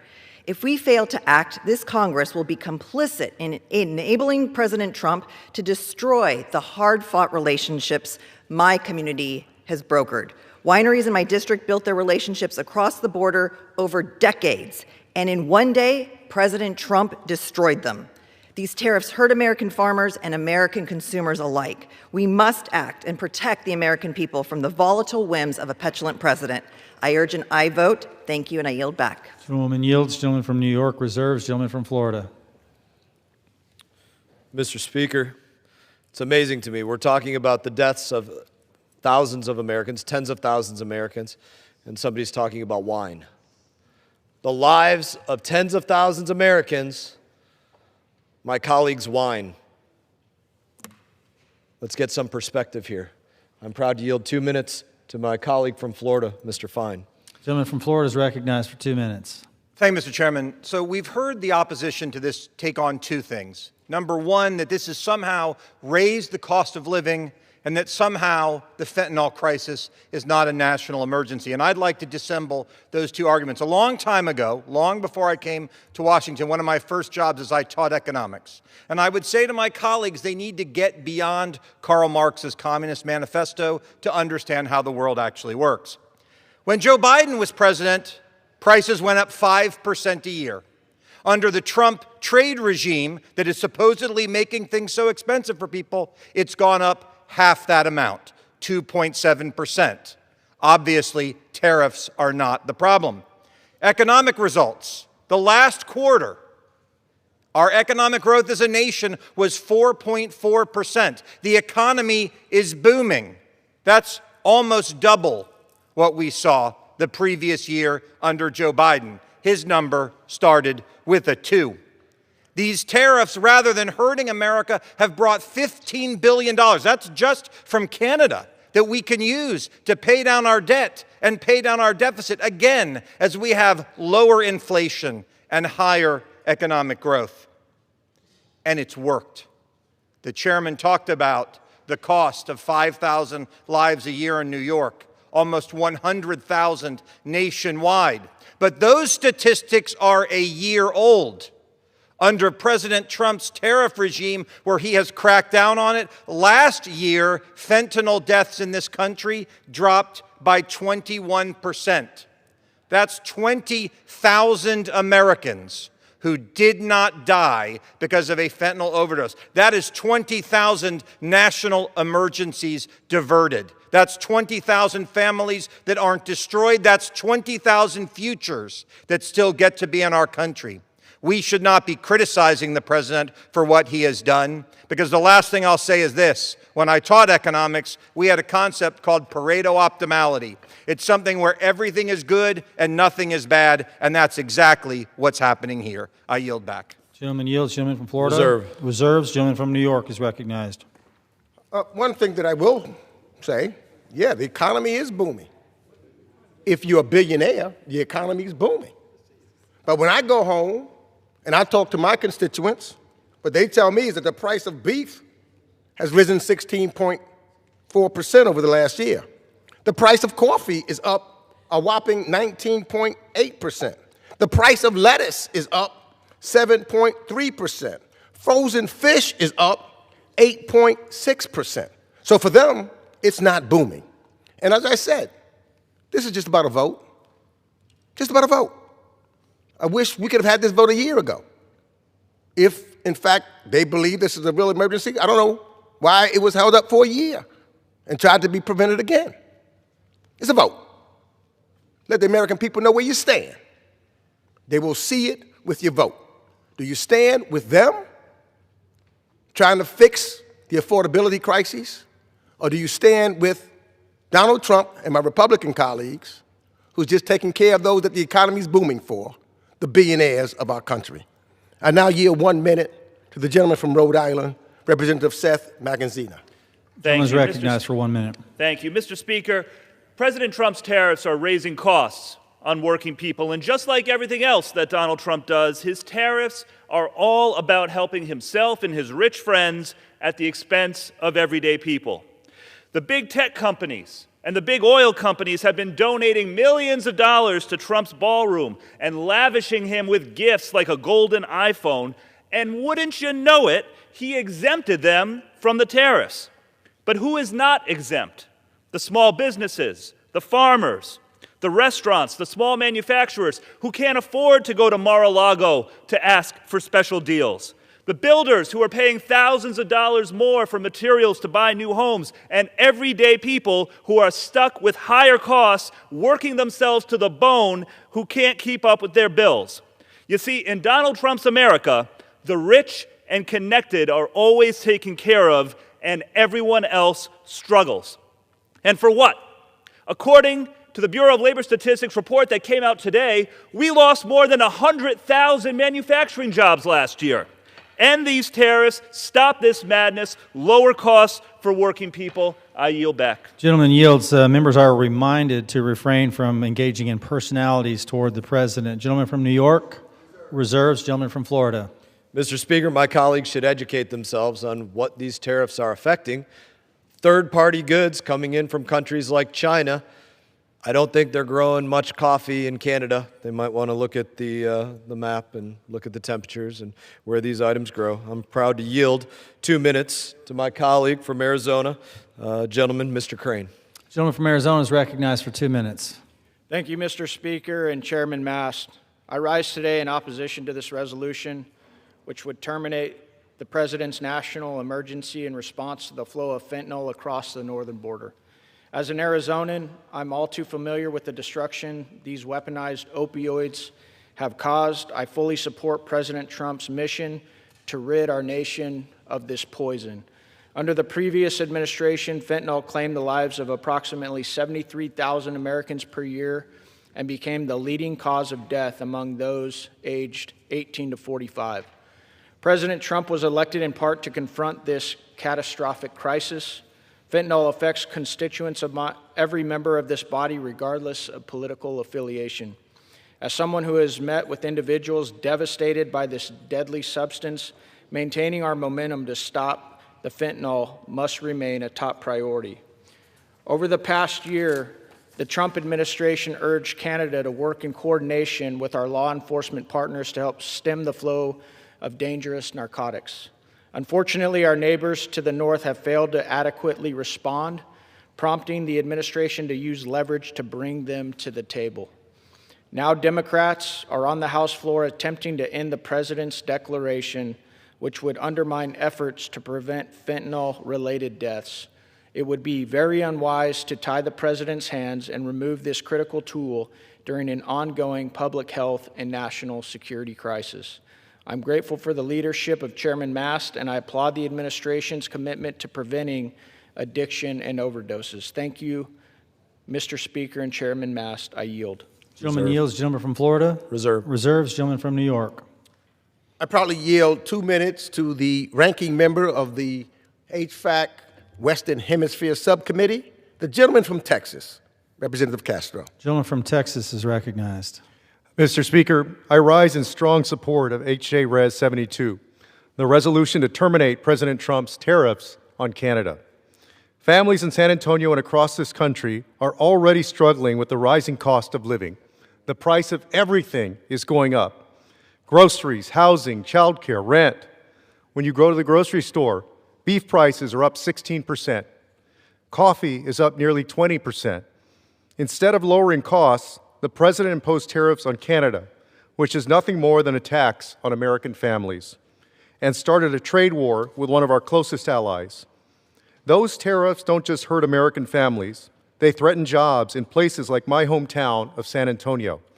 Nearly half, 48% of San Antonio's exports go to Canada, the highest share of any major city in the country. Our economy is deeply tied to North American supply chains.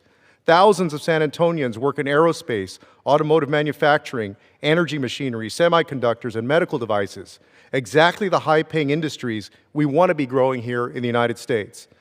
These companies chose San Antonio because we're highly integrated into trade networks with Canada and Mexico. When tariffs go up, local businesses pay the price. When Canada retaliates, it becomes harder for our workers to sell their products abroad. This trade war is making life more expensive, creating uncertainty, and putting good jobs at risk, all while the world continues to move around us. Congress has constitutional authority over tariffs. We must use it here and now. Let's lower costs for American families, protect jobs in San Antonio and across America, and end this reckless trade war. I urge my colleagues to support this resolution, and I yield back. Gentleman yields. Gentleman from New York. Reserves. Reserves. Gentleman from Florida. I'm pleased to yield 3 minutes to the gentleman from Nebraska, Mr. Smith. Gentleman from Nebraska is recognized. Thank you, Mr. Speaker. Thank you, Mr. Chairman. Americans across the country agree the unmitigated flow of fentanyl under the Biden administration now constitutes an emergency.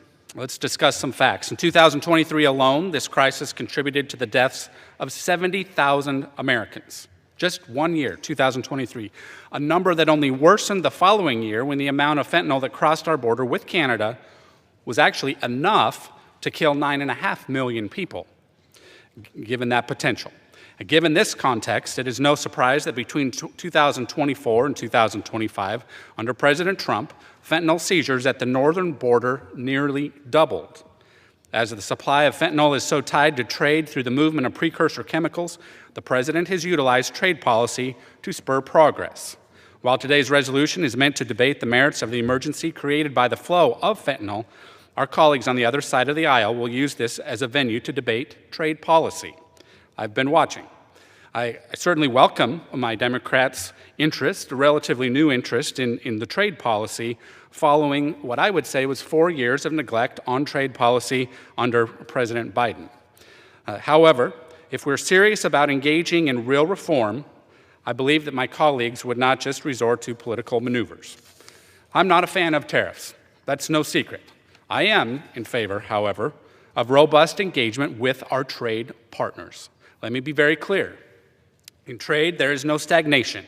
If we are not gaining ground, I think we're losing ground, and data would show that. And during the Biden administration, the president and this body were way too passive on our trade agenda. Right now, President Trump obviously is taking a new aggressive approach in order to level the playing field and address supply chains that have put Americans at risk.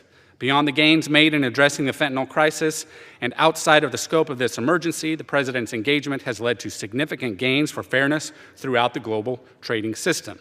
While Canada is one of our most important allies and trading partners and a friend, there have been a number of irritants in our economic relationship. Under President Trump's leadership, we have seen this change, most recently when Canada removed its discriminatory digital services tax. These productive, and I will say, oftentimes uncomfortable conversations must continue, though, as we strengthen and extend USMCA during this 2026 joint review. The President has at every turn reaffirmed his commitment to use tariffs as the means to drive these conversations, and Congress has delegated a number of tariff authorities to the executive. While we are ultimately debating the merits of the emergency, let me be clear. This approach will not change the President's tariff strategy, just the conditions. This body works best when engaging with the full context of the policy environment. As we await the Supreme Court's decision on whether tariffs lie within the authority of IEEPA, today's politically motivated vote, I believe, is premature. If my colleagues have full confidence there is no risk of fentanyl imports at the northern border, then they have more faith than I do. But if this resolution is instead driven by a newfound tariff skepticism, I urge them to allow the Supreme Court to first make its decision. To overlook the very basis of the emergency in the hopes of removing tariffs for which the President has other authorities to pursue only increases uncertainty in the short term. With that, I urge my colleagues to vote no on the resolution. I yield back. Gentleman yields. Gentleman from Florida. Reserve. Reserves. Gentleman from New York. I yield 1 minute to the gentleman from Texas and the member of the Ways and Means Committee, Representative Lloyd Doggett. Gentleman from Texas is recognized. President Trump's repeated bullying of Canada and its eloquent Prime Minister Carney is both embarrassing and alarming. Our country could not have a better neighbor or trading partner than Canada. Declaring emergencies where none exist, Trump delights in these executive decrees for tariffs. He can act like a king, and he's enabled to be a king-like figure on this issue by his Republican enablers, even though it's costing American families thousands of dollars. 76,000 American manufacturing jobs lost amidst Trump chaos. Small businesses losing out if they don't have a lobbyist who can go to Mar-a-Lago and bargain with Trump. This vote is about affirming no king, no rule by decree from the president when he has no authority to do this, and recognizing that our Constitution places responsibility for trade and tariffs where it should be, right here in this Congress. I yield back. Gentleman yields. Members are reminded to refrain from engaging in personalities toward the president. Gentleman from New York. I reserve. Reserves. Gentleman from Florida. I reserve, and I have no more speakers. Gentleman from Florida reserves. No remaining speakers. Gentleman from New York is recognized. I yield 1 minute to the gentleman from Nevada, Representative Stephen Horsford. The gentleman from Nevada is recognized for 1 minute. Thank you, Mr. Speaker. President Trump loves tariffs. He calls them beautiful. He says they protect American workers. But here's the whole hard, cold truth. The American people are paying them. Just today, the nonpartisan Congressional Budget Office confirmed what families already feel. American consumers are paying 95% of these tariffs. 95%. They pay at the grocery store. They pay in higher energy bills. They pay when small businesses shut their doors. And these blanket tariffs on Canada, they are a slap in the face to one of our closest trading allies. Canada is Nevada's top international visitor. Tourism in Las Vegas is already down 7.5%. Nationwide, Canadian travel is down 23%, a $4 billion hit to our economy. But today, thanks to Congressman Meeks, House Democrats and Republicans who are willing to stand up, Congress can take back its power. We can give the American people real relief today. The families sitting around their kitchen tables tonight deserve a government that will lower their cost and that will end these Trump tariff taxes. I urge this body to vote yes on this resolution. Gentleman yields. Gentleman from New York. I yield 1 minute and 30 seconds to the gentleman from Arizona, Representative Greg Stanton. Gentleman's recognized. Thank you very much, Mr. Speaker. I rise in support of H.A. Res. 72. Ranking Member Meeks, thanks for your great leadership on this critical issue. It is time to end Trump's illegal tariffs on Canada, his tariffs on United States' biggest trading partner, Mexico, and the so-called Liberation Day tariff. Congress has the power of the purse, not the president. It's time that we take our power back from an executive who is out of control. Trump's tariffs have been a massive tax on the American people, costing an average household $1,000 per household just in the last year. These tariffs have led to slower job growth, a declining manufacturing industry, less investment. They've hurt our farmers, increased food costs, and these tariffs have inflicted real damage on our relationship with Canada. Canada isn't just our neighbor, it's historically been one of our strongest military allies and biggest trading partners. Trump's constant insults, threats, and these punishing tariffs have turned one of our best friends away from us and towards the People's Republic of China. Enough is enough. It is time that we end this. I urge my colleagues, Republicans and Democrats alike, send Trump a clear message that he can't unilaterally wage a trade war against one of our strongest allies and biggest trading partners. I yield back. Gentleman yields. Gentleman from Florida reserves. Gentleman from New York. Ready to close. The gentleman from New York is recognized. The American people are watching. You know, this is very simple. Why did we take a year to get this vote? Because Trump's tariffs are unpopular, and the majority of Americans know it, and the majority of my colleagues on the other side of the aisle don't want to be on the record. Well, we're going to be on the record. We know that more than 60% of Americans disapprove of these tariffs. They know that the foreign governments don't pay these tariffs. They know that American families do. The farmers feel it. Small businesses feel it. Moms and dads feel it every time that they see the prices at the grocery store. So what this is, you know, we can go back and forth, but the American people are watching. They're the ultimate judges. They can see, they can hear. They know our friends. They know how Canada and Canadians are friendly to us in the United States of America. Closest partners. Many Canadians given their lives for us. So the American people can watch. And what this simply does, this resolution, we'll see. If you think that there's a crisis with Canada, then vote. Still, the Constitution says it is the House of Representatives in the United States Congress. It is within our authority. Don't punt. Don't just hide behind somebody else. That's what this will do. If you believe that this is an emergency, vote that way, if that's what you really believe. But if you go to the grocery stores, if you see the price of beef, if you look at the price of coffee, if you feel that the economy is suffering as a result of these tariffs, if you think the economy for the average everyday American is as good as those billionaire friends that the president has, then you vote with the president. Give up, but don't give up your authority as a member of this House to vote. So the first fight here was the power to vote on this issue, which was blocked for 1 year. I choose not to give up that power. Whether I agree or disagree, I want to vote on it. That was prevented for over a year. Today, we will vote on it. And I want to thank some of my colleagues on the other side who have had the courage to stand up and say, let's vote. Let's vote on this and let the American people know how we stand.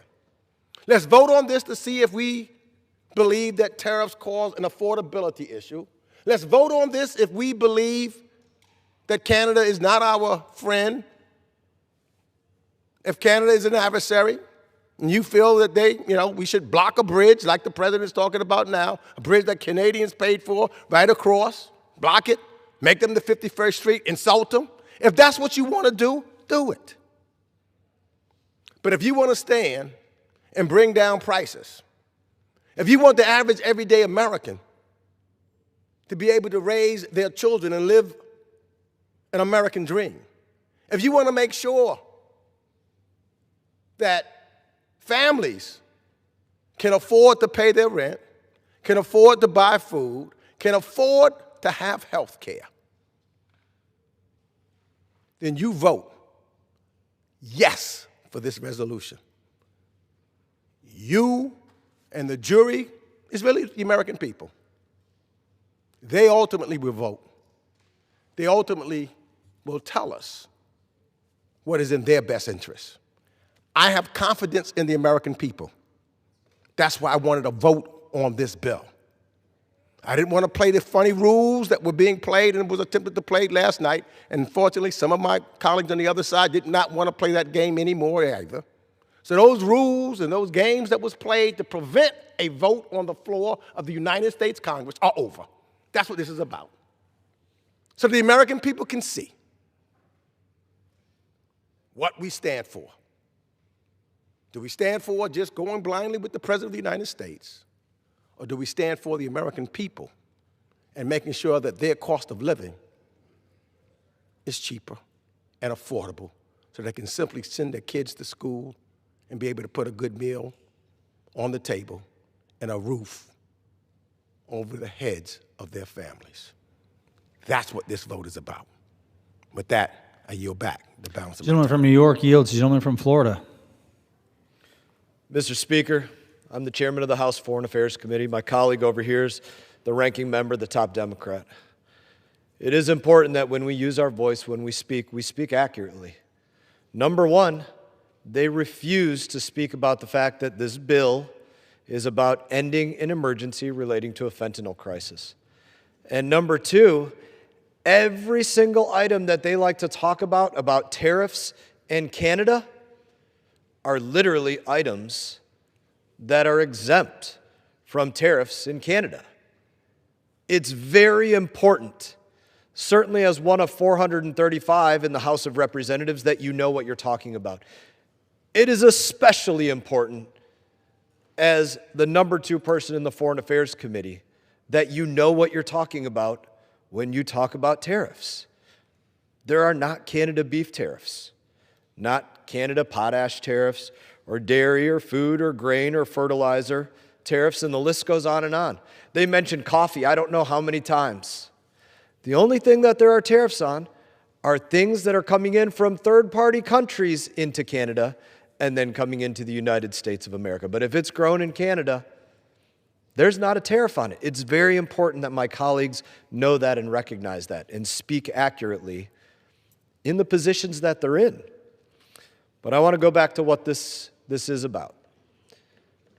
My colleagues say there's no emergency. In fact, to quote my colleague, Mr. Meeks, if you think there is a crisis, if you think this is an emergency, then vote. Those were his words. I think the only person on that side that might be able to change the mind of Democrats is my colleague, Mr. Meeks, who is again unwilling to acknowledge that the death of 5,000 people in his state from fentanyl alone in 1 year is an emergency. Unwilling to acknowledge it. So I'm going to take the remainder of my time here, about a minute. I'm going to give my colleague the opportunity, one last minute, to correct the record for his New Yorkers and say, the American people are the judges.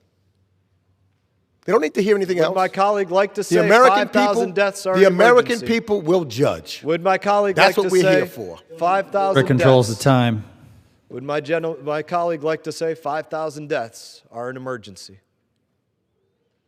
5,000 deaths in his state in 1 year from fentanyl, preventable, President's doing everything he can to stop it, with drug boats, with the Caribbean, with the northern border, with the southern border. Crickets. Hear a pin drop in here. Not a word from them. Thank you, Mr. Speaker. I yield. Gentleman yields. All time for debate has expired pursuant to the order of the House of February 10th, 2026. The previous question is ordered on the joint resolution. The question is on engrossment and third reading of the joint resolution. Those in favor say aye. Those opposed, no. The ayes have it. Third reading. Joint resolution relating to a national emergency by the President on February 1st, 2025. Question is on passage of the joint resolution. Those in favor say aye. Those opposed, no.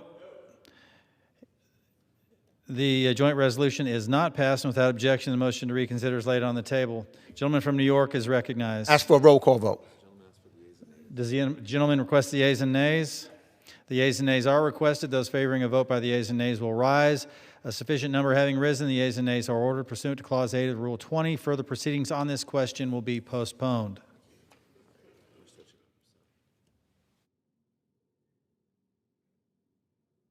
Will receive a message.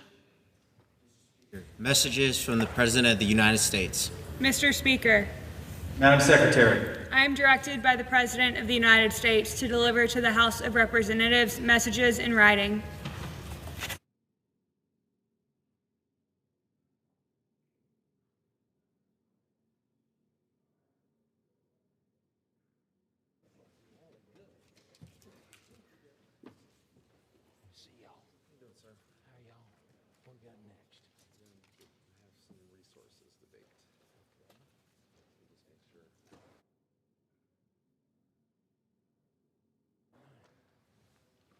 Rick.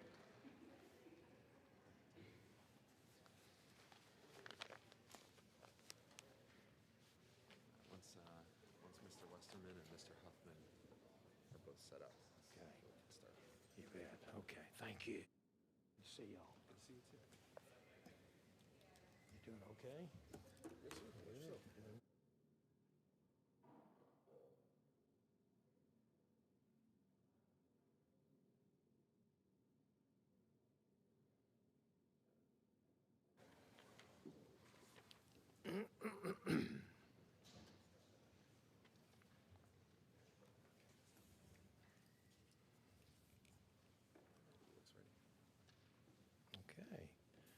For what purpose does the gentleman from Arkansas, Mr. Westerman, seek recognition? Mr. Speaker, pursuant to House Resolution 1057, I call up H.R. 261 and ask for its immediate consideration in the House. The clerk will report the title of the bill. Union Calendar Number 146, H.R. 261, a bill to amend the National Marine Sanctuaries Act to prohibit requiring authorization for the installation, continued presence, operation, maintenance, repair, or recovery of undersea fiber optic cables in a national marine sanctuary if such activities have previously been authorized by a federal or state agency. Pursuant to House Resolution 1057, the amendment in the nature of a substitute recommended by the Committee on Natural Resources printed in the bill is adopted, and the bill as amended is considered read. The bill as amended shall be debatable for 1 hour, equally divided and controlled by the chair and ranking minority member of the Committee on Natural Resources or their respective designees. The gentleman from Arkansas, Mr. Westerman, and the gentleman from California, Mr. Huffman, will control 30 minutes. The chair now recognizes the gentleman from Arkansas, Mr. Westerman. Mr. Speaker, I ask unanimous consent that all members have 5 legislative days to revise and extend their remarks and to include extraneous material on H.R. 261. Without objection. Mr. Speaker, I yield myself such time as I may consume. Unrecognized. I rise in strong support of H.R. 261, sponsored by Congressman Buddy Carter of Georgia. Undersea cables play a crucial role in the global economy. These cables are roughly 1 to 2 inches in diameter, yet they crisscross the globe and carry approximately 95% of global internet traffic, facilitating trillions of dollars in global financial transactions. The Undersea Cable Protection Act of 2025 eliminates the requirement for undersea cables to obtain a special use permit under the National Marine Sanctuaries Act, as a condition to route these projects through a national marine sanctuary.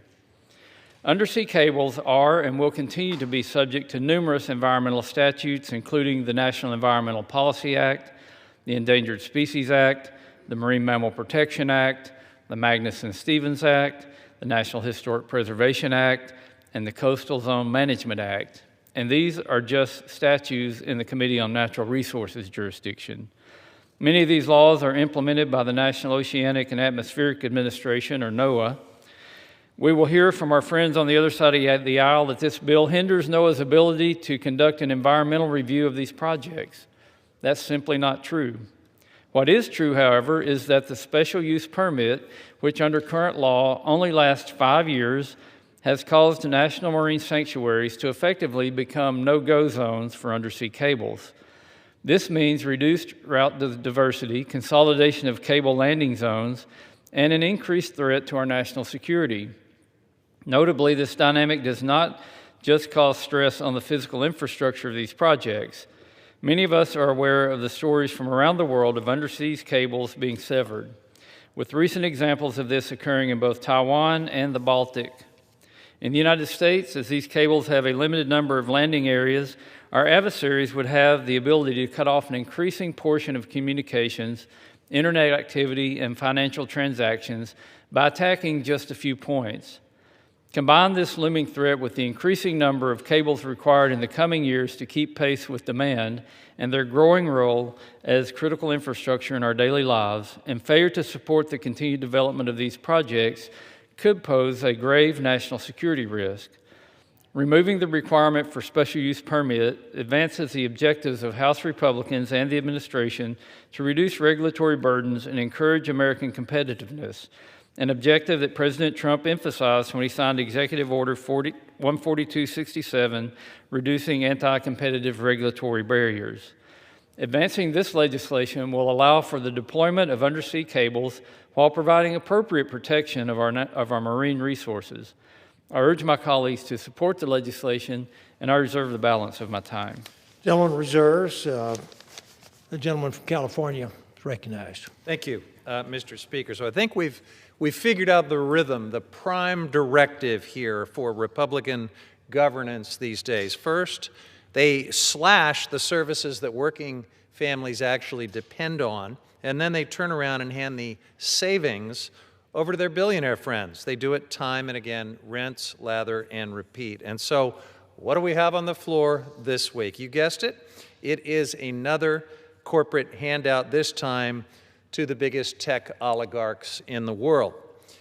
These folks have shown that if you've got enough money, if you're willing to bend the knee, you can pretty much get anything you want these days under MAGA Republican governance. And so every time we try to add protections and regulations to their platforms that would keep users and children safe, they stop it.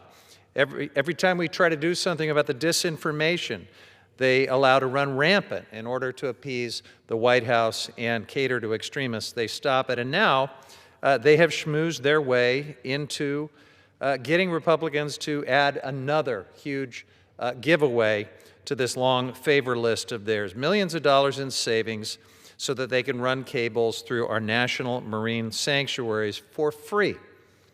So I have to ask, what is the end game here? Where does it stop? Are we systematically privatizing every piece of America's natural heritage for the richest and most powerful corporations in the world? Because that's exactly where H.R. 261 seems to be taking us.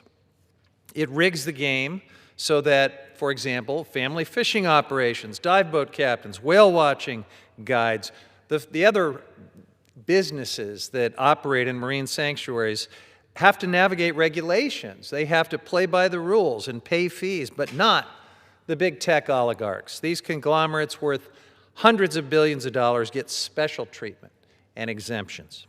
Our national marine sanctuaries encompass over 500,000 square miles of America's most precious underwater ecosystems. They are economic engines generating billions in tourism revenue, sustaining entire coastal economies.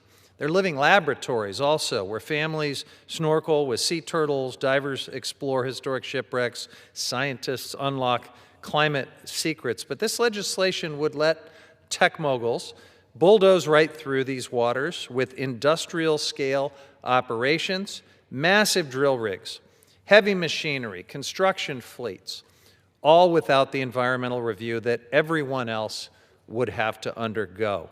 The sponsors insist that these undersea cables are just little needles in a haystack, and they'll probably hold up a little segment of one of these cables to try to suggest these are just needles in a haystack. And it is true that the fiber optic lines themselves are thin, but the installation process is anything but delicate. We are talking about seafloor excavation projects that can obliterate coral reefs and hurt marine mammals across vast swaths of the ocean. And what could go wrong when these projects are happening on the seafloor? Well, we can look at what Meta tried to do off of the Pacific Northwest coast. Their drilling operation collapsed, scattered pipes and toxic fluids and heavy equipment across the seafloor like an underwater junkyard, and then the company just wrote a tiny check and left town. Nowhere near the cost of the actual damage that was incurred, and the marine habitat there is still trashed. So look, my district is home to one of our nation's iconic marine sanctuaries. I can say without hesitation that my constituents don't want to see these industrial activities rip through our sensitive kelp forests that support fisheries and tourism. No project in these places should happen without very careful study, without mitigation, and most importantly, without paying their fair share. And this bill would let tech executives treat these national treasures off our coast like some kind of an industrial sacrifice zone without even paying a cent for the use of these resources. The National Marine Sanctuaries Act is the only statute requiring compatibility with the conservation objectives of each sanctuary. If you strip that away, as this bill would do, you have created a regulatory sacrifice zone. And House Republicans can't even identify which licenses and permits would qualify in this bill in lieu of the special use permit process that would ordinarily apply. Mr. Speaker, how can we look the American people in the eye and assure them that no environmental safeguards are going away when we don't even have that very basic information? The truth is, for many in the majority, the details just don't matter. Meta and Amazon is what matters, and they want this legislation. The majority is willing to take it at face value. Just pass this along, no questions asked, give the oligarchs what they want. Democrats have proposed amendments to this legislation, common sense protections, a mandatory insurance coverage requirement, for example, off-limit zones for very sensitive habitats, standard user fees like these oligarchs pay whenever they run one of these projects on land. Our amendment would have allowed the basics of H.R. 261 to move forward, allowing an alternative process to the current special use permit, while preserving some of these basic operational guardrails to ensure the protection of these very special and fragile places. And the majority shot down every one of these proposals. This is not about efficiency. It's about preferential treatment for oligarchs like Meta and Amazon. Now consider this. When telecom companies want to access our national forests for one of these projects, they pay rent. When they cross national parks, they pay fees. But somehow marine sanctuaries are supposed to be free. That's nothing more than a corporate giveaway and a terrible precedent that won't stop with our marine sanctuaries. The sponsors wrap this handout in national security rhetoric. We've already heard some of it from the chairman. They claim that there is an urgent telecommunications crisis. And it's important to remember, Mr. Speaker, that these are multi-billion-dollar projects spanning years and thousands of miles. They make their maps public. Everyone knows where these projects are taking place. And the cost of environmental assessments is pocket change for these operations, but it could mean the difference between healthy habitats and destroyed resources in our national marine sanctuaries.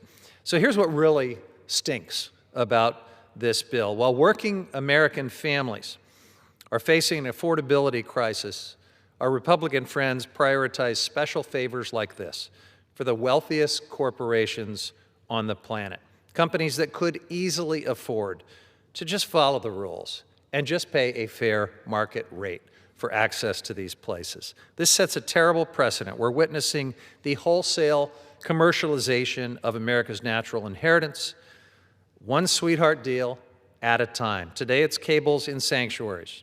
Tomorrow it's mining in a national monument. Next week, drilling in national seashores. Where does this corporate favoritism end? If my colleagues want to modernize telecommunications, we can do that the right way.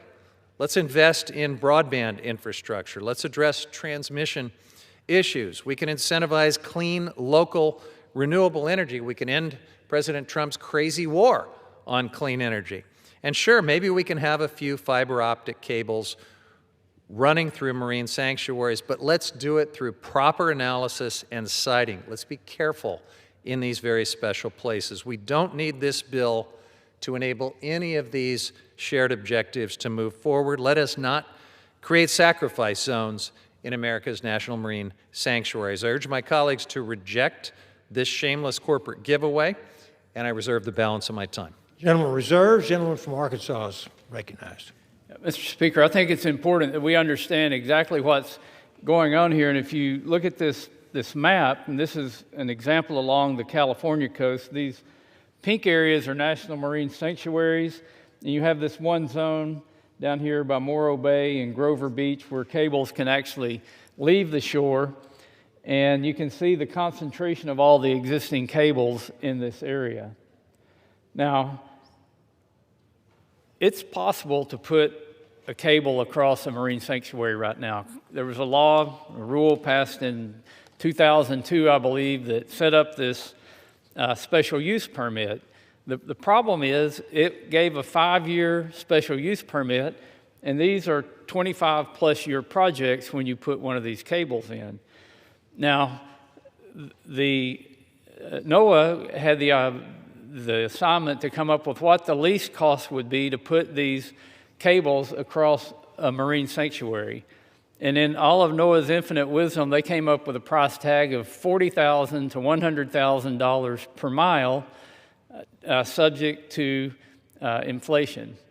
So nobody's gotten one of these permits. Nobody's put a cable across because this rule by the federal government has disincentivized all of these companies from being able to run cables, which seems to be what the purpose of the rule was in the first place, just to keep cables out of the marine sanctuaries. Now, if somebody were to put a cable through a marine sanctuary, they would still have to go through the NEPA process. They would have to go through the entire regulatory process to get a permit to put the cable across the sanctuary. So it's not like you're throwing away all environmental oversight and all environmental guidelines to be able to bury one of these cables, or not bury it, but run along the ocean floor. And again, they're 1 to 2 inches in diameter. Now, if you just looked at 1 mile at say 4 inches in diameter, that strip of land at a rate of $40,000 per mile would be the equivalent of a yearly rent of about $1 million per acre every year. So the whole rule and the law was stacked against doing anything, and that's exactly what's happened. We want to open this up where American companies can invest in American fiber cables so that we can communicate across the ocean. We can get away from all this consolidation in one area where it's easy to target. With that, Mr. Speaker, I yield 3 minutes to the gentleman from Georgia, the lead sponsor of this legislation, Mr. Buddy Carter. I thank the gentleman for yielding. Gentleman from Georgia is recognized. Mr. Speaker, I rise in support of my bill, H.R. 261, the Undersea Cable Protection Act of 2025. Undersea fiber optic cables carry roughly 95% of all intercontinental internet traffic and nearly all transoceanic digital communications. Trillions of dollars in financial transactions, trillions. Global trade data, cloud computing, and secure government communications depend on these cables every single day. They are critical infrastructure, just as essential as ports, as pipelines, or power grids. Yet despite their importance, the United States has allowed overregulation and duplicate permitting to stand in the way of deploying and maintaining this infrastructure, especially on the West Coast, where permitting delays and overlapping approvals have made it effectively impossible to lay new cables in certain areas for decades. The chairman just described what we're talking about here. These projects weren't stopped because they failed environmental review. They were stopped because of bureaucracy. That's the problem H.R. 261 is designed to fix. Today, even when an undersea cable project has already received full authorization from a federal or state agency, it can still be forced through an additional duplicate permitting process within national marine sanctuaries. That extra layer adds years of delay, drives up costs, and discourages investment without providing meaningful environmental protection. H.R. 261 clarifies that once a project has been lawfully approved at the state and federal levels, it should not be required to obtain an additional permit for the same activity. And let me be clear, this bill does not weaken environmental protections. All existing environmental laws, reviews, and interagency coordination requirements remain fully intact. This is about eliminating redundancy, not eliminating oversight. This matters for states like Georgia. Georgia's economy depends on global connectivity, from the Port of Savannah and our logistics and supply chain networks to manufacturing defense contractors, data centers, and a growing technology sector. Reliable undersea cable infrastructure supports jobs, it supports trade and economic growth across the country. There is also a serious national security component to this. Undersea cables carry sensitive government and military communications. Delays in installing, repairing, or maintaining this infrastructure create real vulnerability to our national security.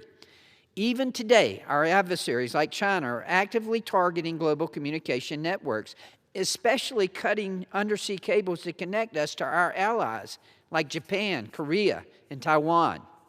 Secure, resilient connectivity is not optional. It is a strategic necessity. H.R. 261 is a solution that offers a balanced, common-sense solution. It cuts unnecessary red tape, it preserves environmental safeguards, it strengthens our economy, and most importantly, it protects America's national security. I implore this Congress to pass this legislation to secure America's technological dominance and fortify our national security. I urge my colleagues to support H.R. 261, and I yield back. Gentleman's time's expired. The gentleman from Arkansas is recognized. I reserve. Gentleman reserves. Gentleman from California is recognized. Thank you, Mr. Speaker. It's a little bit rich to suggest that if this became law, we would lose no environmental protections. This bill eliminates the special use permit under which the folks who protect our national marine sanctuaries make sure that there is proper siting and proper environmental review and proper mitigation and proper accountability for when things go wrong, and things do go wrong. So the one example I can hold out is in Olympic Coast National Marine Sanctuary, because that is something that went through the special use permit process, one of these undersea cable landings, and things got very complicated.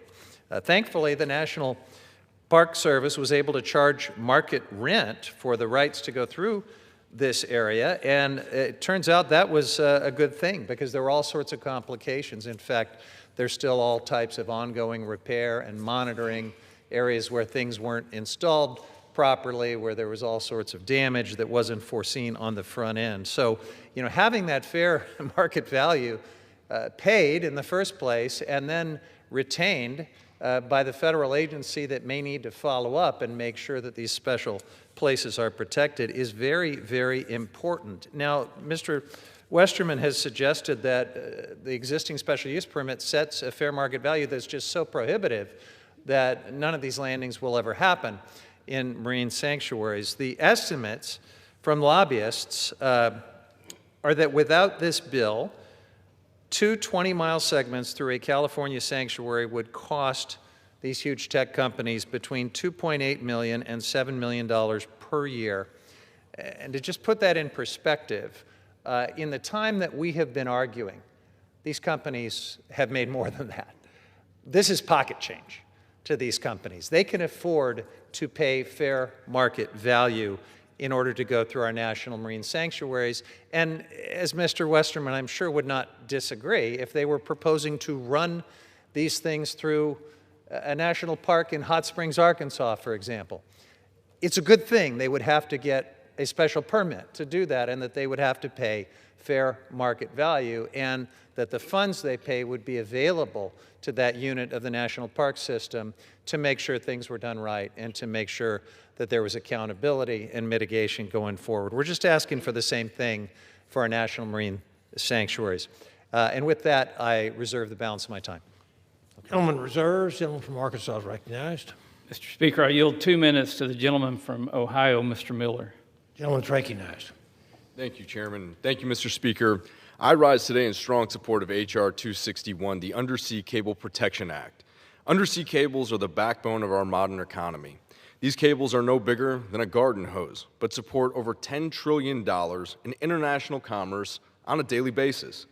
You'd think that this clear significance would prompt us to make sure that it's easy to build these things, but no. The United States is one of the most difficult countries in the world to lay and operate undersea cables. This is a national security liability.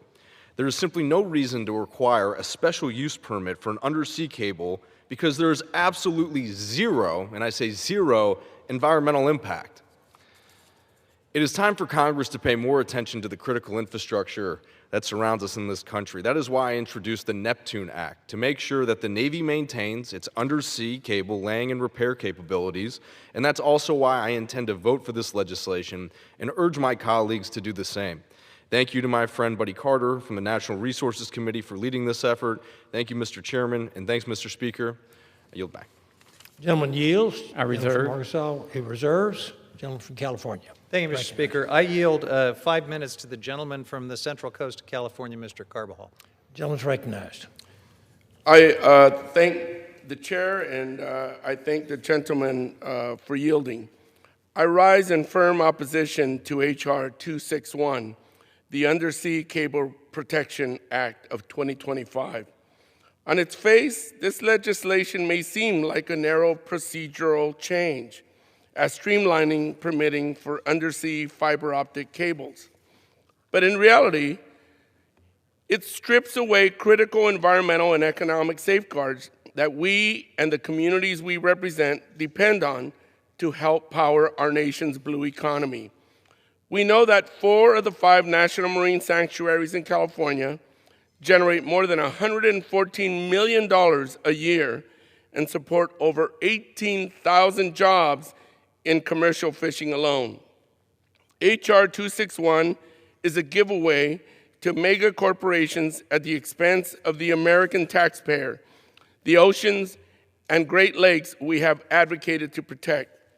And some of the marine sanctuaries most at risk because of this legislation are iconic spots off the coast of California: Monterey Bay, Channel Islands, and the newly created Chumash Heritage National Marine Sanctuary. Nowhere is this more evident than in the Chumash Heritage National Marine Sanctuary, a designation that was decades in the making. First nominated by the Northern Chumash Tribe Council in 2015, the sanctuary became effective on November 30th, 2024, after review by Congress and the state of California. And now, through this legislation, my constituents and the Chumash Heritage National Marine Sanctuary will lose big. Waiving the future fees on cables from industry would cost between $2.7 and $7 million per every 20 miles each year. While there is a 2-year exception for the newly designated Chumash Heritage National Marine Sanctuary, current law requires operators and installers of deep-sea fiber optic cables to obtain a permit from NOAA and pay fair market fees for use of these areas. I and many others here today believe we need secure, reliable telecommunications infrastructure. And I understand that the 5-year time limits on permits cause concern for companies looking for long-term certainty. However, I firmly believe that we can find a solution that protects these sanctuary resources and treats all stakeholders fairly. We can find a win-win solution that supports innovation, continues to support our local economies, and ensure the American taxpayer gets a fair return for use of our natural resources. That is why, at the appropriate time, I will offer a motion to recommit this bill back to committee.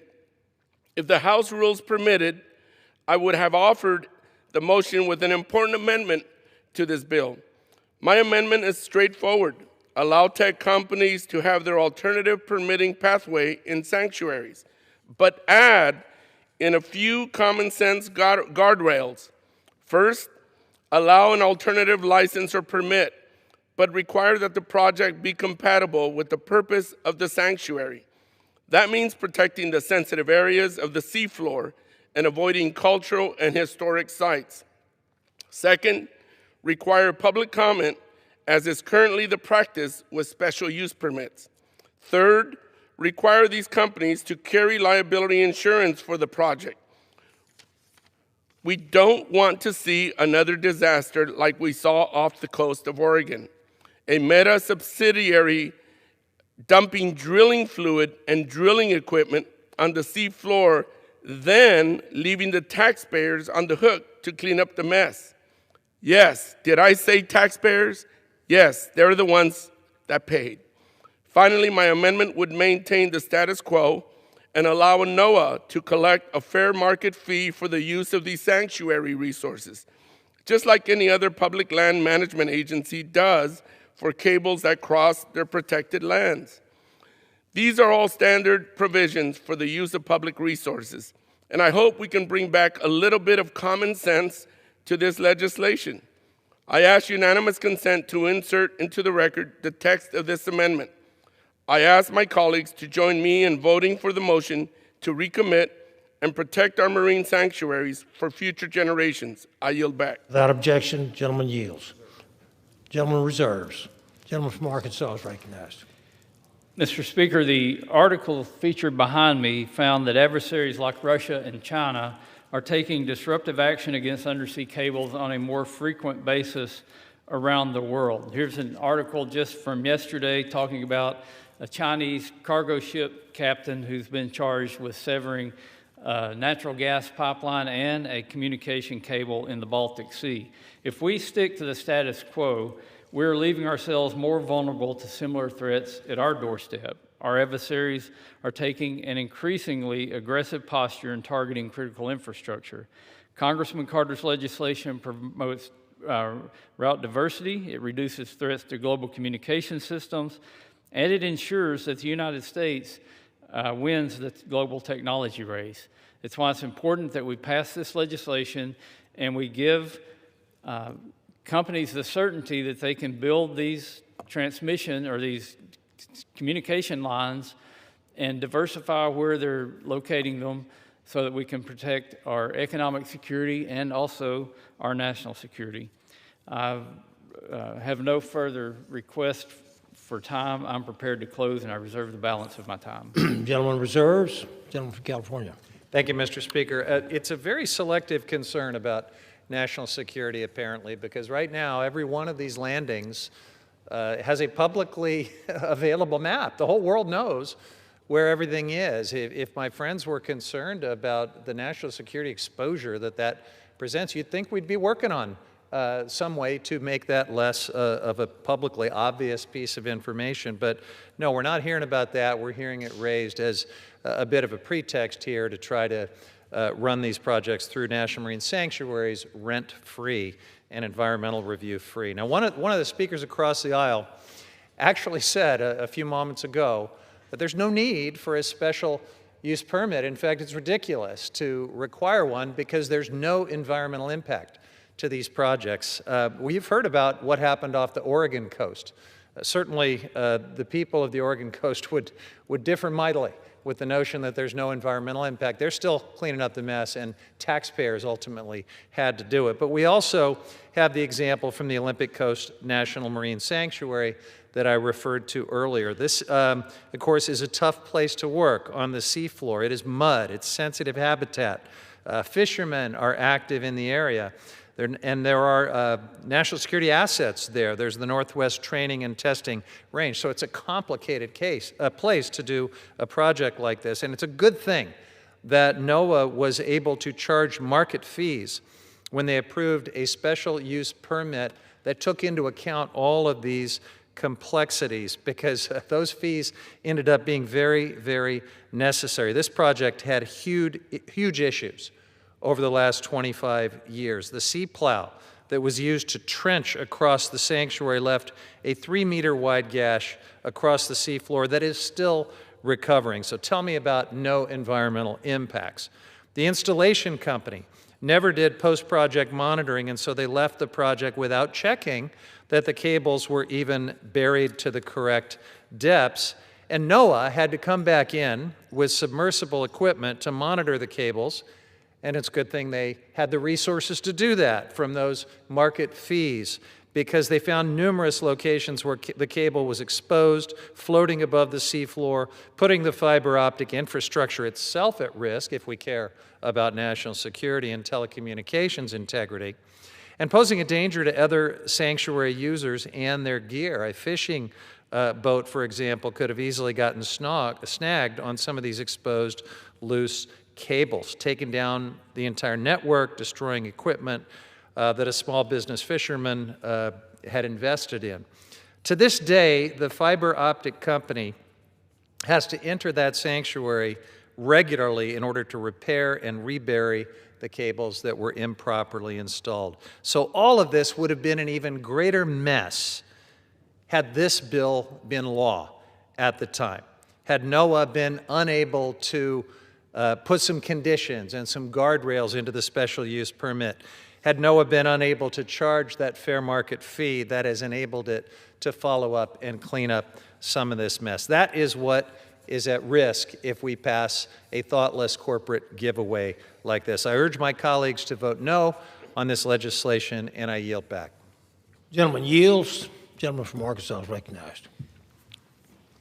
Mr. Speaker, this legislation before us today accomplishes two objectives. First, it eliminates the requirement for undersea cables to obtain a special use permit for operating within national marine sanctuaries.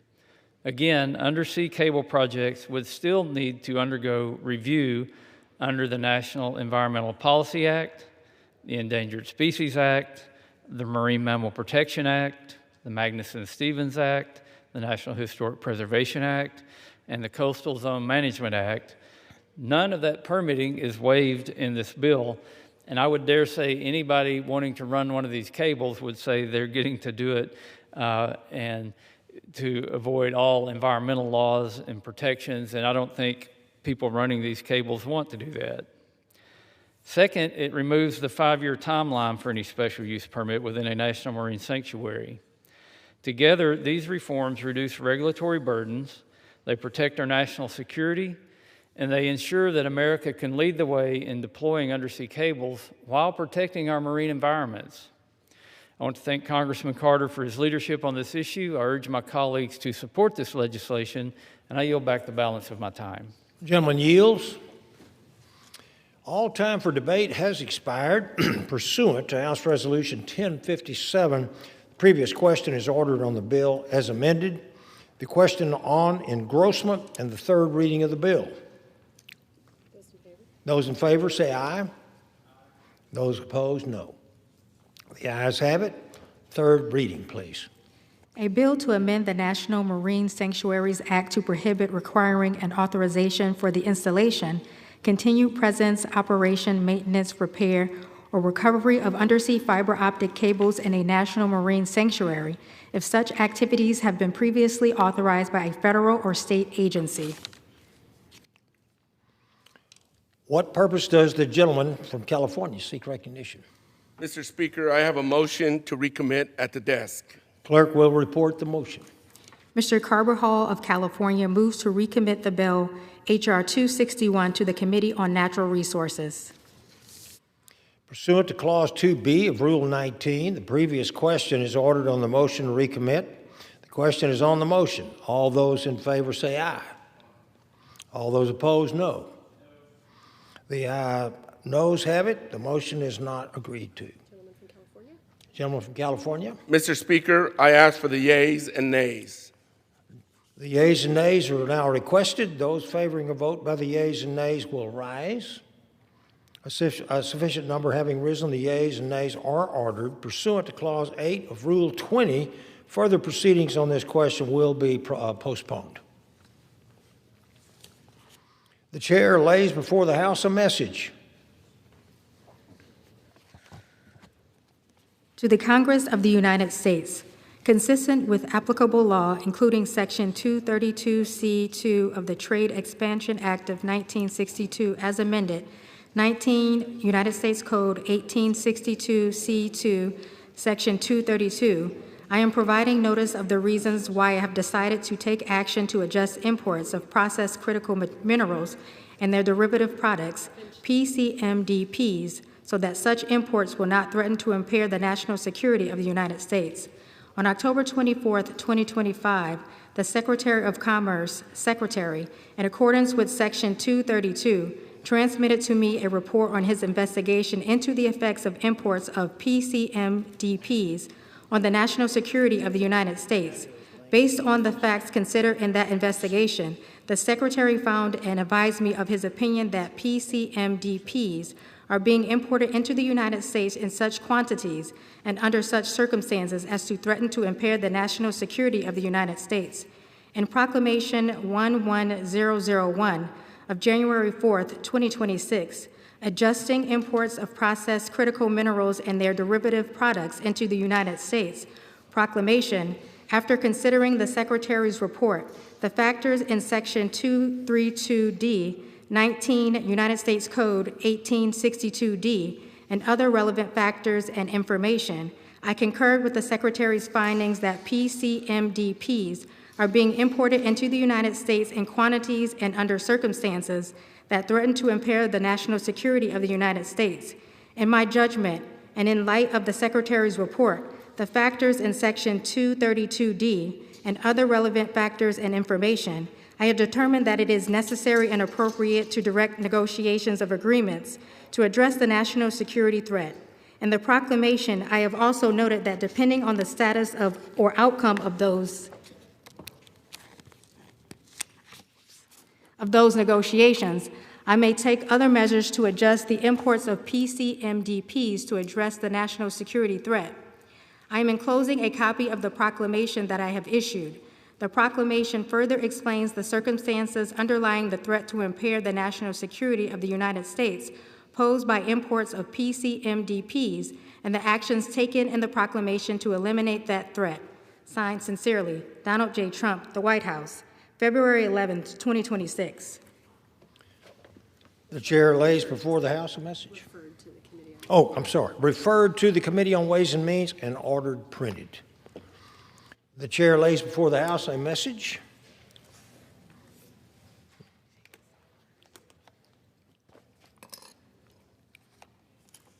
To the Congress of the United States, consistent with applicable law, including Section 232C2 of the Trade Expansion Act of 1962 as amended, 19 United States Code 1862C2, Section 232, I am providing notice of the reasons why I have decided to take action to adjust imports of medium and heavy-duty vehicles, MHDVs, and medium and heavy-duty vehicles parts, MHDVPS, and buses so that such imports will not threaten to impair the national security of the United States. In September 2025, the Secretary of Commerce, Secretary, in accordance with Section 232, transmitted to me a report on his investigation into the effects of imports of MHDVSs and MHDVPs and buses on the national security of the United States. Based on the facts considered in that investigation, the Secretary found and advised me of his opinion that MHDVs, MHDVPs, and buses are being imported into the United States in such quantities and under such circumstances as to threaten to impair the national security of the United States. In Proclamation 10984 of October 17, 2025, adjusting imports of medium and heavy-duty vehicles, medium and heavy-duty vehicle parts, and buses into the United States. Proclamation. After considering the Secretary's report, the factors in Section 232D, 19 United States Code 1862D, and other relevant factors and information, I concur with the Secretary's findings that MHDVs and MHDVPs and buses are being imported into the United States in quantities and under circumstances that threaten to impair the national security of the United States. In my judgment, and in light of the Secretary's report, the factors in Section 232D and other relevant factors and information, I have determined that it is necessary and appropriate to impose tariffs and other certain imports of MHDVs and MHDVPs and buses. And I am enclosing a copy of the proclamation that I have issued. The proclamation further explains the circumstances underlying the threat to impair the national security of the United States posed by imports of MHDVs, MHDVPs, and buses, and the actions taken in the proclamation to eliminate that threat. Signed sincerely, Donald J. Trump, the White House, February 11, 2026. Referred to the Committee on Ways and Means and ordered printed. The chair lays before the House a message.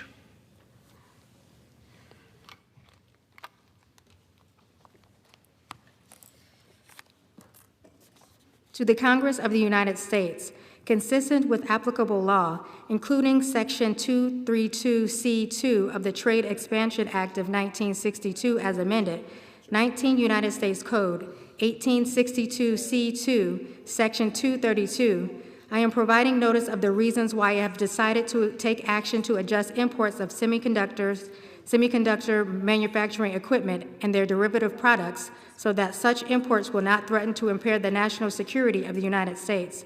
On December 22, 2025, the Secretary of Commerce, Secretary, in accordance with Section 232, transmitted to me a report on his investigation into the effects of imports of semiconductors, semiconductor manufacturing equipment, and their derivative products on the national security of the United States. Based on the facts considered in that investigation, the Secretary found and advised me of his opinion that semiconductors, semiconductor manufacturing equipment, and their derivative products are being imported into the United States in such quantities and under such circumstances as to threaten to impair the national security of the United States. In Proclamation 11002 of January 14, 2026, adjusting imports of semiconductors, semiconductor manufacturing equipment, and their derivative products into the United States, proclamation, after considering the Secretary's report, the factors in Section 232D, 19 United States Code 1862D, and other relevant factors and information, among other things, I concurred with the Secretary's findings that semiconductors, semiconductor manufacturing equipment, and their derivatives are being imported into the United States in quantities and under such circumstances that threaten to impair the national security of the United States. In my judgment, and in light of the Secretary's report, the factors in Section 232D and other relevant factors and information, I have determined that it is necessary and appropriate to direct negotiations of agreements to address the national security threat. In the proclamation, I also noted that depending on the status or resolution of those negotiations, I may take other measures to adjust the imports of semiconductors, semiconductor manufacturing equipment, and their derivatives to address the national security threat. I also determined that it is necessary and appropriate to impose an immediate ad valorem duty rate on the import of certain advanced computing chips and certain derivative products to address the national security threat found in the proclamation. I am enclosing a copy of the proclamation that I have issued. The proclamation further explains the circumstances underlying the threat to impair the national security of the United States posed by imports of semiconductors, semiconductor manufacturing equipment, and their derivative products, and the actions taken in the proclamation to eliminate that threat.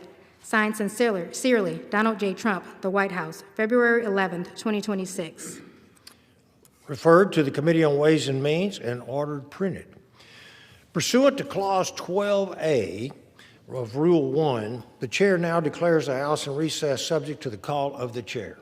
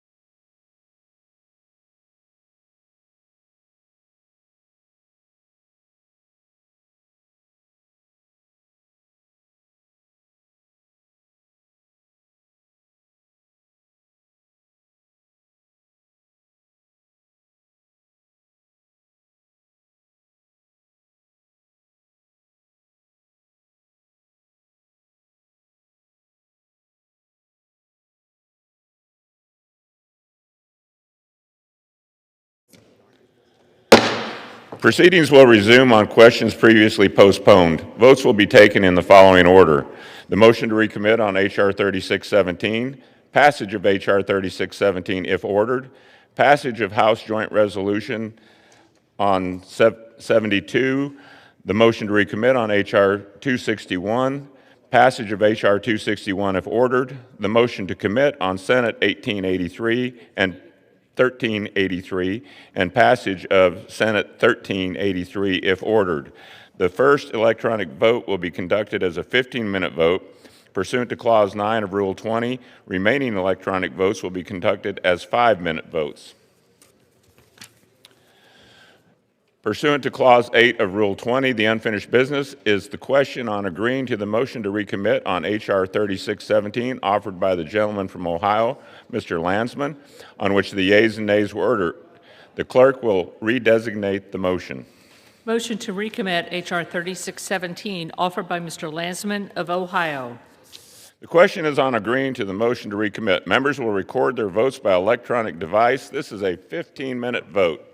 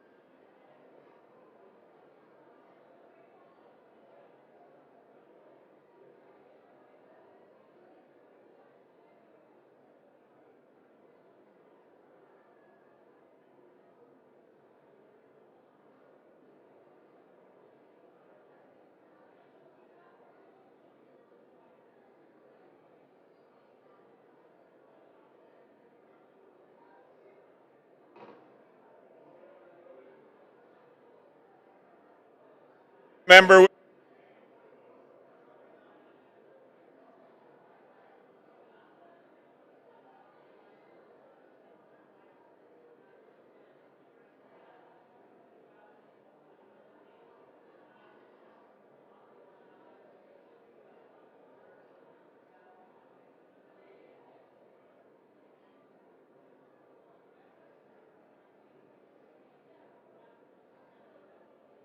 On this vote, the yeas are 214 and the nays are 215. The motion is not adopted.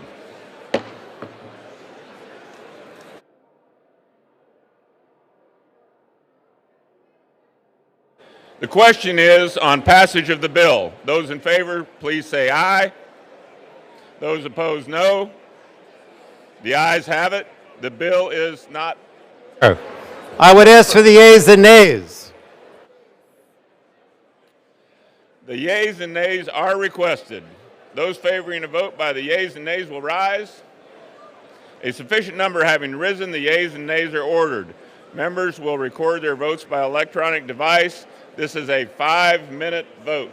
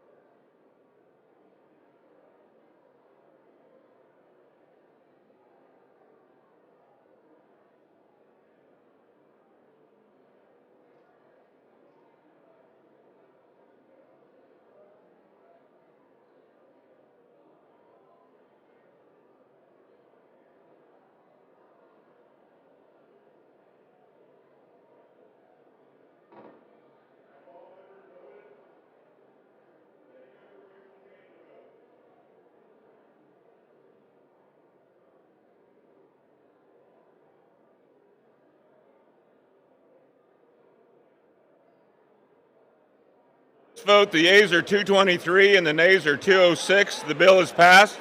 Without objection, a motion to reconsider is laid on the table.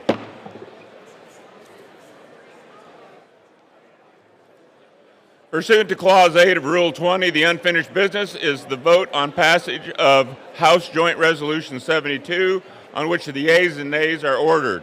The clerk will report the title of the joint resolution. House Joint Resolution 72, joint resolution relating to a national emergency by the President on February 1, 2025.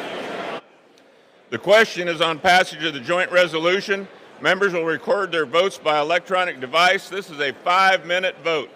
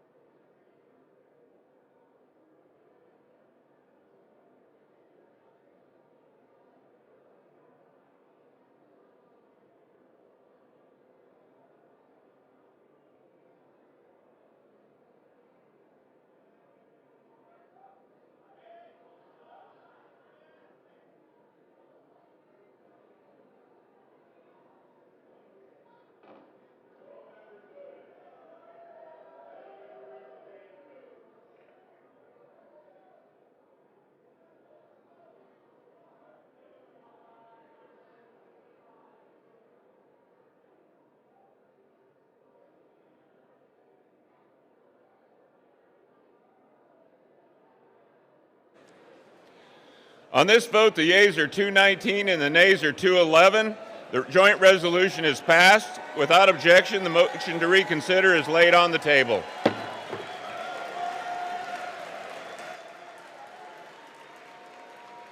Pursuant to Clause 8 of Rule 20, the unfinished business is on the question of agreeing to the motion to recommit on H.R. 261 offered by the gentleman from California, Mr. Carbajal, on which the yeas and nays were ordered. The clerk will redesignate the motion. Motion to recommit H.R. 261 offered by Mr. Carbajal of California. The question is on agreeing to the motion to recommit. Members will record their votes by electronic device. This is a 5-minute vote.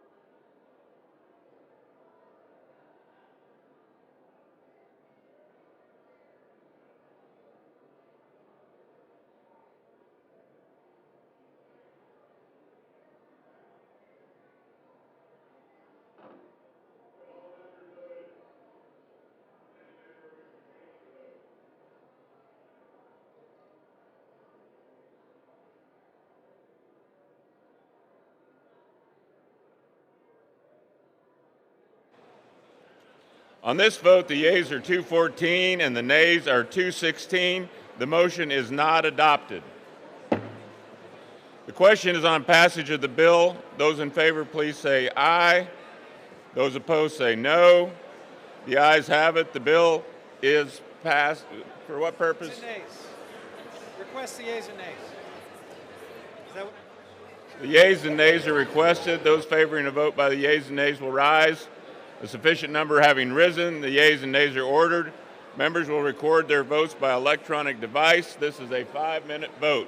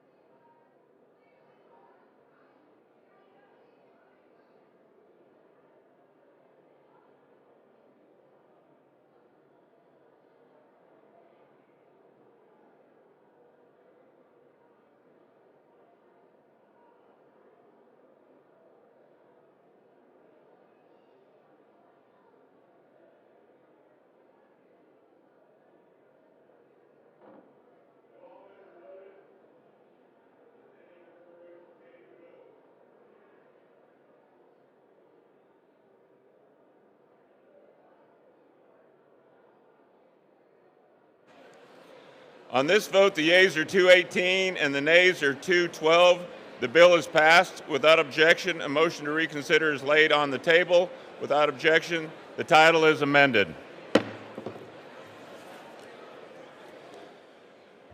Pursuant to Clause 8 of Rule 20, the unfinished business is the question on agreeing to the motion to commit on Senate 1383 offered by the gentleman from New York, Mr. Morrell, on which the yeas and nays were ordered. The clerk will redesignate the motion. Motion to commit, Senate 1383, offered by Mr. Morelli of New York. The question is on agreeing to the motion to commit. Members will record their votes by electronic device. This is a 5-minute vote.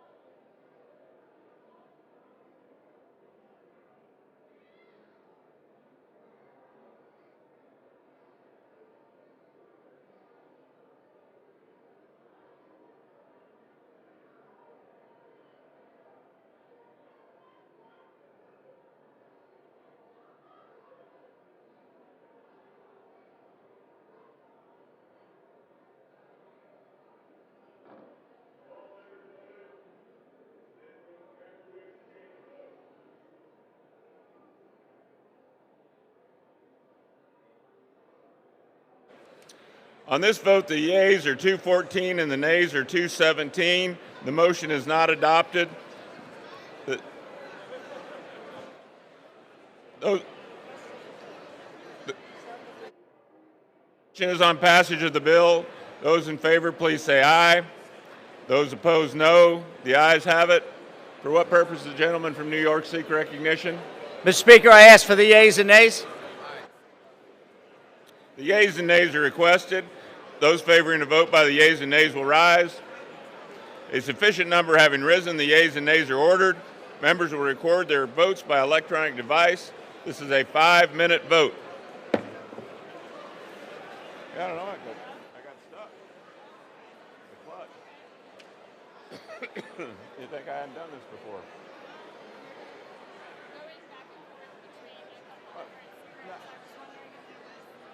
No, it's funny. Sometimes you do that, and then this looks like subtitles or whatever, like in a book, references. Yeah. And I just kind of clutched on that one. This one will be interesting. I'm curious how we pull some dams. We did 4 last year. As I was saying, I don't know if you were standing here when I was talking about the polling on this, but 71 or 72.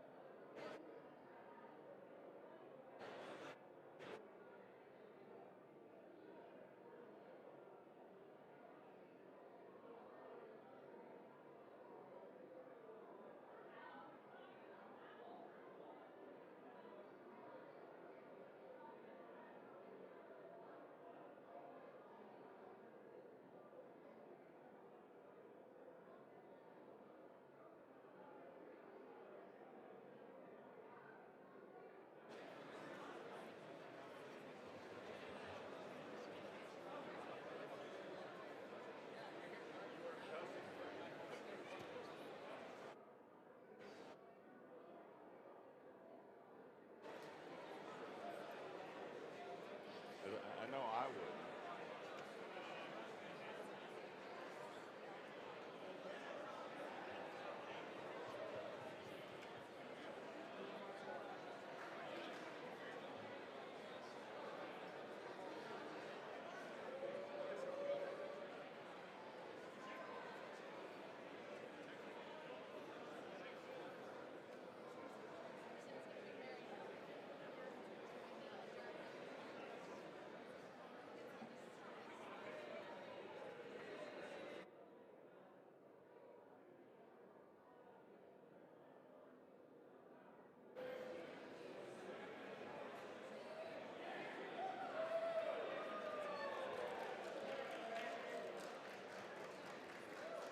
They said they could hear us on TV.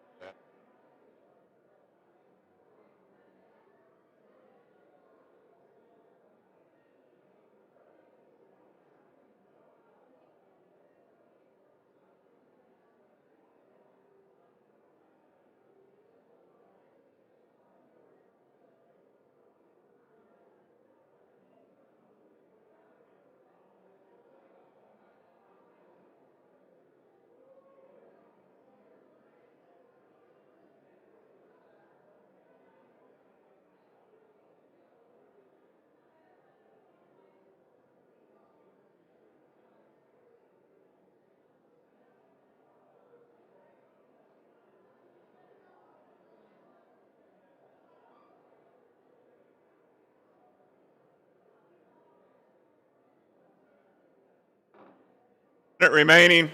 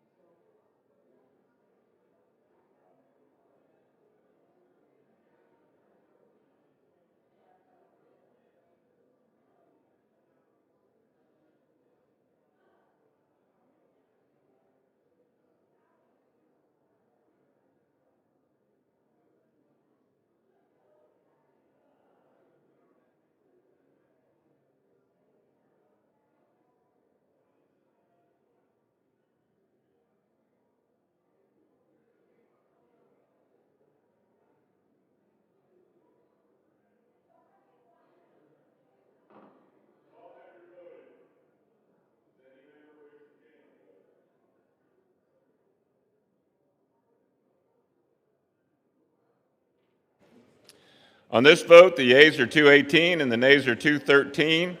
The bill is passed. Without objection, a motion to reconsider is laid on the table.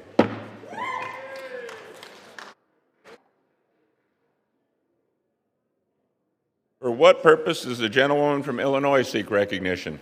Mr. Speaker, I ask unanimous consent that the Committee on House Administration be discharged from further consideration of H-Con Res 72 and ask for its immediate consideration in the House. The clerk will report the title of the concurrent resolution. House Concurrent Resolution 72, concurrent resolution authorizing the use of Emancipation Hall in the Capitol Visitor Center for a ceremony as part of the commemorative of the Days of Remembrance of Victims of the Holocaust. Is there an objection to the consideration of the concurrent resolution? Without objection, the concurrent resolution is agreed to, and the motion to reconsider is laid on the table.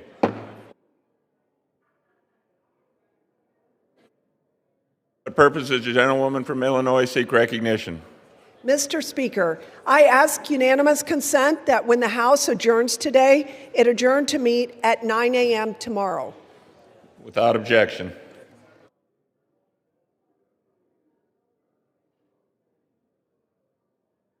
For what purpose does the gentlewoman from Pennsylvania seek recognition? Mr. Speaker, I ask unanimous consent that I may hereafter be considered as the first sponsor of H.R. 3370, Protect Firefighters Act, and H.R. 1742, Access to Reproductive Care for Service Members Act. These bills originally introduced by Representative Sherrill of New Jersey for the purposes of adding co-sponsors and requesting reprints pursuant to Clause 7 of Rule 12. Without objection.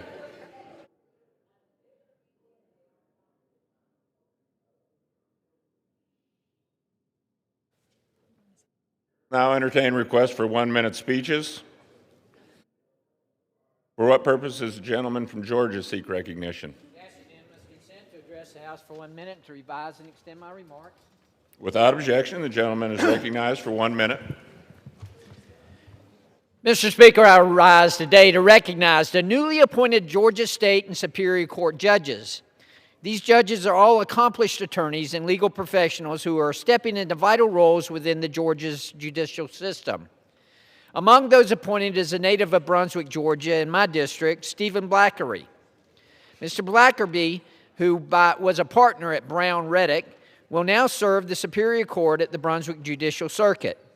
Mr. Blackerby earned his Bachelor of Arts in English from Emory University and his Juris Doctor with honors from the University of Georgia School of Law, where he served on the editorial board of the Journal of Intellectual Property Law.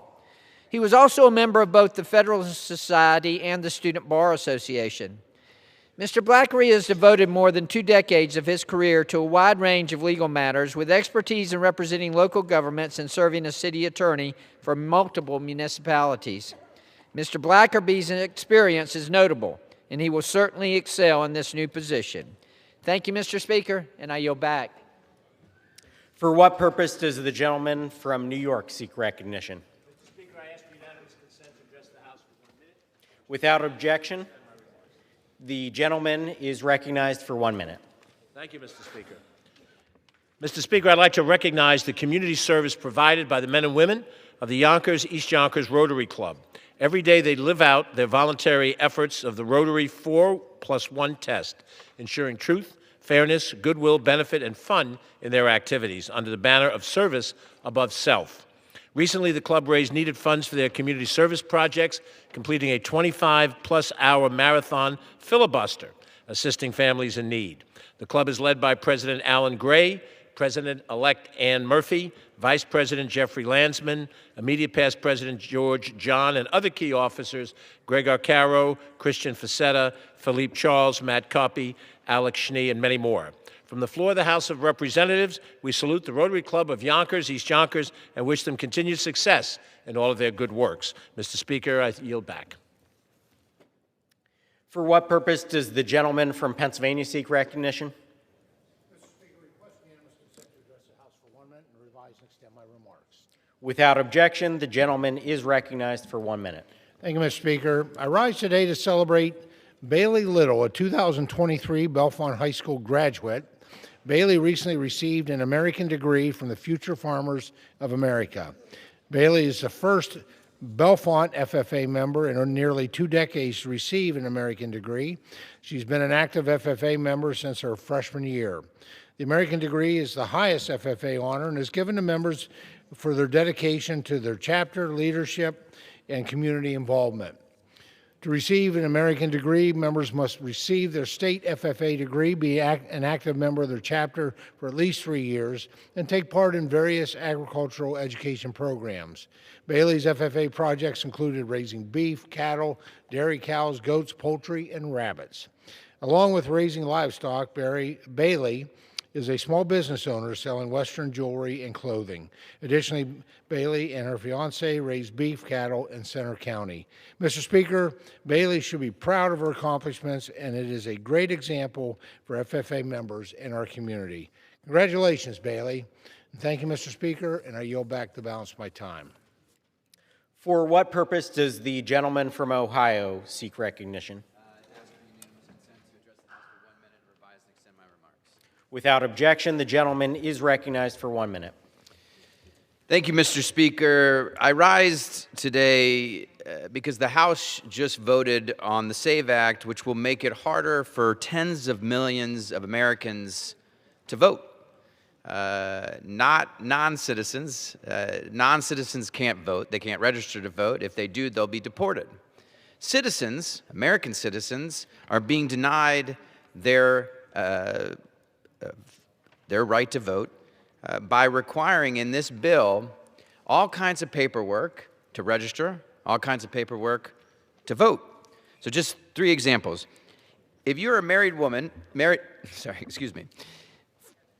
for married women, there are 70 million women with an ID that does not match their birth certificate. It will be harder for them to register to vote. Seniors, especially those who have been voting by mail, it will be harder for them to vote. College students, those who serve our country abroad would have to come home in order to register to vote. This is a terrible, un-American, undemocratic, honestly insane bill that the Senate should not take up. Thank you, Mr. Speaker, and I yield back.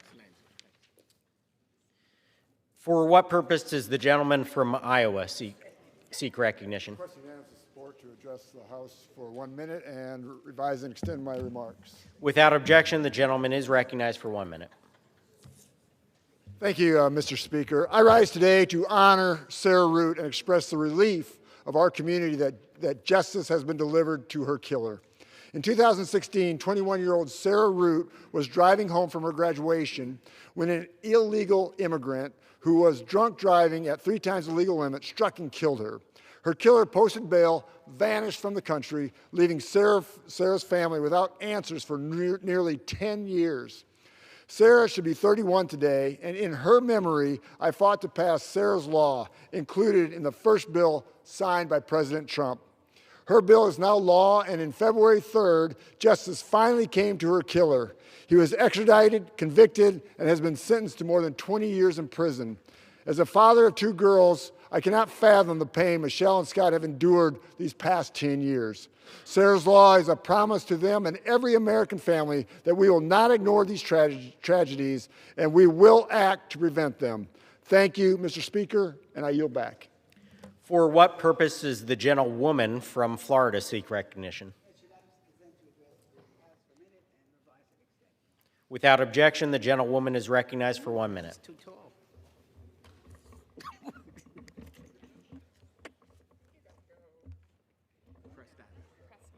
Oh, there we go. Okay, thank you. Okay, that's what happens when you're short.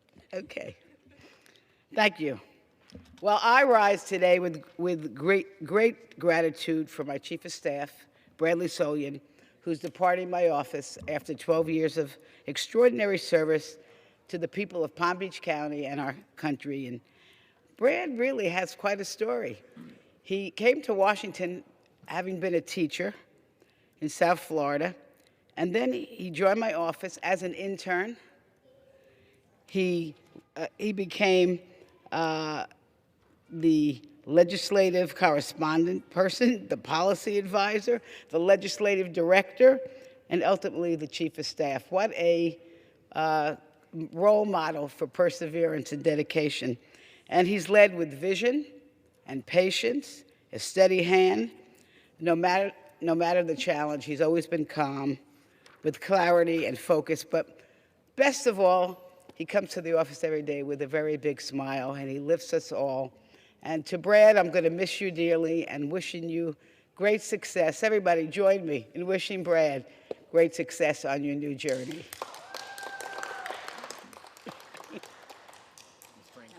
For what purpose does the gentleman from Arizona seek recognition? Without objection, the gentleman is recognized for 1 minute. Thank you, Mr. Speaker. I rise in honor of Yvonne Feddersen, co-founder of Child Help, a national organization dedicated to prevention and treatment of child abuse.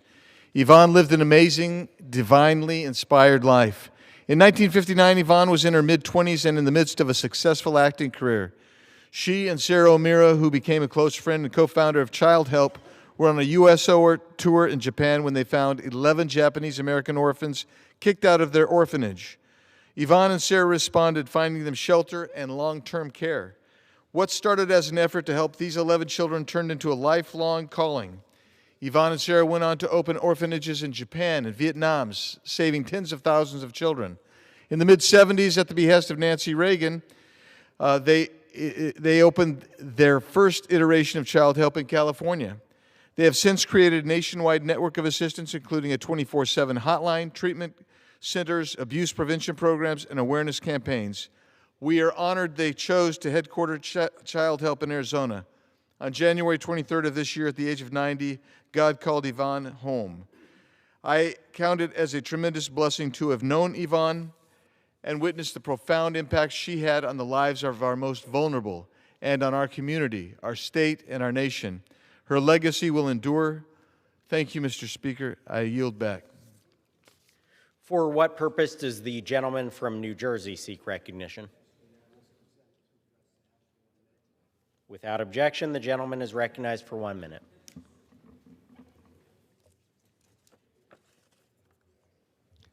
Mr. Speaker, I rise today to recognize Howard Bennett, Camden City, New Jersey firefighter who tragically lost his life on the job last week. He served his community for 26 years, and he will forever be remembered as husband to Fran, father to David and Jenna, a brother, a friend, and a protector. When it came to the fireboat, Howard's knowledge was second to none. He treated it like an extension of himself, ensuring that it was always ready for action. His fellow firefighters remember him for his resourcefulness. And when others thought something couldn't be fixed, Howard found a way to make it work. He was a trusted mentor to young firefighters, always willing to help, simply because that's who he was. Firefighter Howard Bennett served with integrity, humility, and heart. Today, I honor his service and extend my deepest condolences to his loved ones. May he rest in peace. Mr. Speaker, I yield back.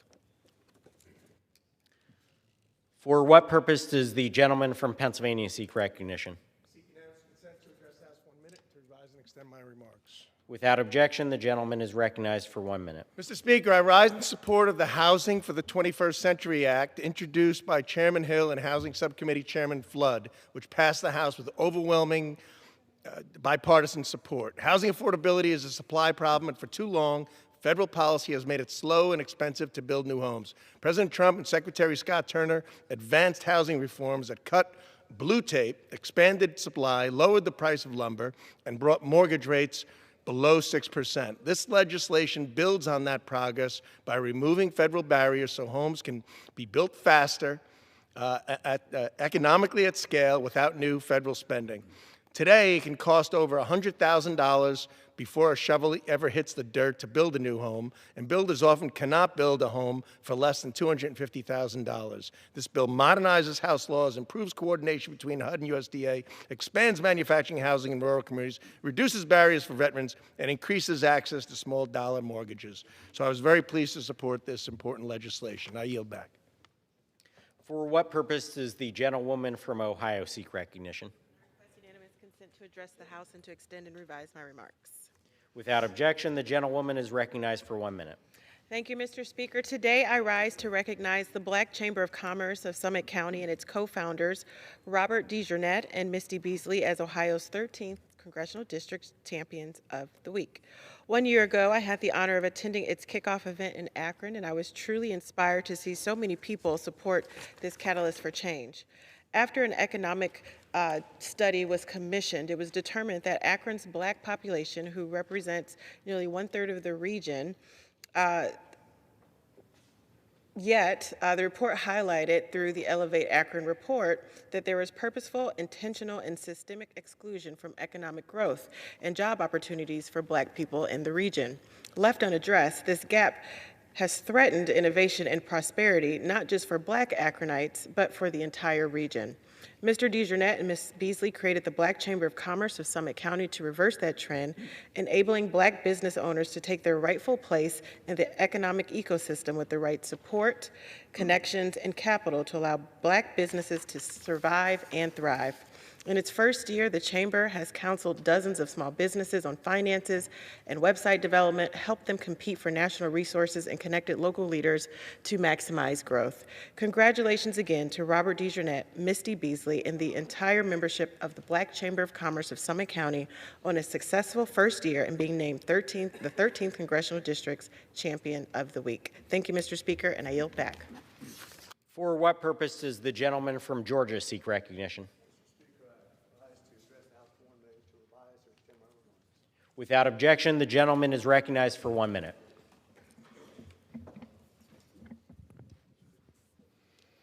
Mr. Speaker, I rise in recognition of the Seattle Seahawks head coach, Mike McDonald, and NBC sportscaster, Maria Taylor. On Sunday, these two graduates from Centennial High School in Roswell, Georgia, which just happens to be in my district, became Super Bowl stars. Mike and Maria also attended the University of Georgia, together where they began their respective careers as a football coach and a sports broadcaster. On Sunday, Mike coached his team to a convincing 29-13 victory, and Maria made history as the first Black woman to ever host the Super Bowl post-game ceremony. These achievements are a testament to their hard work, character, and outstanding education they received at Centennial. Mike and Maria, congratulations, and thank you for making Roswell proud. Go Knights and go Dogs. I yield, sir. For what purpose does the gentleman from California seek recognition? Speaker, I ask unanimous consent to address the House for 1 minute and to revise and extend my remarks. Without objection, the gentleman is recognized for 1 minute. Mr. Speaker, I rise with a profound sense of pride and a touch of sadness. After 13 years of service to this body as a Chief of Staff, Richard Kirk McPike is leaving my office. Kirk has been the leader of my team since 2012, setting up the office, building LGBTQI+ political infrastructure, helping me earn the Veterans Affairs Committee gavel, and so much more. But Kirk's proudest accomplishments are not counted in the bills passed or titles held. They are measured in the many people he has led and mentored, from interns to senior staffers. And one of his greatest talents is knowing when to let go of great staff, understanding they sometimes need to grow beyond my office.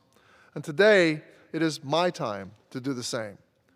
Kirk, I will miss you, my friend. I'll miss your counsel, but I know you will serve the Commonwealth of Virginia as a delegate with the same intelligence and decency you brought to this House. Godspeed and good luck to you, and I yield back, Mr. Speaker. For what purpose does the gentleman from Illinois seek recognition?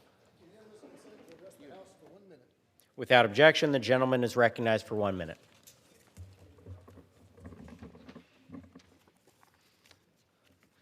Mr. Speaker, I rise to recognize Sandra LaPointe, a 7th grade teacher at Westview Hills Middle School in Willowbrook, Illinois. I recently had the pleasure of surprising Mrs. LaPointe during her social studies class to honor her with our Constituent Spotlight Award. We started making these awards after the last election to try and uplift people who are bringing hope and joy and making us feel good about being Americans, because goodness knows we need those voices right now. And there is not a person in this chamber who doesn't owe a debt to the great teachers they had along the way, who taught them things, but more importantly, who taught them how to learn, made them excited to learn, who challenged them to ask questions about the world, because as James Baldwin said, no society progresses without those kind of teachers around. Mrs. LaPointe's nomination came from a former student who said, "Miss LaPointe's class was the one I looked forward to the most each day. Her spunky personality always brought out the best in all of the students." So from your students and from your congressman, thank you, Mrs. LaPointe. You make us all better. I yield back.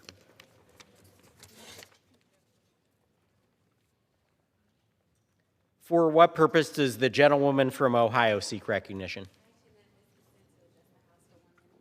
Without objection, the gentlewoman is recognized for 1 minute. Thank you, Mr. Speaker.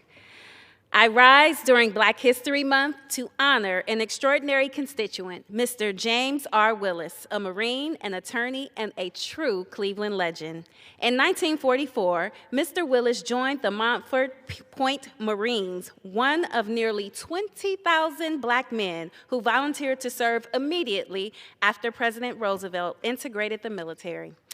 Despite facing racism and segregation, he served his country honorably. And in 2011, the Montford Point Marines were awarded the Congressional Medal in recognition of their service.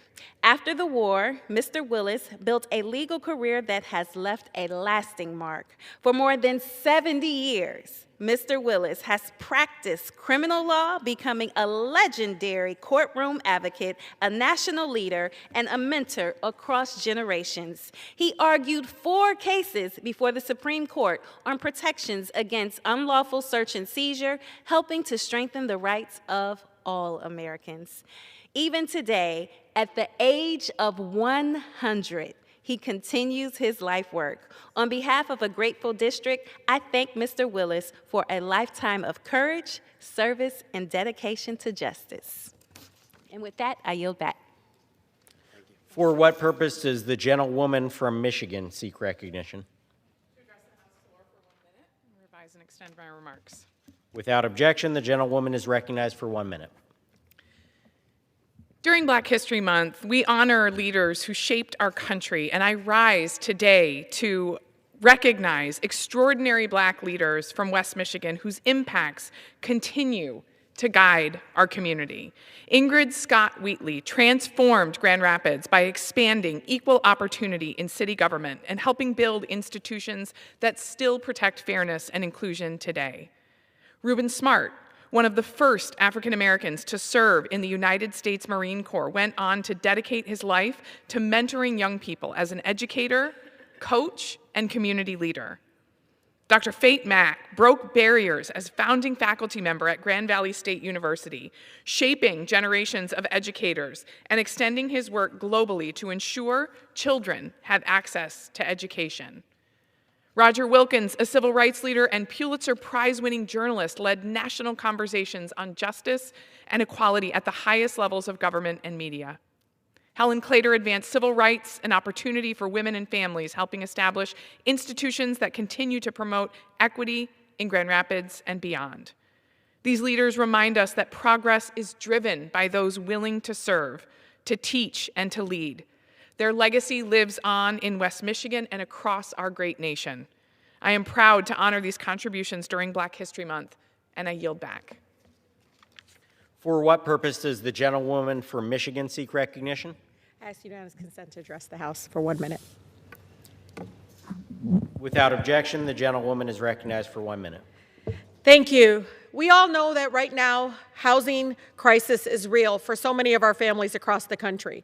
And I know many of us in this chamber, especially those on the left, have always said housing is a human right. To address this crisis, we know that we need action at every level of government, but many local communities need additional assistance and capacity. That's why I'm so incredibly grateful that the House passed our Housing Our Opportunities Housing Our Communities Act, part of the Housing for 21st Century Act legislative package. Our Housing Our Communities Act directs the HUD Secretary to establish a competitive grant program to support a wide range of affordable housing planning and implementation. For example, grants can support officials in crafting their housing plans, updating their zoning codes, or increasing capacity to conduct housing inspections so that new developments are completed faster and much more efficiently. This bill provides civil servants and policymakers with the support they need to make affordable housing a reality for so many of our communities. I urge my colleagues in the Senate to pass this legislation immediately and begin to address the housing crisis that is devastating our country. With that, For what purpose does the gentleman from California seek recognition?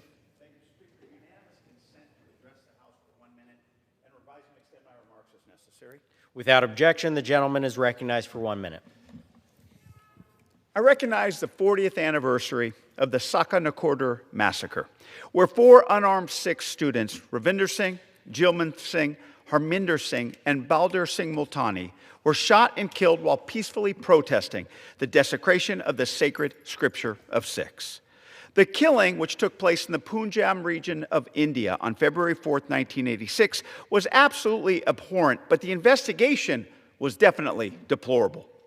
The victims' bodies were disposed of in secret, no perpetrator was ever brought to justice, and reports, commissions, and other inquiries on the massacre received absolutely no action. The Sakanakordur massacre continues to be a dark day for Sikhs in Punjab, but also for Sikhs right here in America.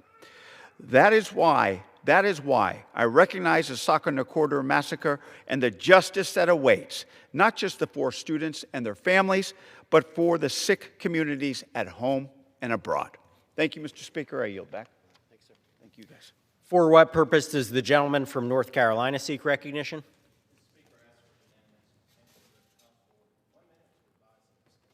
Without objection, the gentleman is recognized for 1 minute.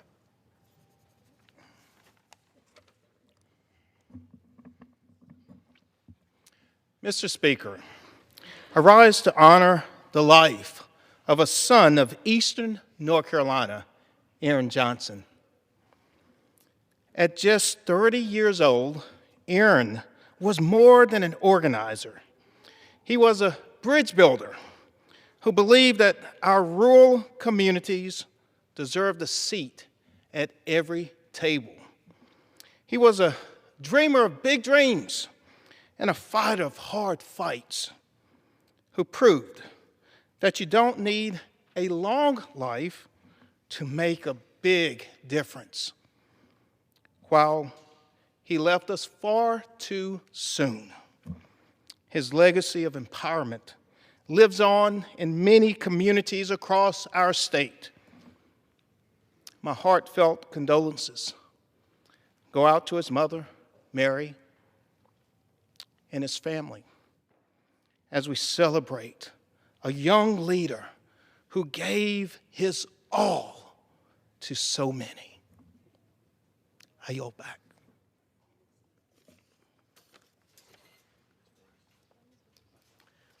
For what purpose does the gentlewoman from Ohio seek recognition?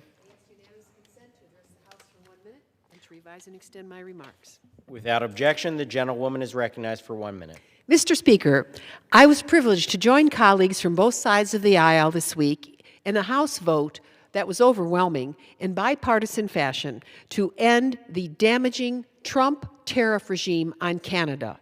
The Senate had already taken the same action 3 times before the House measure was even brought up. Canada is our neighbor, our ally, our friend. They have fought at our side in every war for nearly 2 centuries. Our Great Lakes region and its economy is the 3rd largest in the world, like no other, with its industrial and agricultural bounty blessed for generations by the largest body of fresh water on Earth. Ours is the longest U.S. coastline with numerous ports, energy resources, cultural endowments, and unrivaled natural beauty. The American and Canadian economies are totally intertwined. Robust supply chains on both sides of our northern border make, grow, and transport everything from autos to lumber to soil to energy to food, even hockey teams. The damaging trade war with Canada has caused prices to rise, led to more job losses, disrupted trade, and caused tourism to drop 31%. These are no victories. Time has Mr. expired. Speaker, I just wish to say I voted to end this upside-down trade gentlewoman's mess time has today. expired. Let's strengthen our economy, make life affordable again. Thank you, Mr. Speaker. I yield back. For what purpose does the gentleman from Texas seek recognition? Without objection, the gentleman is recognized for 1 minute.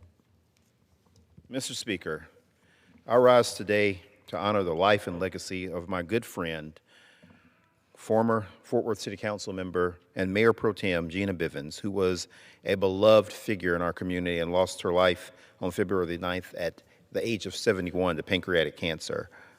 Gina was born in Fort Worth, and she was a proud graduate of Dunbar High School and later went on to graduate from University of North Texas.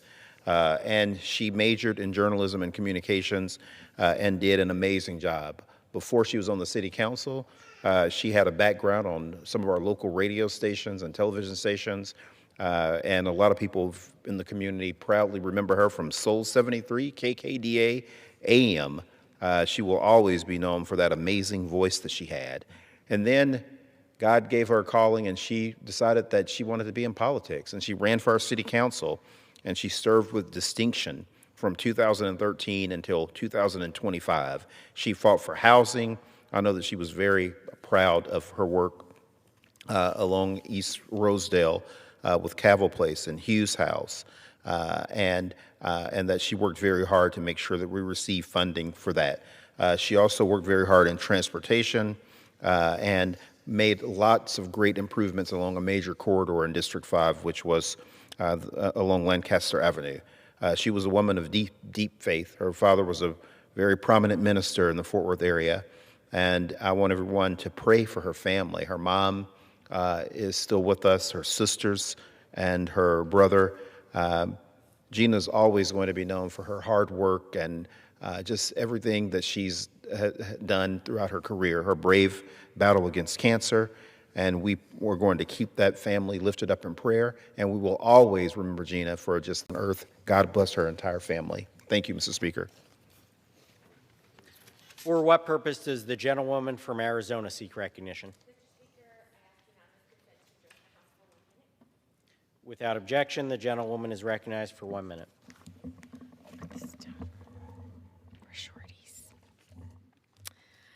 I rise today to recognize an extraordinary Southern Arizonan, Rose Talton, recently named Volunteer of the Year by Southern Arizona Volunteer Management Association. Rose is truly the heart of volunteerism in Tucson. In 2025 alone, she logged more than 1,000 hours of service, positively impacting over 5,000 people across our community. There are few people I see more often at community events than Rose. Whether it's helping organize the annual Tucson Juneteenth Festival or volunteering at her neighborhood food bank, she's always there, quietly, consistently, with joy. From mentoring youth and distributing books to supporting families facing food insecurity, Rose shows up, not for the recognition, but because she believes in the power of community. Southern Arizona is stronger because of people like Rose. Her determination, compassion, and service embody the very best of us. Rose, thank you for everything you do for Tucson. We're grateful beyond words, and congratulations on your new grandbaby. I yield back. Under the Speaker's announced policy of January 3rd, 2025, the gentleman from New York, Mr. Torres, is recognized for 60 minutes as the designee of the Minority Leader.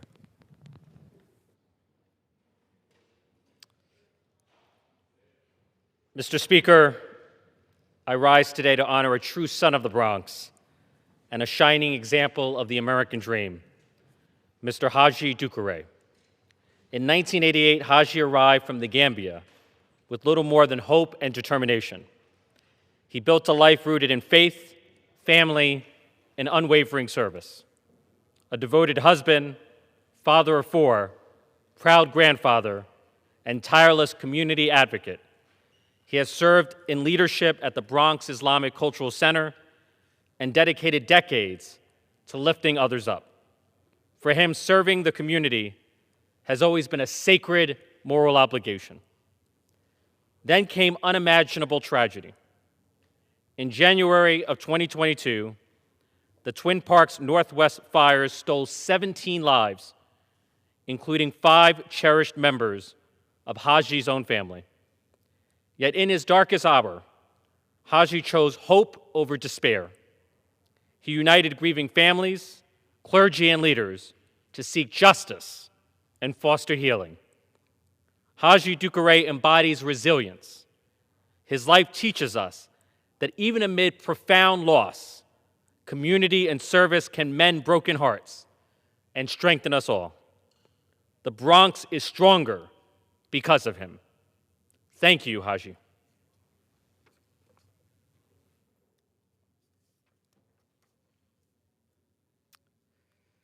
Mr. Speaker, I rise today to honor Cheryl Marie DeWitt, known to all as Miss D, as a true Bronx treasure and champion of our children.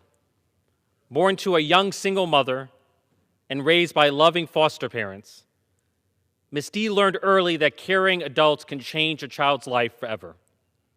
Inspired by that gift, she has dedicated her life to giving the same opportunity to others. For more than 20 years, as Executive Director of the Williamsbridge NAACP Early Childhood Education Center, she has provided nurturing, high-quality care to Bronx families facing hardship, never wavering through every challenge. A proud CSA member since 1994 and the Bronx Borough Chair for Center-Based Directors, plus an active leader in the NAACP Williamsbridge branch, Ms. D fights tirelessly for early education, equity, and community strength. Ms. D shows us that service starts with compassion. Her life proves the love we receive can become the love we give. Thank you, Ms. D. May your work continue shaping brighter futures for generations.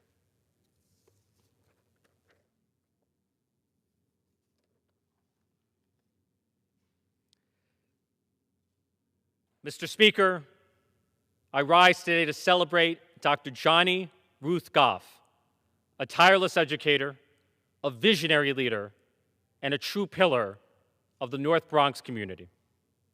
Born in Georgetown, South Carolina, Dr. Goff poured more than 3 decades of her life into our public schools as a teacher and administrator. She lived the conviction that education unlocks opportunity for every child, regardless of their zip code or circumstance. Beyond the classroom, her legacy shines through innovative programs like Feed the Body, Feed the Mind, launched in 1998. With her beloved Food Ranger character, she taught generations that good nutrition fuels sharp minds and stronger futures. As founder of the Jade Multifamily Circle Center and a dedicated activist, she created internships, mentoring, tutoring, and service opportunities that open doors for our youth. Guided by faith and compassion, she turned concern into action, supporting families, serving on boards, and building solutions where others saw only challenges. Dr. Goff reminds us that one person's unwavering dedication can transform a community and inspire generations. Thank you, Dr. Johnny Ruth Goff, for your extraordinary service and enduring legacy.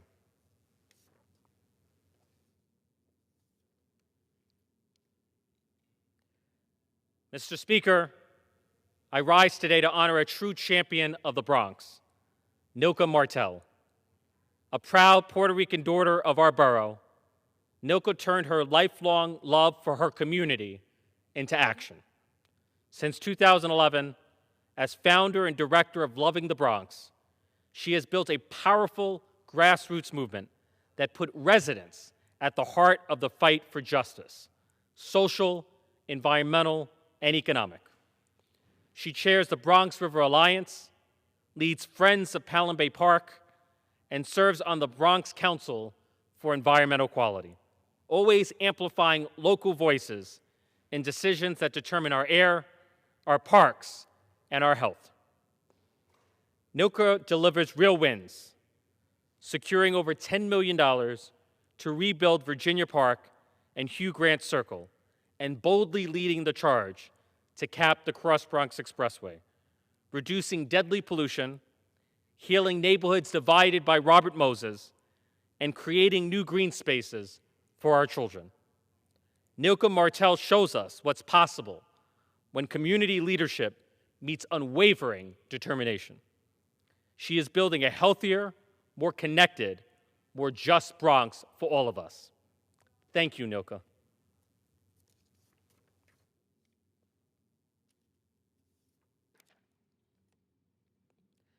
Mr. Speaker, today I rise to honor a true pillar of the Northwest Bronx, Bob Bender.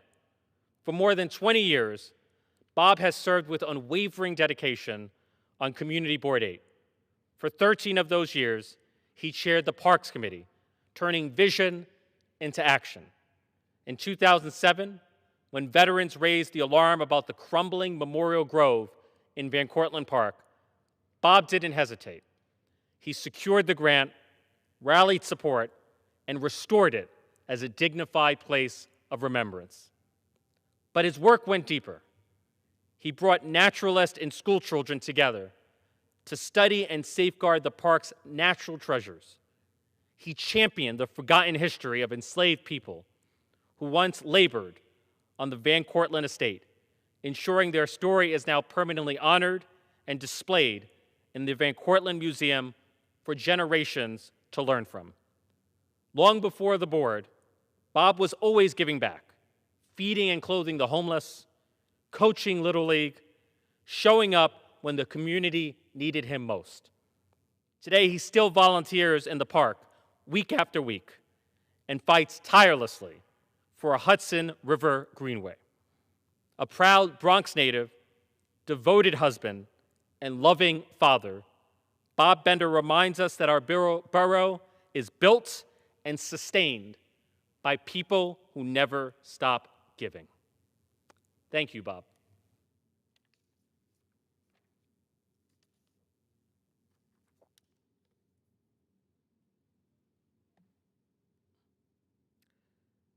Mr. Speaker, today I rise to celebrate a remarkable son of the Bronx, Mr. Clinton A. Mikey.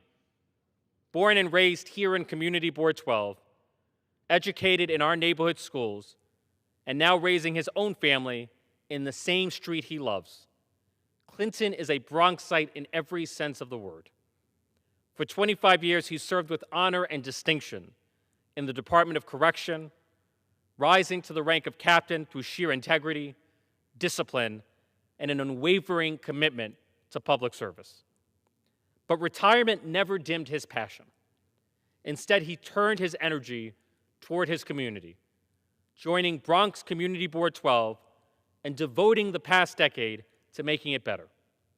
Today, as a proud chair of that board, he amplifies local voices, strengthens participation, and fights every day so that our neighborhoods thrive. Clinton Mikey embodies selfless leadership. Because of him, the Bronx is stronger, more connected, and more hopeful. It is my honor to recognize this true public servant. Thank you, Clinton, and may you continue to lead us forward.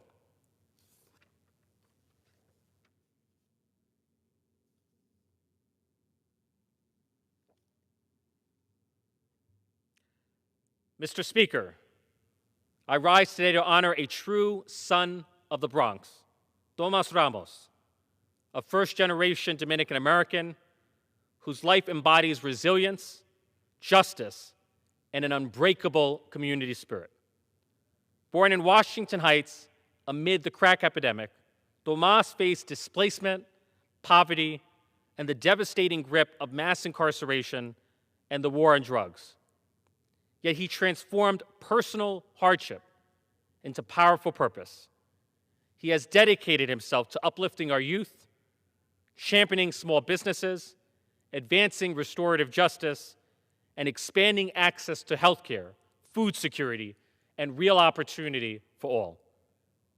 When the COVID-19 pandemic struck and too many were left behind, Tomas acted without hesitation. He mobilized donations to expand ICU capacity, delivered critical PPE to overburdened hospitals, and stood firmly for the Bronx when it needed him most.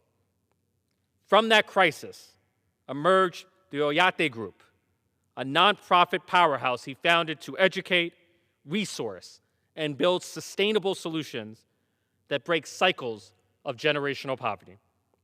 Through innovative programs in youth development, gun violence prevention, and community empowerment, Tomas has become a blessing and a beacon for the underserved neighborhoods of the Bronx and beyond. Because of Tomas Ramos, our community stands stronger, more connected, and more hopeful. He reminds us every day that dignity is not a privilege, it is a fundamental right. Thank you, Tomas, for your tireless leadership and your heart for the people of the Bronx. We in the Bronx are proud to call you one of our own.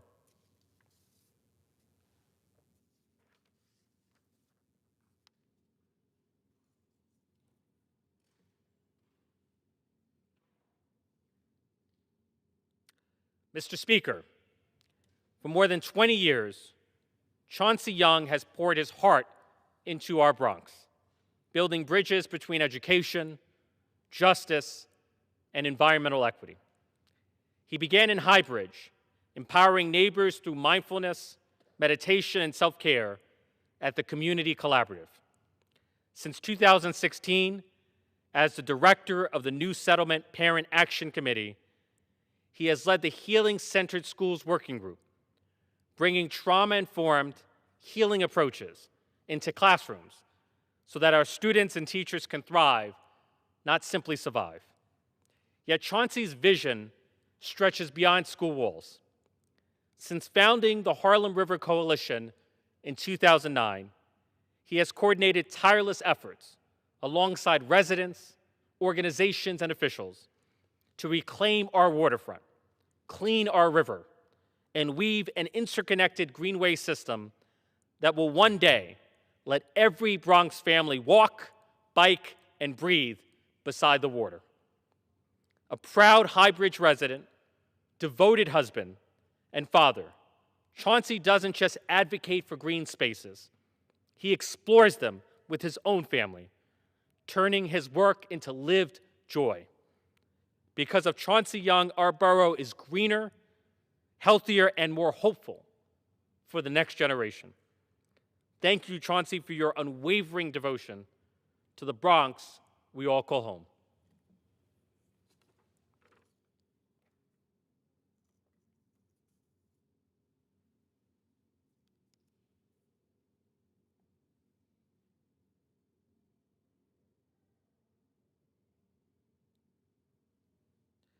Mr. Speaker, today I rise to celebrate a true beacon of hope in the South Bronx, Reverend John Doe Ukon. In one of our nation's toughest neighborhoods, marked by deep poverty, hunger, and hardship, Reverend Udokan has turned faith into action. As senior pastor of Word of Life Christian Fellowship International, he leads one of the Bronx's largest food pantries, serving thousands every month. Through weekly distributions, hot meals, and unwavering support, he ensures seniors, veterans, working families, and children never go hungry or feel forgotten. During the darkest days of COVID-19, when fear gripped our communities, he opened his church doors as a lifeline, distributing food, promoting vaccinations, and standing strong even after his own family battled the virus. His compassion extends farther, advocating for justice, offering guidance to those drowning in debt, and fighting for the right to help those who need it most. Reverend Udokan embodies the power of service, resilience, and love. The Bronx is stronger, more connected, and more resilient because of him. I am proud to honor this extraordinary leader today. Thank you, Reverend.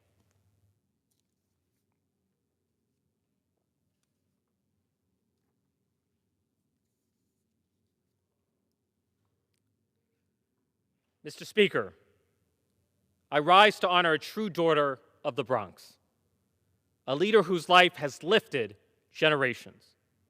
Shirley Fearon. Born and raised right here in our borough, Shirley embodies the heart and resilience of the Northeast Bronx. A lifelong educator, she dedicated her career to our children, teaching in general and special education, believing deeply that every young person deserves the chance to succeed. Her passion for learning didn't stop at the classroom door. It spread throughout our neighborhoods, inspiring countless lives. Shirley's commitment to service runs deep. As president of her NAACP chapter, a dedicated district leader for the 83rd Assembly District, and a proud member of Alpha Kappa Alpha sorority, she has championed justice, empowerment, and civic engagement for decades. But perhaps her most transformative legacy is the state-of-the-art Northeast Bronx YMCA, a facility she fought for tirelessly over many years as the co-chair of the Northeast Bronx Community Coalition. When it opened in 2021, it became a vital beacon, a place for youth programs, fitness, community gatherings, and hope. After 70 years without such a resource in her neighborhood, Shirley helped make it a reality. Guided by faith, family, and the timeless truth that to whom much is given, much is required, she has strengthened our community as a devoted parishioner, mother, and grandmother. Shirley Fearon's unwavering dedication reminds us what true leadership looks like: persistent, compassionate, and rooted in service. Because of her, the Bronx is stronger, brighter, and more united. Thank you, Shirley, for showing us the way. The Northeast Bronx and all of us are forever grateful.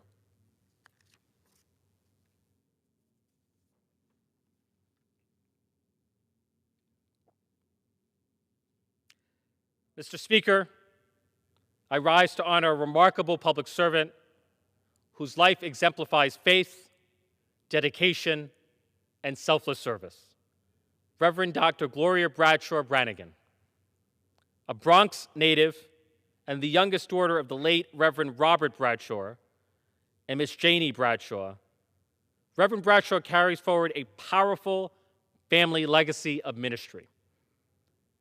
As senior pastor of Mount Bethel Baptist Church, she leads a congregation with deep roots, serving Harlem's community for 84 years before relocating in 2015 to continue its vital outreach in the Bronx. Under her guidance, the church remains a beacon of hope, providing spiritual guidance, practical support, and unwavering love to countless residents. Yet her calling knows no borders. Reverend Dr. Bradshaw has carried the gospel internationally, preaching at the Exodus Christian Center in Uganda, touching lives far beyond our borough. Her credentials reflect a lifetime of disciplined study and commitment: a master's degree in biblical studies from Alliance Theological Seminary, completion of a CBI doctoral program, and ordination since February 1995. These accomplishments are not mere titles. They fuel her passionate vision for God's kingdom and for the flourishing of every person she serves. Mr. Speaker, and Reverend Dr. Gloria Bradshaw Brannigan, we see what true community leadership looks like: rooted in faith, driven by compassion, and tireless in action. The Bronx is stronger, more hopeful, and more faith-driven because of her work. She stands as an inspiring example for anyone who aspires to serve both their neighbors and their God. Let us celebrate and emulate her extraordinary contributions. The future is brighter because of leaders like her.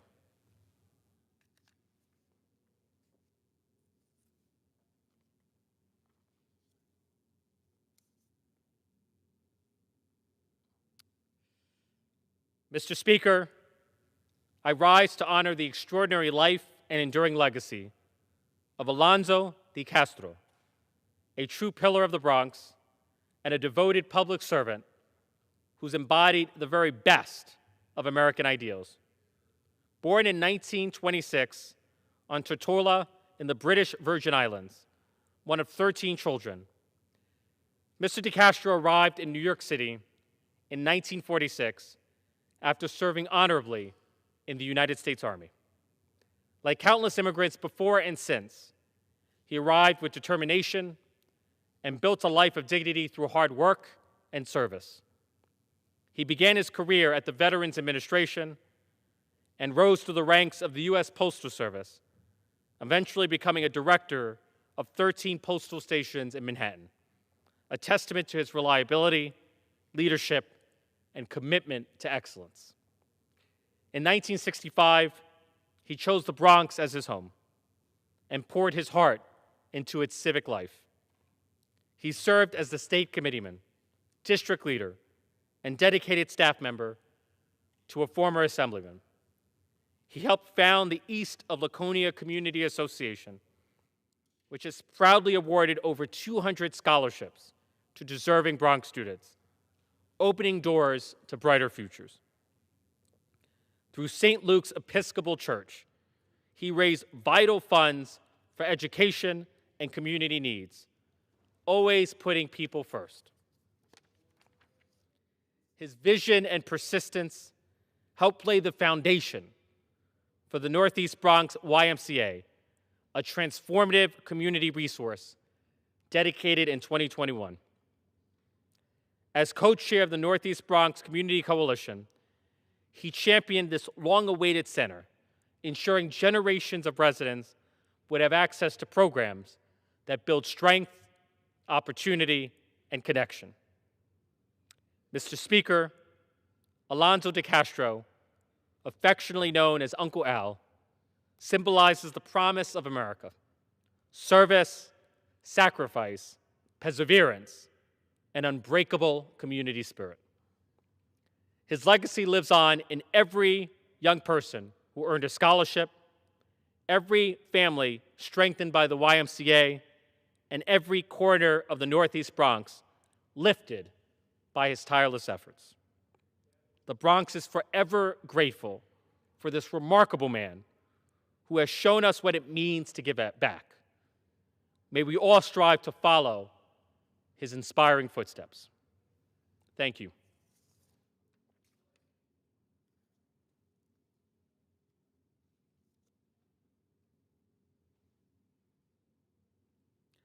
Mr. Speaker, I rise today to honor Julio Pabon, a visionary, a fighter, and the heartbeat of the South Bronx for over 5 decades. Born in Puerto Rico and raised in our resilient borough, Julio never waited for change. He built it. He founded the Coalition in Defense of Puerto Rican and Hispanic Rights, the South Bronx Community Association, the South Bronx Congress, and Discovery for Justice, turning voices into power. A pioneer in bilingual media, he launched La Hora Deportiva, one of the first Spanish-English sports talk shows, and created Latino Sports, establishing the prestigious Latino MVP Award, now embraced by Major League Baseball, to celebrate Latino excellence when it was far too often overlooked. In a place too often defined by struggle, Julio chose to define the South Bronx by its potential. His legacy of vision, perseverance, and fierce cultural pride will inspire us always. Thank you, Julio. I yield back.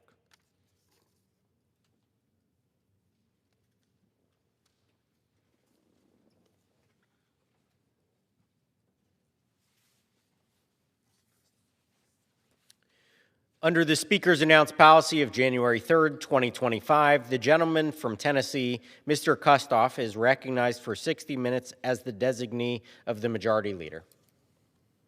Mr. Speaker, I ask unanimous consent that all members may have 5 legislative days in which to revise and extend their remarks and include extraneous material on the topic of this special order. Without objection.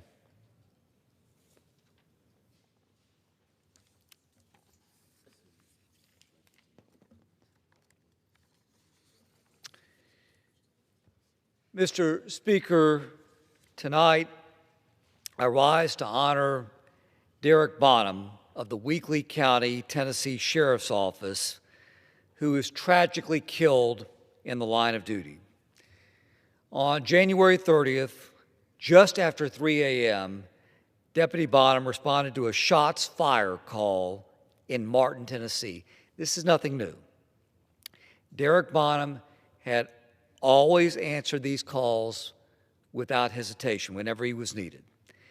When Deputy Bonham arrived on the scene to assess the situation, he was violently ambushed and fatally wounded.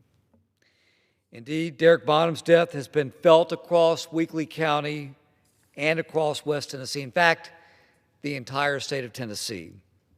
In the days that followed, thousands lined the street in a sea of blue to honor his sacrifice. Law enforcement officers from across the region stood alongside families and neighbors in West Tennessee to show their respect and their support for a brave man and a brave family. That tribute reflected the trust that Derek Bonham earned and also the impact that he had among his law enforcement comrades. After the shooting, Mr. Speaker, I spoke with Weakley County Sheriff Terry McDade.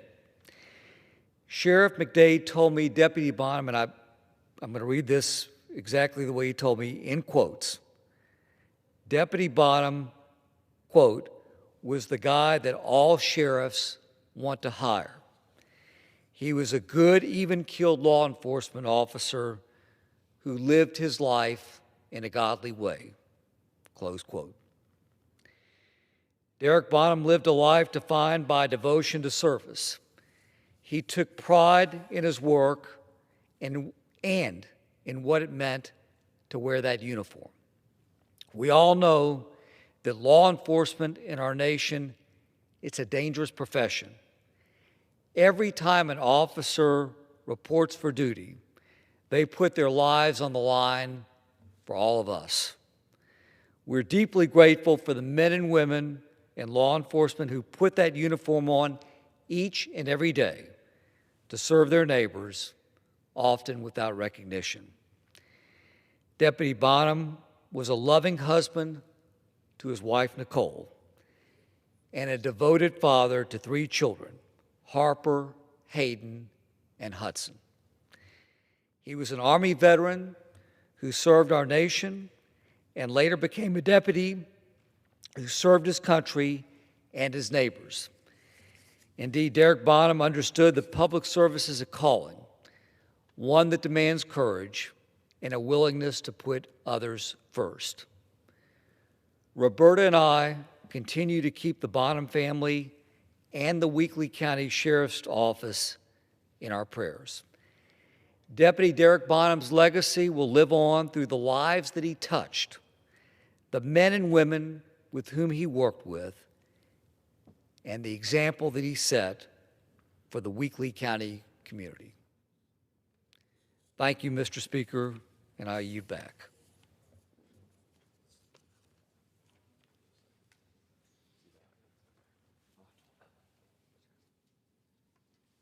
Here he comes.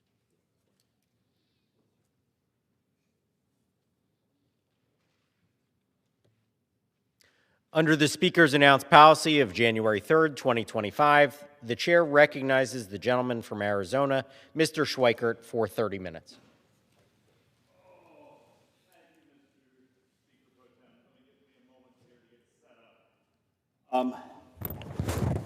Sometime we are just scrambling because we had a whole speech lined up. We were going to do something just simple and pleasant for everyone. We were going to walk through Medicare financing for a while, and they wouldn't give me 3 or 4 hours to do it, so you're stuck with me for a half an hour. But then earlier today, CBO actually did their update. And, okay, let's see if I can make this make sense. When I come behind these microphones, I'm trying to explain sort of a unified theory that so often the political class behind these microphones say, we can do this. Okay, that may be wonderful, but you got to understand it all works together. Our demographics, our tax system, the fact of the matter is this incentive for this to growth, this incentive here, the adoption of technology. I need people to start thinking about the interaction, that there is not a simple solution to a country that right now is functionally borrowing about $74,000 every second so far this fiscal year. And when I say, sorry, let me rephrase, over the last 12 months. If you do just fiscal year, it's higher. A few hours ago, the CBO put out a report, and look, the report's actually like this. I just cheated. I just grabbed the executive summary because I didn't need the whole binder out here. And it's going to take me 3 or 4 days to read through everything. But I got some of the highlights for you. And this is important, and then it's going to tie into what we're spending. Your country is an insurance company with an army. That's both funny and happens to be mathematically true. In about 33 months, over half the federal spending will go to those 65 and up. Actually, in 33 months, I'll be one of them. It's demographics. We've gone about 30, 40 years with dramatically fewer children than we expected. I've done a series of presentations here on the floor where I've shown we functionally have, we actually have the same number of 18-year-olds as we had 20 years ago, but double the number 65 and up. Is that Republican or Democrat? Look, there's policies that have been engaged in by Democrats that help create this, but the fact of the matter is, these are people. It's our reality. We have our obligations on Medicare, on Social Security, and for some that will be dual eligible because they're poor and retired, and we have some things that are terrifying. 6.5 years, the Medicare trust fund is empty. Your hospital will take an 11% cut. Medicare Advantage programs actually take something much larger. It's just the way the Medicare Part A trust fund works. 6.5 years, the Social Security trust fund is empty. And no one stole your money. We just don't have enough workers. It was a pay-as-you-go system. It's math. The fact of the matter is, yes, the money has been loaned to the Treasury. Treasury actually pays interest on that money. So twice a year, there's actually a fairly large dividend given to the trust fund. But it's demographics. We have the baby boomers. And so in 6.5 years, if we follow the law, there's a 24% cut coming to Social Security recipients, which will double the poverty of seniors in America. Our math is it will double the number of baby boomers that are homeless. It's absolutely immoral. But we're not allowed to talk about it, except for idiots like me who get up and week after week after week saying, please, my brothers and sisters here, there's things we can do. But the Democrats say, well, just tax rich people. And then you show the math is nothing like that. It doesn't work. So so here's the CBO report. In here, it makes it absolutely clear, and I've been telling you for a year, but the scorekeepers have finally caught up with my joint economic economists. Remember, I chair the Joint Economic Committee. I chair Oversight and Ways and Means. So I'm blessed. I have a freaky smart staff. 2032, the trust funds are empty. Okay? So 2033, the first year where they're completely empty, if you said, we're just going to pay for everything out of the general fund. Okay, we can do that. My estimates come in at about $638 billion in 2033 just to make up the shortfall. of the Social Security Trust Fund being gone and the Medicare Trust Fund being gone. So that's what, 60% of today's defense budget. Why is math such an anathema to this place? So let's walk through a couple other things here. I've only had time to produce a couple boards from the new CBO report, and then we'll try to tie these into what else is going on. So this year, we're basically going to spend 3.3% of the entire economy on interest. Interest. Now, and once again, this interest number is just the interest to publicly sold debt. Remember how I was just talking about the debt that we borrow the Social Security money, from the trust, and the trust fund gets IOUs from the Treasury, and we pay it interest, and then when the Social Security needs money, which they do every month because the tax receipts come in and your FICA taxes, and then there's a shortfall, so they cash that in every month. If you add up all the money and interest paid from the trust funds, I think this year is going to look more like $1.2 trillion in interest. Why that's important? What's the number one spend in America? Number one spend of your government, federal government, Social Security. It's going to come in about $1.6 trillion this year. Interest is your number two. It's going to come in about $1.2 trillion. Medicare is going to come in about $1.1 trillion this year, maybe a little more. Medicaid and ACA, Obamacare subsidies, are going to come in $900 billion. So those are your top four. Number five is defense. The thing that's actually in the U.S. Constitution is actually number 5 in hierarchy of spending. And one of the things CBO was trying to point out is their estimate is 9 budget years. So 9 budget years is 2036 from now. That we will go from $1 trillion of interest to $2.1 trillion of interest. So in 2036, so 9 budget years from now, the annual deficit will be about $3.1 trillion. $1 trillion structural deficit, $2.1 trillion will just be interest. The majority of future deficits are actually interest. Interest and health care are the primary drivers of U.S. sovereign debt. Will the bond market continue to finance this?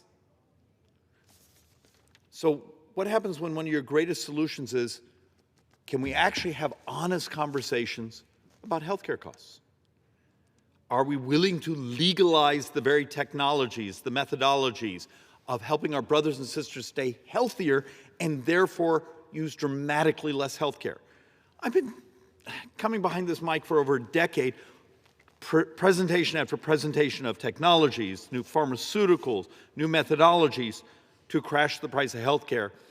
And I get the crap kicked out of me because armies of lobbyists don't like it when we talk about changing their business model.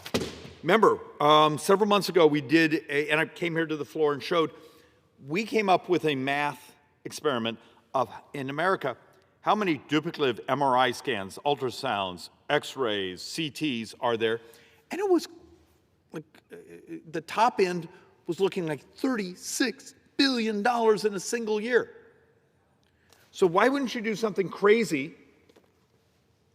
You get an MRI, attach it to this crazy supercomputer you put in your pocket, and then when you go to your next doctor, you put it up and it's up on their screens, and not get another one. Now, it turns out you get some folks that make money on the duplicative scans, they get very angry. But $35 billion over 10 years, $350 billion, and that's just one of dozens of things. Why is it so hard? Are we that afraid of the lobbyists? Are we that afraid of trying to explain to the folks at home, we don't have a choice? In 6.5 years, let's say it again, the Medicare Trust Fund is empty. You want to extend the life of the trust fund? Let's have a revolution on the actual cost. of delivering health care. A couple other things that are highlights in the CBO report. They estimate in 10 years, we have 5.3 million people fewer in America. Mostly reduction in immigration and the fact that our fertility rates continue to fall. But think of this, that missing 5.3 million people is $500 billion over that time frame in lost tax receipts. So when I use the term demographics on our debt, it's a function. Our debt is a function of the fact our society's gotten older, we have substantially fewer children, we're going to have fewer workers, and there's actually whole charts I have here that actually talk about, and look, they're hard charts. This one was absolutely inappropriately designed to use on the floor, but it's trying to explain what happens in a society when we have substantially fewer young workers in our society and substantially more of those who are now 65 and older. It's just life, but we have to be prepared for what it means when the majority of federal spending will be going to those 65 and up in just a couple of years. Are we prepared for this? Of course we're not. So many folks still have a mind frame that's decades out of date of what we are demographically. And this is happening over the entire industrialized world. But in our society here, if I can raise wages, raise productivity of those who are in the workforce, I have resources to cover the promised benefits because we made a deal. We have a societal deal. We're going to cover Medicare. We're going to cover Social Security. Something I do want to touch on, and I didn't bring the chart on this. There's a lot of folks that think Medicare itself is paid for by your payroll tax. Okay, it's actually about 38% of that. So you as a medical enrollee, you pay like the total cost, depending if you're in Medicare Advantage, which is what, 55% of the population. The others are maybe in Part A and B. So 15% is sort of paid by the enrollee. 38% is paid by the FICA tax, so today's workers paying for today's retiree. The rest is borrowed out of the general fund. So you've got to understand a huge portion of our debt is actually paying for the health care. Sorry, my 3-year-old's trying to call me. Yes, I have a 3-year-old and a 10-year-old, so you know I'm optimistic. So when we talk about Medicare financing, most folks don't understand it is one of the key drivers of our debt. So let's actually walk through something. So several months ago, we gathered all the MedPAC reports, all the other reports on Medicare Advantage. We call it, it's Medicare Part C. I love a capitated model. A properly designed capitated model, which is Medicare Advantage, is designed so you have sort of a gatekeeper. That may be the insurance company, that may be the group of doctors, and their mission needs to be helping you be healthier. We do this in my state's Medicaid system. We call Access in Arizona. I was actually, at one point, actually did the budgets for that. The concept behind this is you align the incentives, that the incentives aren't to keep trying to find the highest reimbursement to charge things to the healthcare system. It's the incentive to we're going to help our brothers and sisters be healthier. And if you're the insurer, you make profit because you lower utilization, because you had your enrollees, your patients, your members get healthier.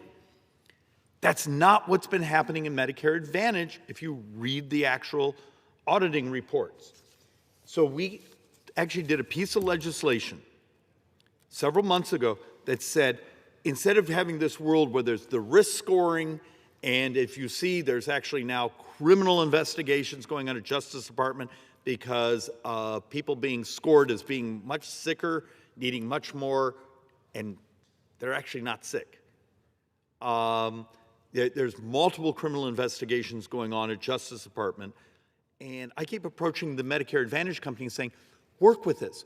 Could we get rid of the way we do risk scoring, the way we do these star ratings, where you use those things to pump up your compensation, and actually do it from enrolling, let's get the actuarial models right. We'll build a shock absorber if someone gets really sick, we'll share the risk. But then the incentive to help the population get healthier and healthier, because we have technology, we have wearables, we have GLP-1s, we have other things you can do to help our brothers and sisters get healthier. But we have lots and lots and lots of data right now. When we're starting to see actually math showing, in 2025, almost $84 billion of new risk model implementation, basically saying, this is excess spending. If you look at the MedPAC report, it's almost coming in at a couple $100 billion a year. So we run around here saying waste and fraud. This technically might not be fraud because it's the design of the system. When Obamacare was passed, 15 years ago, or 18 years ago, it actually had a series of things in there that created many of these incentives to game the system. Now, the administration's talking about saying we're just going to do a cap. I want to try to sell this concept saying, why don't we align the incentives? Both the government incentives as the payer, the patient incentives, the doctor incentives, so we're all doing the same thing. We're lowering the expense by creating a healthier population. Because the fact of the matter is, if you look at the MedPAC reports, and I know they get mocked, but no one else seems to produce the actual data, it's almost $2 trillion a year. Remember, the MedPAC report comes in and says Medicare Advantage, when you do the risk adjustment, comes in at 120% of fee-for-service. That's a 25% gap. The original design in 2005 of Medicare Part C was supposed to come in at 95%. I know it's geeky, but this is stunning amounts of money. We will spend hours here arguing about millions of dollars. These are billions and billions, and over 10 years, it's in the trillions. Why is it so hard for this place to want to take on the things that actually would affect the crushing debt that CBO just told you is coming screaming at you? Remember, the CBO report here basically says in this 9-year budget window, 10-year budget window, your country goes over 120% debt to GDP, surpassing World War II. So we're going to fix it by little incremental things, or we're going to do it by a major reconciliation bill that actually takes on big issues, complex issues, real math? Or will we just continue to pander and not tell the truth about the scale of what's coming at us? So look, Medicare Advantage overpayments. So we believe this last year, just the overpayment portion was $84 billion. You start to see a chart like this, add it up. I actually have $1 trillion here for you. And then align the incentives. I can get you another few $100 billion of alignment incentives by changing utilization, by helping our brothers and sisters be healthier. That turns out that's real money. And look, I have lots of charts here, but I want to actually I'm going to skip around a little bit. Contributions to the proposed Medicare Advantage payment update. If there happens to be a lobbyist out there representing Medicare Advantage, come talk to me. This is what I think CMS is actually proposing to you, saying, we're going to change the compensation, we're going to change your risk scoring, you're basically getting zero movement. Okay. This is what you get by not working with us in aligning the incentives, where you can make a profit by fixing the incentives within the system, or you can basically get a cram down. Which one do you want to do? You want to prove that you're a free market manager, that a free market system actually can deliver health care and do it better, faster, more efficient, and actually more morally. Because you give a darn about your patients. Or we can just basically say we're just going to pay you less. And then you figure out how you're going to put that through the system. Because this is the proposal coming at you. You didn't want to talk to me about trying to fix the incentives in Medicare Advantage, so now you're going to get this. I will argue, come talk to us about our piece of legislation. It's been out there for several months. You've had chances. We've had multiple PhD economists score it. We have a preliminary score from CBO saying it's probably about $1.84 trillion in savings over 10 years, making it the single largest savings bill in U.S. history. And I'm in a 50-50 district, and I'm doing bills like this because I can do math. Look, Mr. Speaker,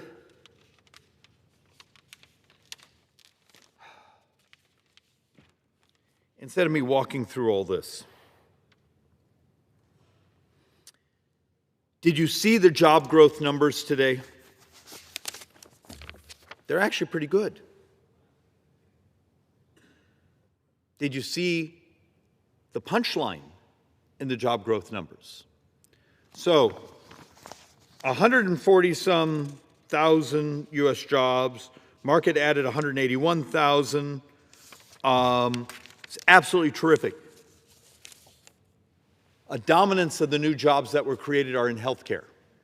The majority of spending in healthcare comes through government. Anyone see the circular problem of what we're talking about?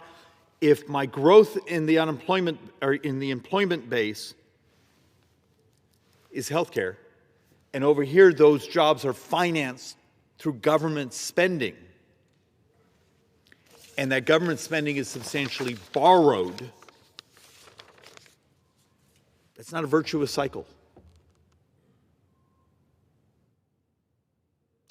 We have a structural problem. Remember, today your government is going to borrow $6 to $7 billion. This was supposed to be a year with the tariff receipts, with everything else. We were supposed to really start to pay down the deficit. Problem is interest. Healthcare costs have exceeded our models. We're still probably heading to a $1.92 trillion borrow. And turns out now CBO is catching up with the numbers I've been bringing behind this microphone for the last year.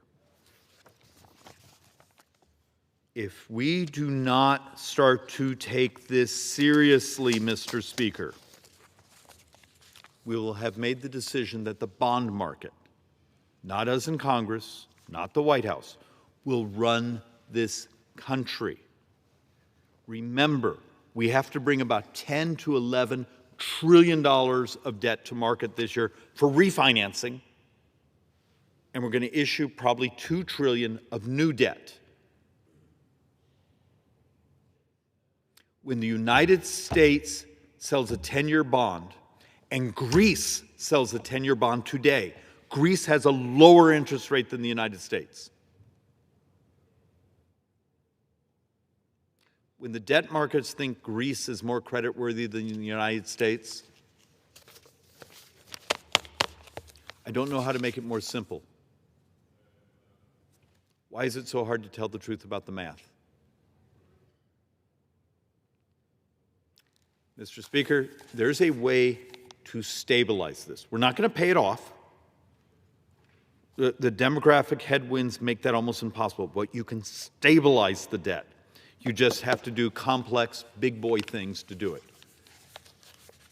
And one of the reasons I'm leaving Congress is I'm tired of smashing my head over and over on here on blunt objects of people that just stare back at you and say, but David, I'd have to try to explain that. David, you're not allowed to use the word Social Security and Medicare. It will upset people. What will upset people is when these trust funds are run out and they're seeing their benefits cut because we were too intellectually vacuous. to step up and tell the truth, even though we've known this for decades. And with that, Mr. Speaker, I'm actually going to go drink more coffee and do more reading. I yield back. The gentleman yields back. Does the good gentleman have a motion? I don't know if I qualify as good, but Mr. Speaker, I move that the House stand adjourned. The question is on the motion to adjourn. Those in favor say aye. Those opposed, no. The ayes have it. The motion is adopted. Accordingly, the House stands adjourned until 9 a.m. tomorrow.